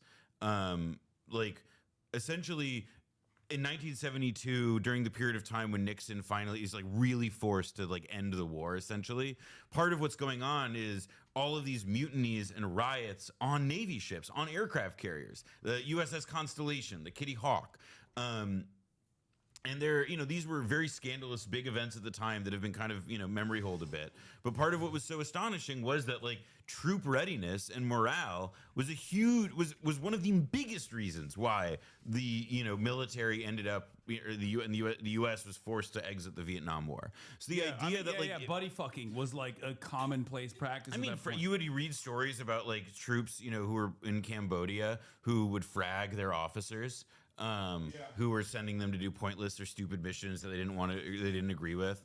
I mean, granted, there was a draft, and a draft existing, like that's why we had an anti-war movement. We had an anti-war movement because we had a draft. Like that's the funniest thing when people are like, "Well, we should bring back the draft." I'm sorry, why aren't people doing anti-war politics so good while we did Vietnam? The people that are in defense of this administration's actions, claiming that we should do a draft, are the funniest people to me because you don't understand what you are fucking suggesting. The only way that the American war machine continues is when it constantly feeds self-selecting individuals who are volunteering, not knowing what they're going to get into in real, if we're being honest, they just don't fully comprehend. They just think like, oh, I'll just be on a ship for a little bit and then, I'll get a comms degree and hopefully I can get a fucking job and have my college paid for. But like, that is the system that has forced Americans or caused Americans to decouple entirely from foreign policy. If there was a draft initiated tomorrow, all of a sudden, it would become a very different reality. Every single 18 to 25-year-old would be losing their fucking minds. You would see a real anti-war movement. Mild counterpoint. Okay. Gen Z, soon Gen Alpha, like generations of people whom we think of as like indoor kids. Yeah. They're on the computer a lot. I think a lot of them want to see the world. And we know that they're not going to be able to get good jobs that would allow them to travel. So I actually think, kind of almost like dialectically, they are the generation that if there is going to be a generation drafted to fight some psycho war, it would be like the iPad babies. I think it's going to be the first iPad babies. I disagree. I think it's going to be very hard to sell them on the idea that they don't have to be sold. They don't have to consent. My point. No, I know, but like I'm saying that they're not gonna fucking go and die for Israel. I don't think. But no, I think that they're gonna. No, obviously, I think what's end up gonna happen. If there will never be a draft, it's not a viable option. It's political suicide in this country. But like the idea of committing ground troops in this moment, I think would have a very comparable effect. I think that if they were actually sending and preparing for like a meaningful ground presence with American troops that is, beyond being stationed at any of our bases or patrolling the seas or whatever in this moment, then like you would quickly start to see some 1970s style shit, even though we don't have a draft, because that's how unpopular this bullshit is. Yeah, I think, I don't know if they would frag their officers, but I think you'll see, minor sabotage in the way that you're seeing currently. Like all of a sudden the toilets don't flush. And then they find out that there's like just t-shirts being dumped into the bathrooms. Who the fuck puts a t-shirt in the toilet? I mean, I know some of these guys are fucking stupid, but that made me think like this got to be deliberate. Well, there's now, I think one of the things that we're starting to see, because there really are not many press institutions that have like ties with like the military. Meaning that like there aren't a ton of reporters who write for huge general audiences and who are also like, really plugged into what the most, creative minds and free thinking individuals, let's say, with those people in either the officer corps or among the general infantry.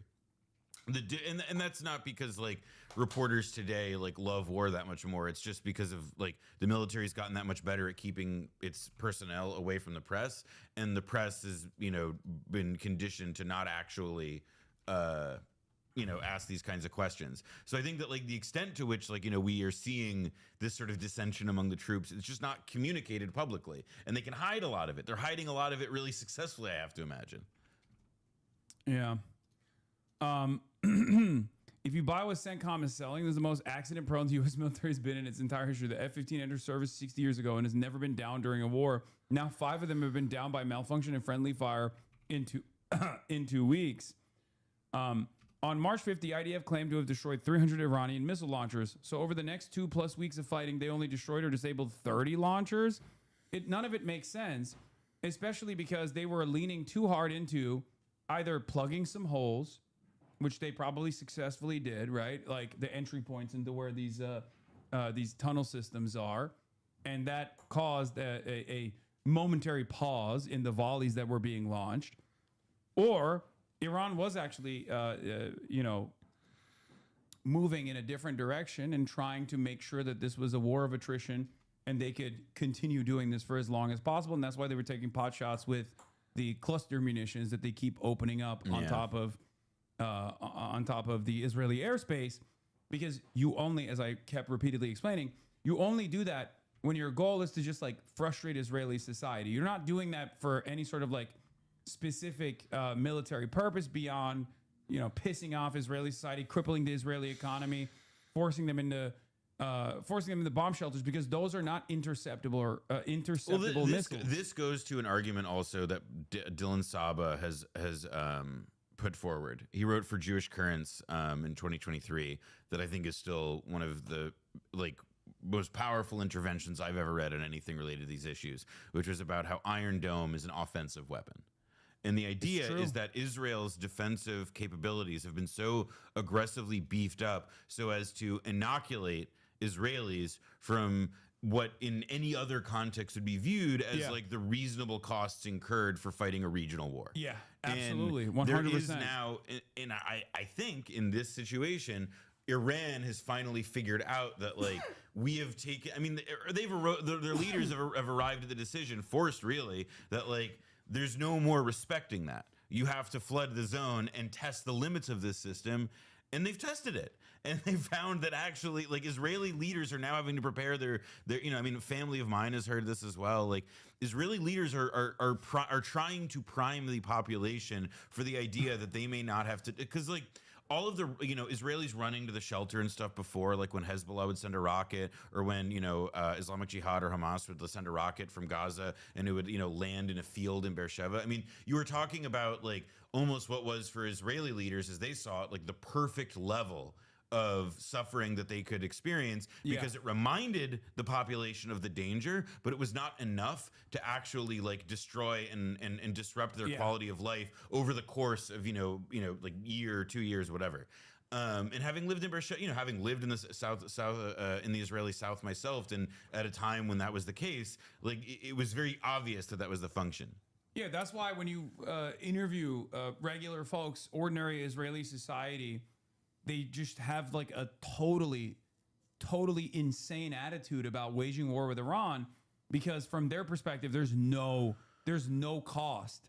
There's some costs, there's minor nuisances, and I suspect that might change eventually, but I don't know, because part of me also thinks that just as we saw with October 7th, they're fucking insane. They're insane, but they have there's a limit, not a limit to how crazy they are, but insanity can be checked by reality and certain, how crazy are you willing to be when your bank account is zero, that kind of, or when it goes to zero and you can't feed yourself. There's a certain kind of degree there's a certain element of this to me where part of what we still have not seen yet is the real stress test applied, not just to Israelis, everyday Israelis and their everyday happiness and their joy, with bombs and missiles falling on them. It's instead about the question of can the Israeli society, can the Israeli polity survive intact in any recognizable form were this war to continue and their economy were to become devastated? Because Israel is not Iran. Israel is a tiny country, and it has a lot of tiny country and size of New Jersey. Meaning, though, what happens when a lot of those people who have dual citizenship in other countries and have been for the past number of years, even before October, this is a story I've told many times. A very, very influential and well-known Israeli journalist reached out to me. This is well before October 7th, because I had said said, on Twitter, I said something like I had informally heard that there were many people who had been, who were leaving Israel because prior to October 7th, the radical government was making a bunch of Israeli libs start to feel, nervous and sketchy. And so if you had a German passport, an American passport, people were starting to move assets. And I'd said, I threw some cold water on that. I was like, I haven't seen the numbers. I haven't seen the statistics. And then this guy out of nowhere, somebody who I don't have a connection to, saw my comment and was just like, I just want to let you know, I think you're wrong. And that was prior to October 7th. I would be fascinated if, I would be so curious how, if the conditions in Israel were actually made that much more damaging, if they were that much more destructive to the average Israeli life, what might happen for all of the people who are in Israel who don't necessarily want to stay there. And I think that's where, again, like we've really not seen, and what I'm describing may be a situation that just like is not really plausible because Israel would move so aggressively to prevent any circumstance like that from happening in real time. But I think that what I'm really trying to point out is that we've not even seen Israel get tested to that point, and what Iran has been doing in terms of how it is stretching the limits of Israeli defenses is suggesting that, well, maybe we are going to see if that can happen. Maybe we're going to see if that possibility can be breached. Yeah. Now let's look at another exit ramp for the world's least loyal man, who has always thrown everybody else under the bus. Perhaps this could be a first inclination of who might be in the crosshairs. Let's take a look. I called Pete, I called General Kane, I called a lot of our great people. We have great people, and I said, let's talk. We got a problem in the Middle East. We have a country known as Iran that for 47 years has been just a purveyor of terror, and they're very close to having a nuclear weapon. We can keep going and get that 50,000 up to 55 and 60 is no end. Or we can take a stop and make a little journey into the Middle East and eliminate a big problem. And Pete, I think you were the first one to speak up. And you said, let's do it, because you can't let them have a nuclear weapon. So we are now having really good discussions. They started last... I don't know if it'll throw Pete under the bus here. It doesn't seem like it. Yeah, that sounds like he's giving Pete a pat on the head, I'll be honest. Yeah. Because it's like, and I'm sure, Pete has got a nice heart on going, having gotten that pat on the head. Yeah. Iran's main demand is communicated to the mediators. If Trump fires Hexit, all bets are off. Moin Rabbani is joking there. Yeah, it's clear. Yeah. Breaking. The Speaker of Iran's parliament, who some claim has been negotiated with the U.S., says no negotiations have taken place, and the President Trump is claiming otherwise to manipulate the markets. It is crazy that, because it's no longer a non-state actor in the same way that, we very quickly did away with the Iraqi government, right? In the immediate invasion, and we were fighting against, not like a fully fleshed out state in the Taliban, in Al Qaeda in Afghanistan, but Iran is a state actor. It's a sovereign state. So you can't, especially with social media, you can't really undermine their position as much as you could, dominate the airwaves when you're talking about Israel versus Hamas. Yeah. Talking about Israel versus Hezbollah. You have dudes with 8 PhDs on fucking, the interpretation of Quran from a Western capitalist framework, who are just coming out and posting on social media and also doing interviews in English with American news outlets. All of a sudden, I think that plays a major role in, it delivers a major blow to whatever the American goals of propaganda are, right? Because then mainstream media will cover the Iranian There's another posts. thing though, which is that it's not just about that Iran's a state and that Hamas is like a political organization with limited autonomy, whatever. It's that Iran also has the world economy by the nuts. Yeah. That they can do things that force people to take them seriously. Yeah. And it's just literally not been until this wave of this conflict that all of a sudden the West realized it. Because Iran had chosen not to go this far. They made the Iranian government for whatever reason, much to the criticism of people much to the criticism of Western leftists, for example, they chose not to take it to this level until this most it was recent. Undeniable that it was until Trump said we're coming to kill all of you. Like I think this was Yahya Sinwar's calculation. It's just that both Hassan Nasrallah and Khamenei were far more restrained than he thought they would be. That's what I think. Meaning, like in the prior conflicts, meaning that he thought it would come to this earlier. I think that the purpose of the Al-Aqsa flood was to trigger was to trigger an Iranian retaliation of this sort. I think it's plausible. I think one of the things though is that like it's there's always this kind of, and this is like also what Israel's deal was, is that they're always like testing the limits of what they think they can get away with. Because I also think in some sense what you're describing is that like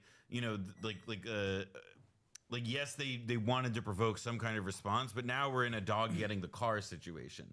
And like I think that they actually knew all along that they didn't want that smoke. What they wanted is what they said that they wanted, which is that they wanted the Iranian people to rise up. Like I also do believe that on some level, like these guys have been believing their own bullshit about the closeness of, put it this way, you were just in Cuba.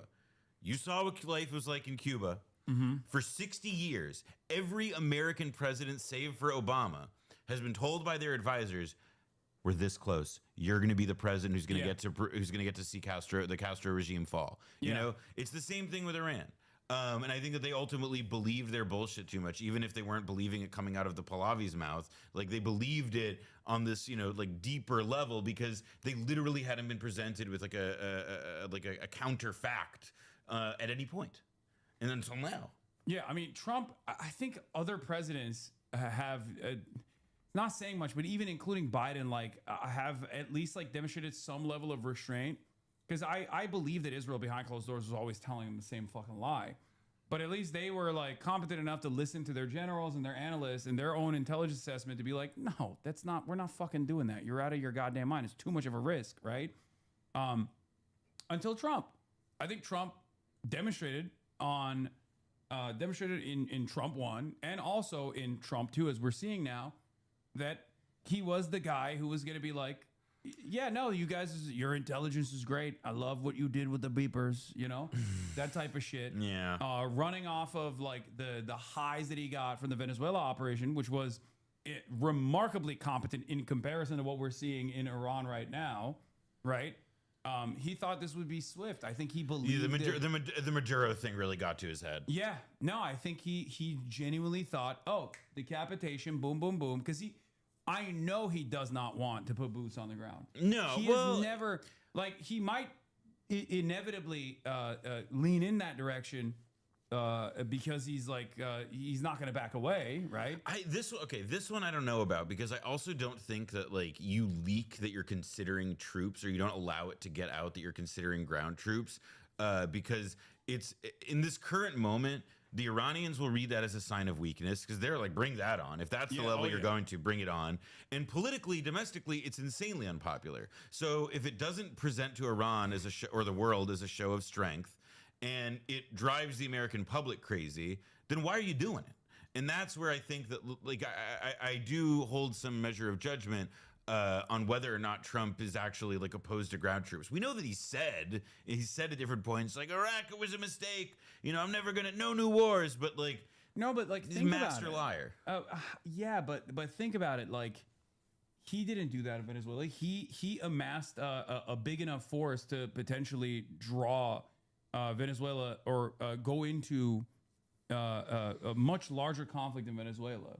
Like you don't amass that level of naval forces if your goal is not to like eventually take it. I mean, if you're not willing to present that as a threat, while simultaneously he has always done crazy shit but he has also backed away at times. I don't disagree, but Venezuela Like with Venezuela worked also though because like you saw the Wall Street Journal article about the CIA guy. Oh yeah, the who worked oil for guy. who had worked for Chevron. Yeah.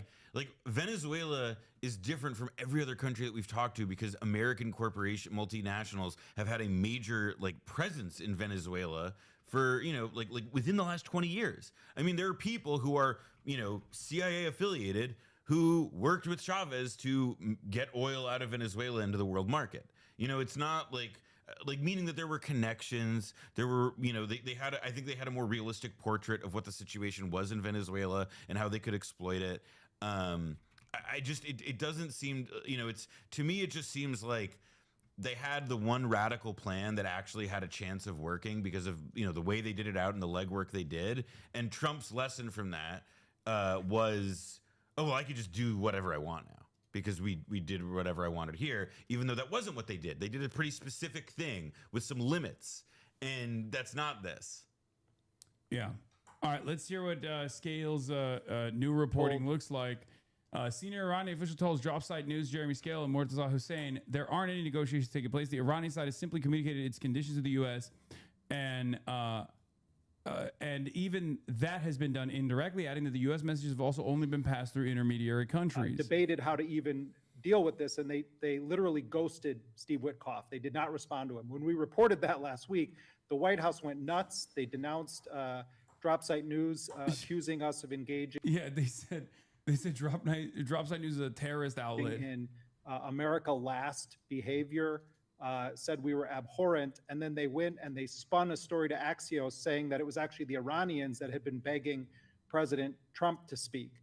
And so, you know, this kind of played out over the past few days. And what Iranian sources were telling me, Daniel, is that through a series of intermediary countries, including Turkey, Pakistan, Egypt, and also some Gulf countries, there have been a series of messages passed on to the Iranians by the United States where, according to Iranian officials, these third-party intermediaries have said that the U.S. wants to wrap up this war. And that happens while publicly Trump is saying, we're going to bomb Iran's electrical and power infrastructure, which, by the way, would be a war crime if they did that in a sweeping manner. Iran then said, hey, let us tell you what we can do. We can hit not only in Israel, but we can hit in all throughout the Gulf. And this would cause just like catastrophic shock to the global economy, which we can talk about later. But the most breaking stuff I have for you is that Trump today posts on Truth Social that there's been this breakthrough, that he's pausing his threat to bomb the Iranian electrical grid and other energy infrastructure because there have been these talks going on between the United States and Iran. And Trump implies that he has some secret squirrel that he's talking to in Iran, and he doesn't want to name who it is because Iran he doesn't want that person to be killed. It's unclear, does he mean by Israel or by the Iranians, you know? But what I'm told is that there have been no negotiations, direct negotiations with the United States, and that what the Iranian officials are telling me is that every time a third country comes to Iran and they say the United States wants to talk, Iran says, let us explain to you our conditions. And in short, what the Iranians are saying is that they will not agree to the kind of ceasefire that took place last June after the so-called 12-day war, because the Iranians view that as having been a gimmick to buy the United States and Israel time to rearm, to reposition, and then come back in with this full-blown war that they launched on February 28th. So they're saying they won't go for just a ceasefire that doesn't have conditions attached to it. They also want any cessation of the war not only to apply to Iran, but to apply to two other fronts of battle, as the Iranians see it, Iraq as well as Lebanon, where the Israelis are increasingly engaged in ground operations. Iraq has also been a spectacular failure that's like not getting a lot of attention in this media cycle because there's so much devastation taking place everywhere. But they had to literally do a tactical retreat, a ceasefire with the Iraqi ground forces, the Shia forces in Iraq, to literally withdraw their troops.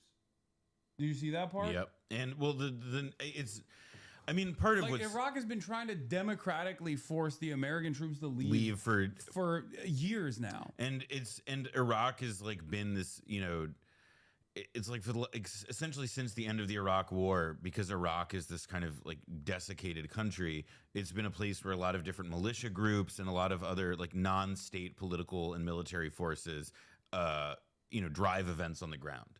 And the U.S. viewed it as essentially like it went from being its own place and its own war to then becoming like a kind of like soft proxy battleground against Iran.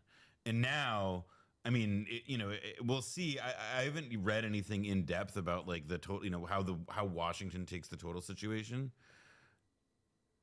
U.S. forces are now limited to the Kurdistan region, according to the Iraqi resistance, and they moved many of their troops into Jordan, I think.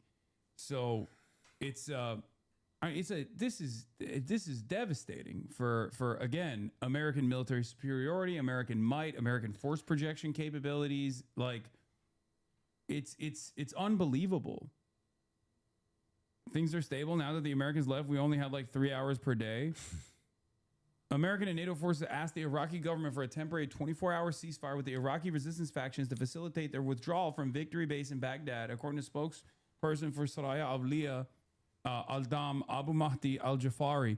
Al-Jafari said that most resistance factions that received the Iraqi government's request agreed to the truce on the condition that popular mobilization sites from the holy city of Samarra to Karbala would not be targeted. But if you return to sin, we will return to punishment. Beast mode. That is pretty hard. Beast mode. By the way, this has reverberations across the entire world. The reason why I say this is because the American military presence as a force projection capability is everywhere all at once, right? All of a sudden, this changes the calculation. All of a sudden, this changes the calculation in the Philippines, for example. This changes the calculation of like how well America could safeguard the bulwark against communism in South Korea, right? This changes the domestic considerations in South Korea for the South Korean government. All of a sudden, they're more willing to bargain as equal partners with the DPRK. If the Filipino government is also smart enough to recognize that reality, they have a very different opinion about getting into a bilateral security commitment with China in the South China Sea. They're the only country there's a holdout in the Asian cooperative structure that has refused to leftist copeland out. Oh my God. American troops are shitting in their fucking diapers. NATO also evacuated. Wait, what? Leftist copeland out? It's weird that I can't tell if you're like making a joke or if you're being serious. But like, as I was saying, the Philippines are the only country in the Asian system that has not engaged with China. Okay, they're the only country in that system that is a holdout, right? What do they do?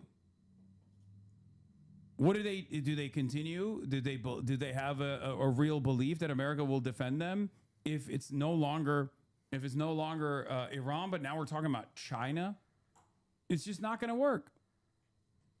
Very heavy bombing.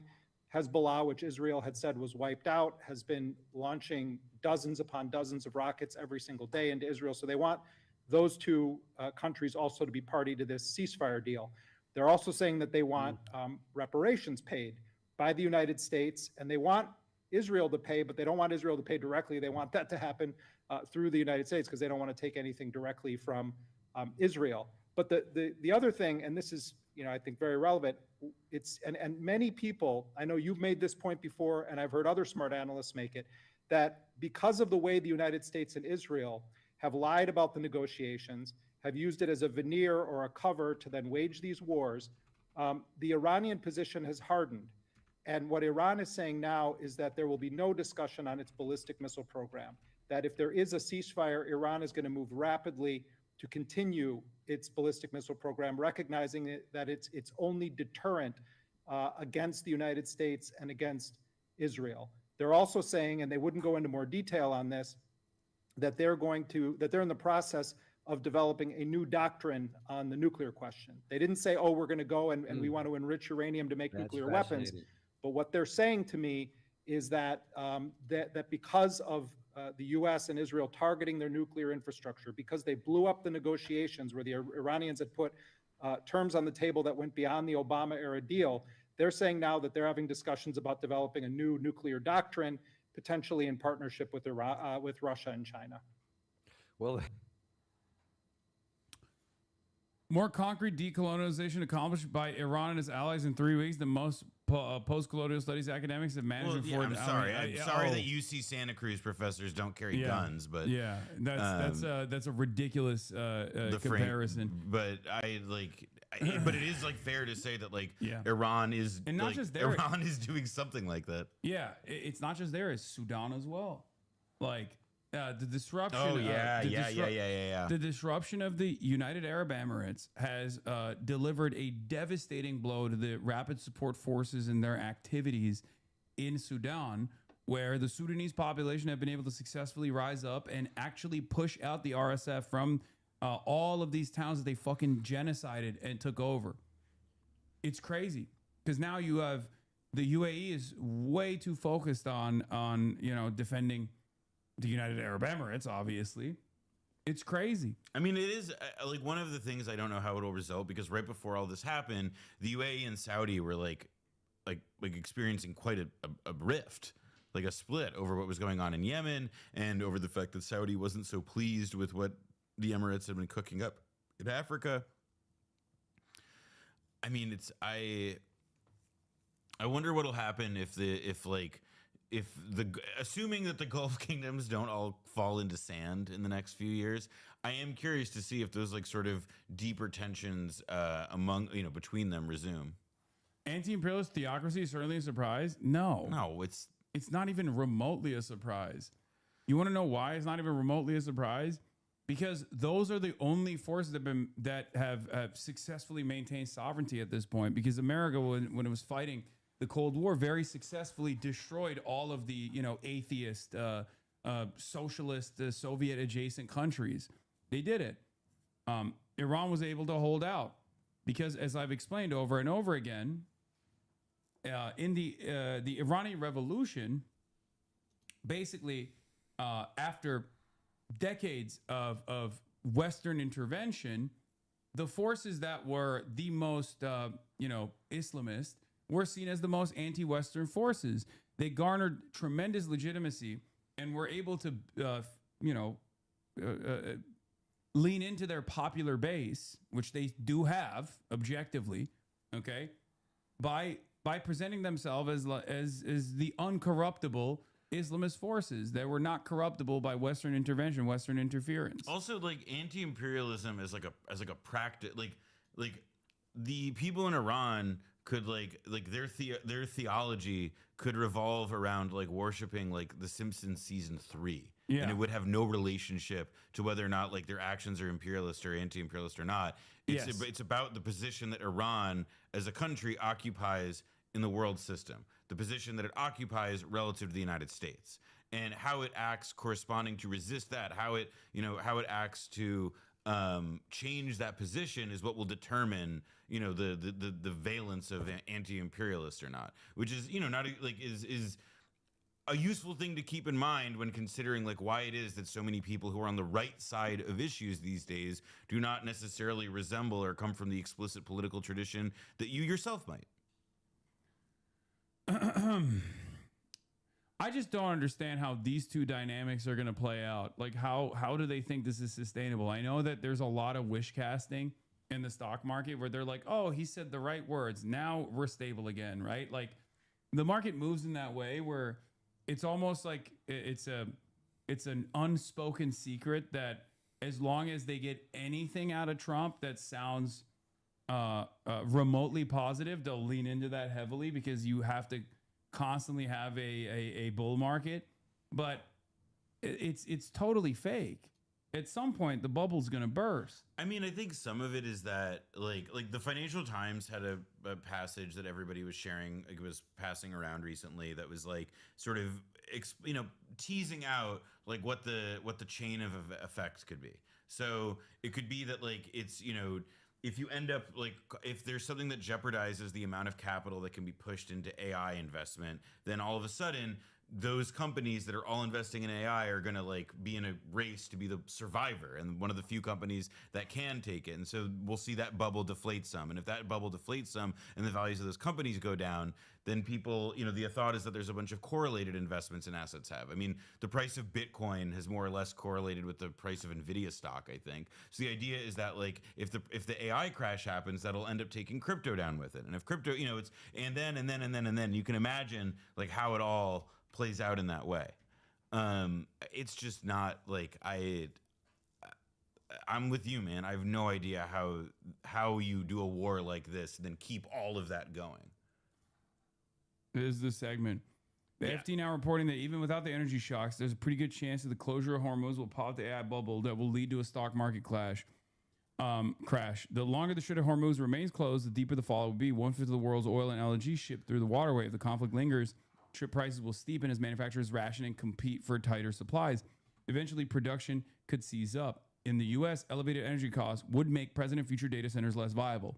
One thing that is clear to me from looking at the events, there is always a chain reaction, and that's because we have, through American military dominance, through American imperialism, designed a global system that is actually infinitely more fragile than we thought it was. When you don't have to do a 9/11 or strike directly at the heart of empire to be able to make the empire suffer, because the empire is everywhere. And when the empire is everywhere, when capitalism is everywhere, you can actually strike the profit centers that are, you know, closest to you in your immediate vicinity. And when that happens, all of a sudden, everybody's screaming. The markets are screaming. This to me is the greatest indication that like the previous way of waging war is totally gone. The one thing I will say is that like in this chain, like this looks like a very neat linear chain of events, right? But like there's a reason that like they have to qualify it with stuff like could, and that's not just because obviously like they're responsible journalists. They're not making predictions that you can't, you know, they're not writing checks they can't cash.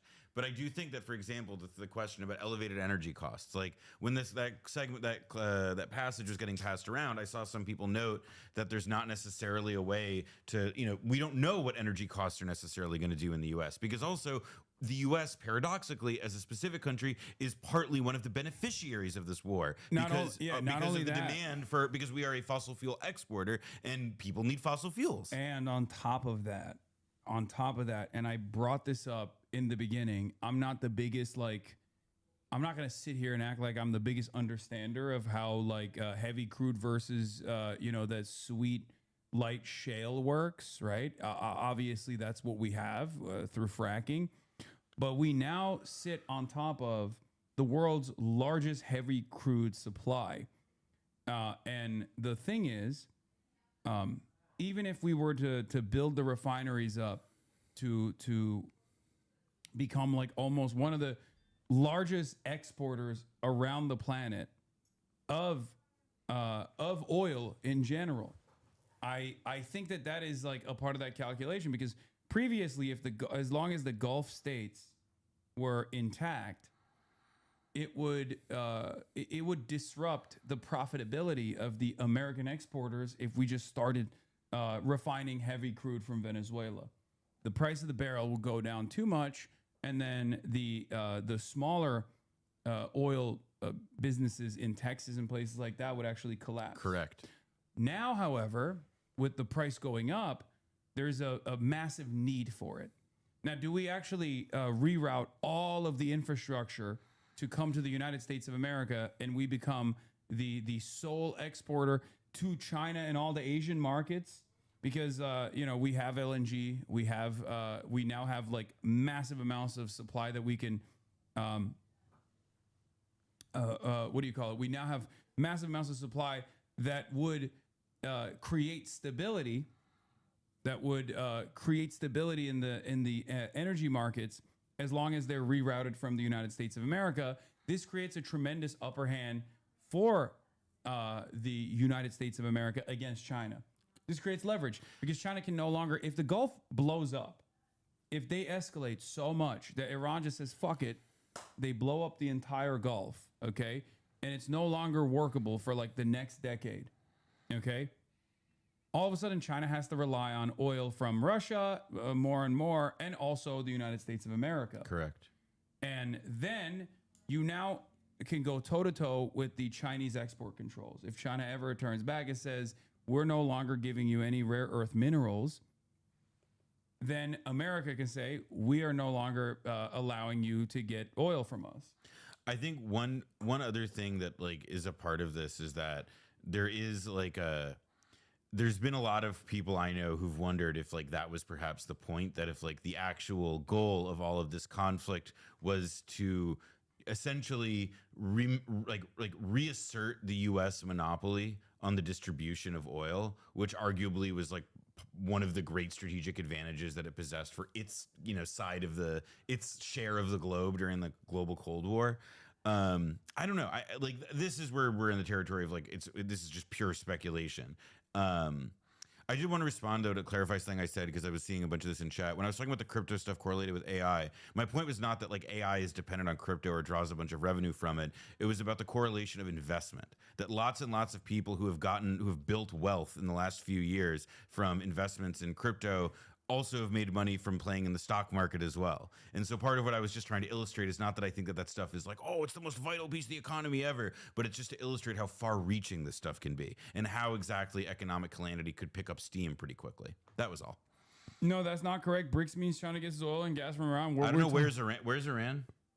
I just said if the Gulf implodes. It's in the Gulf, right? Yeah, exactly. Okay. When there is no longer any fucking oil refiners in the Gulf. We're talking about like the nuclear option for global energy, but there is obviously no like clear cut manufacturing process where like the refinement process is like built up to speed to now pick up like the need, the additional demand that's out there with no supply. I don't know if America can rebuild its refinery processes on oil fast enough, and I don't even know what the logistics would look like. I don't know if this is like feasible. I'm just saying this is the only like materialist interpretation I can make sense of in these otherwise senseless events. This is complete nonsense, by the way. It requires you to believe that there's a huge amount of unsold Iranian oil, 140 million barrels, according to Besson, just sitting in tankers at sea waiting for buyers. Almost by definition, when the oil's in a tanker, it's because there already has a buyer. Oil in a tanker in the shipping part of the process, it'd be absurd to ship something without a buyer. All the more given how expensive a tanker voyage is these days. Also, the very notion that Iran would be selling oil when it couldn't access the money defies logic. Why on earth would they do that? They've been selling oil almost exclusively to China precisely because China is one of the very few countries both willing and able to pay them, despite the U.S. banking sanctions.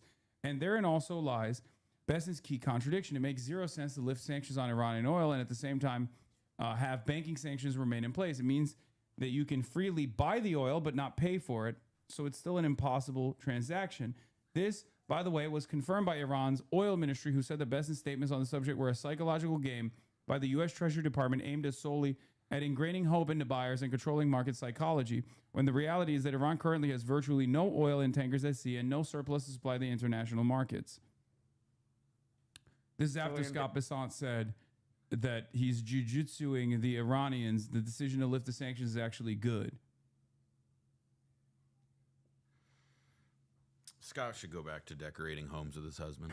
Multiple countries are now actively working to mediate a deal between the U.S. and Iran as impacts of the war reverberate across the world, 5 sources told us. Oh my God, that's sorry. This is, now we're getting into the territory of just like, it's just about like part of what annoys me, at least with this like framing. I'm sure that these reporters are doing their, they're doing their job, but it's just like, is it like that countries are trying to do this? Is it that countries like being in the press as being associated with moves toward diplomacy? Or is it, as Jeremy Scahill put it in a way that I think is way more convincing, the U.S. is using every country in the fucking Rolodex that it can think of to try and communicate messages to Iran? And they're doing that, by the way, as we saw with that other report, by they're showing up to Pakistan to talk, to do diplomacy, without even knowing whether the Iranians are going to be there. Yeah, no, it's it also goes along with like last week's reporting on Marco Rubio's ambition to try to get like to muster diplomatic pressure against Iran, knowing full well that like Iran does want to have continued conversations with countries in Europe, right?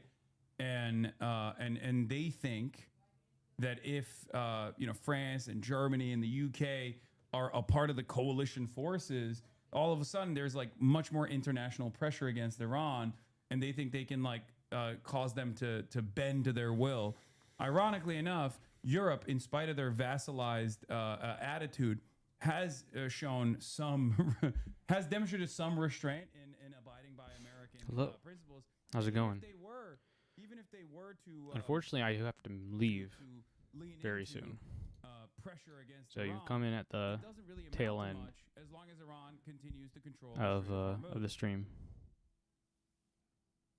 Ago, he has now decided to, quote, postpone any and all military strikes on Iranian power plants. I mean, this is a massive withdrawal, I think. This, of course, comes after the president had issued and I don't even know if it's real, but it's just like even the admission is just like openly demonstrating that they recognize that things are going really bad. Yeah, thanks for showing up. Or he warned that they would be risking strikes on their power plants. I'll stream some other time. Don't know when exactly, but usually about noonish to 5ish. But the days aren't necessarily consistent, so yeah. Maybe I'll see you later. The U.S. and Iran were speaking at all over the course of this now 3-week-long conflict. Now the president says that these conversations are underway, and so you can start to see and start to envision how potentially there is a diplomatic route to de-escalation that we did not know of until 10 minutes ago before the president was posting this. And I'll read you a little bit of what he said. He said he's pleased to report that the United States, the country of Iran, have had over the last 2 days very good and productive conversations regarding a complete and total resolution of our hostilities in the Middle East. The president goes on to say, you know what I think? I think Trump is just like trying to delay the market pain to the best of his ability until he just goes and commits the troops. Like, on the one hand, I think in his sober moments, he realizes that the situation is looking bad, so he's trying to like feed as much positive information that the markets want to hear. On the other hand, he keeps mounting more and more troops. He keeps like sending more Marine expeditionary units and shit like that. Just wait until Friday. No, there's a couple more weeks. No. I'm saying like he might strike Iran. He probably will strike Iran again on Friday after market close, right? He is so clearly operating. He is the most like markets focused president of all time. He's very clearly operating with that in mind.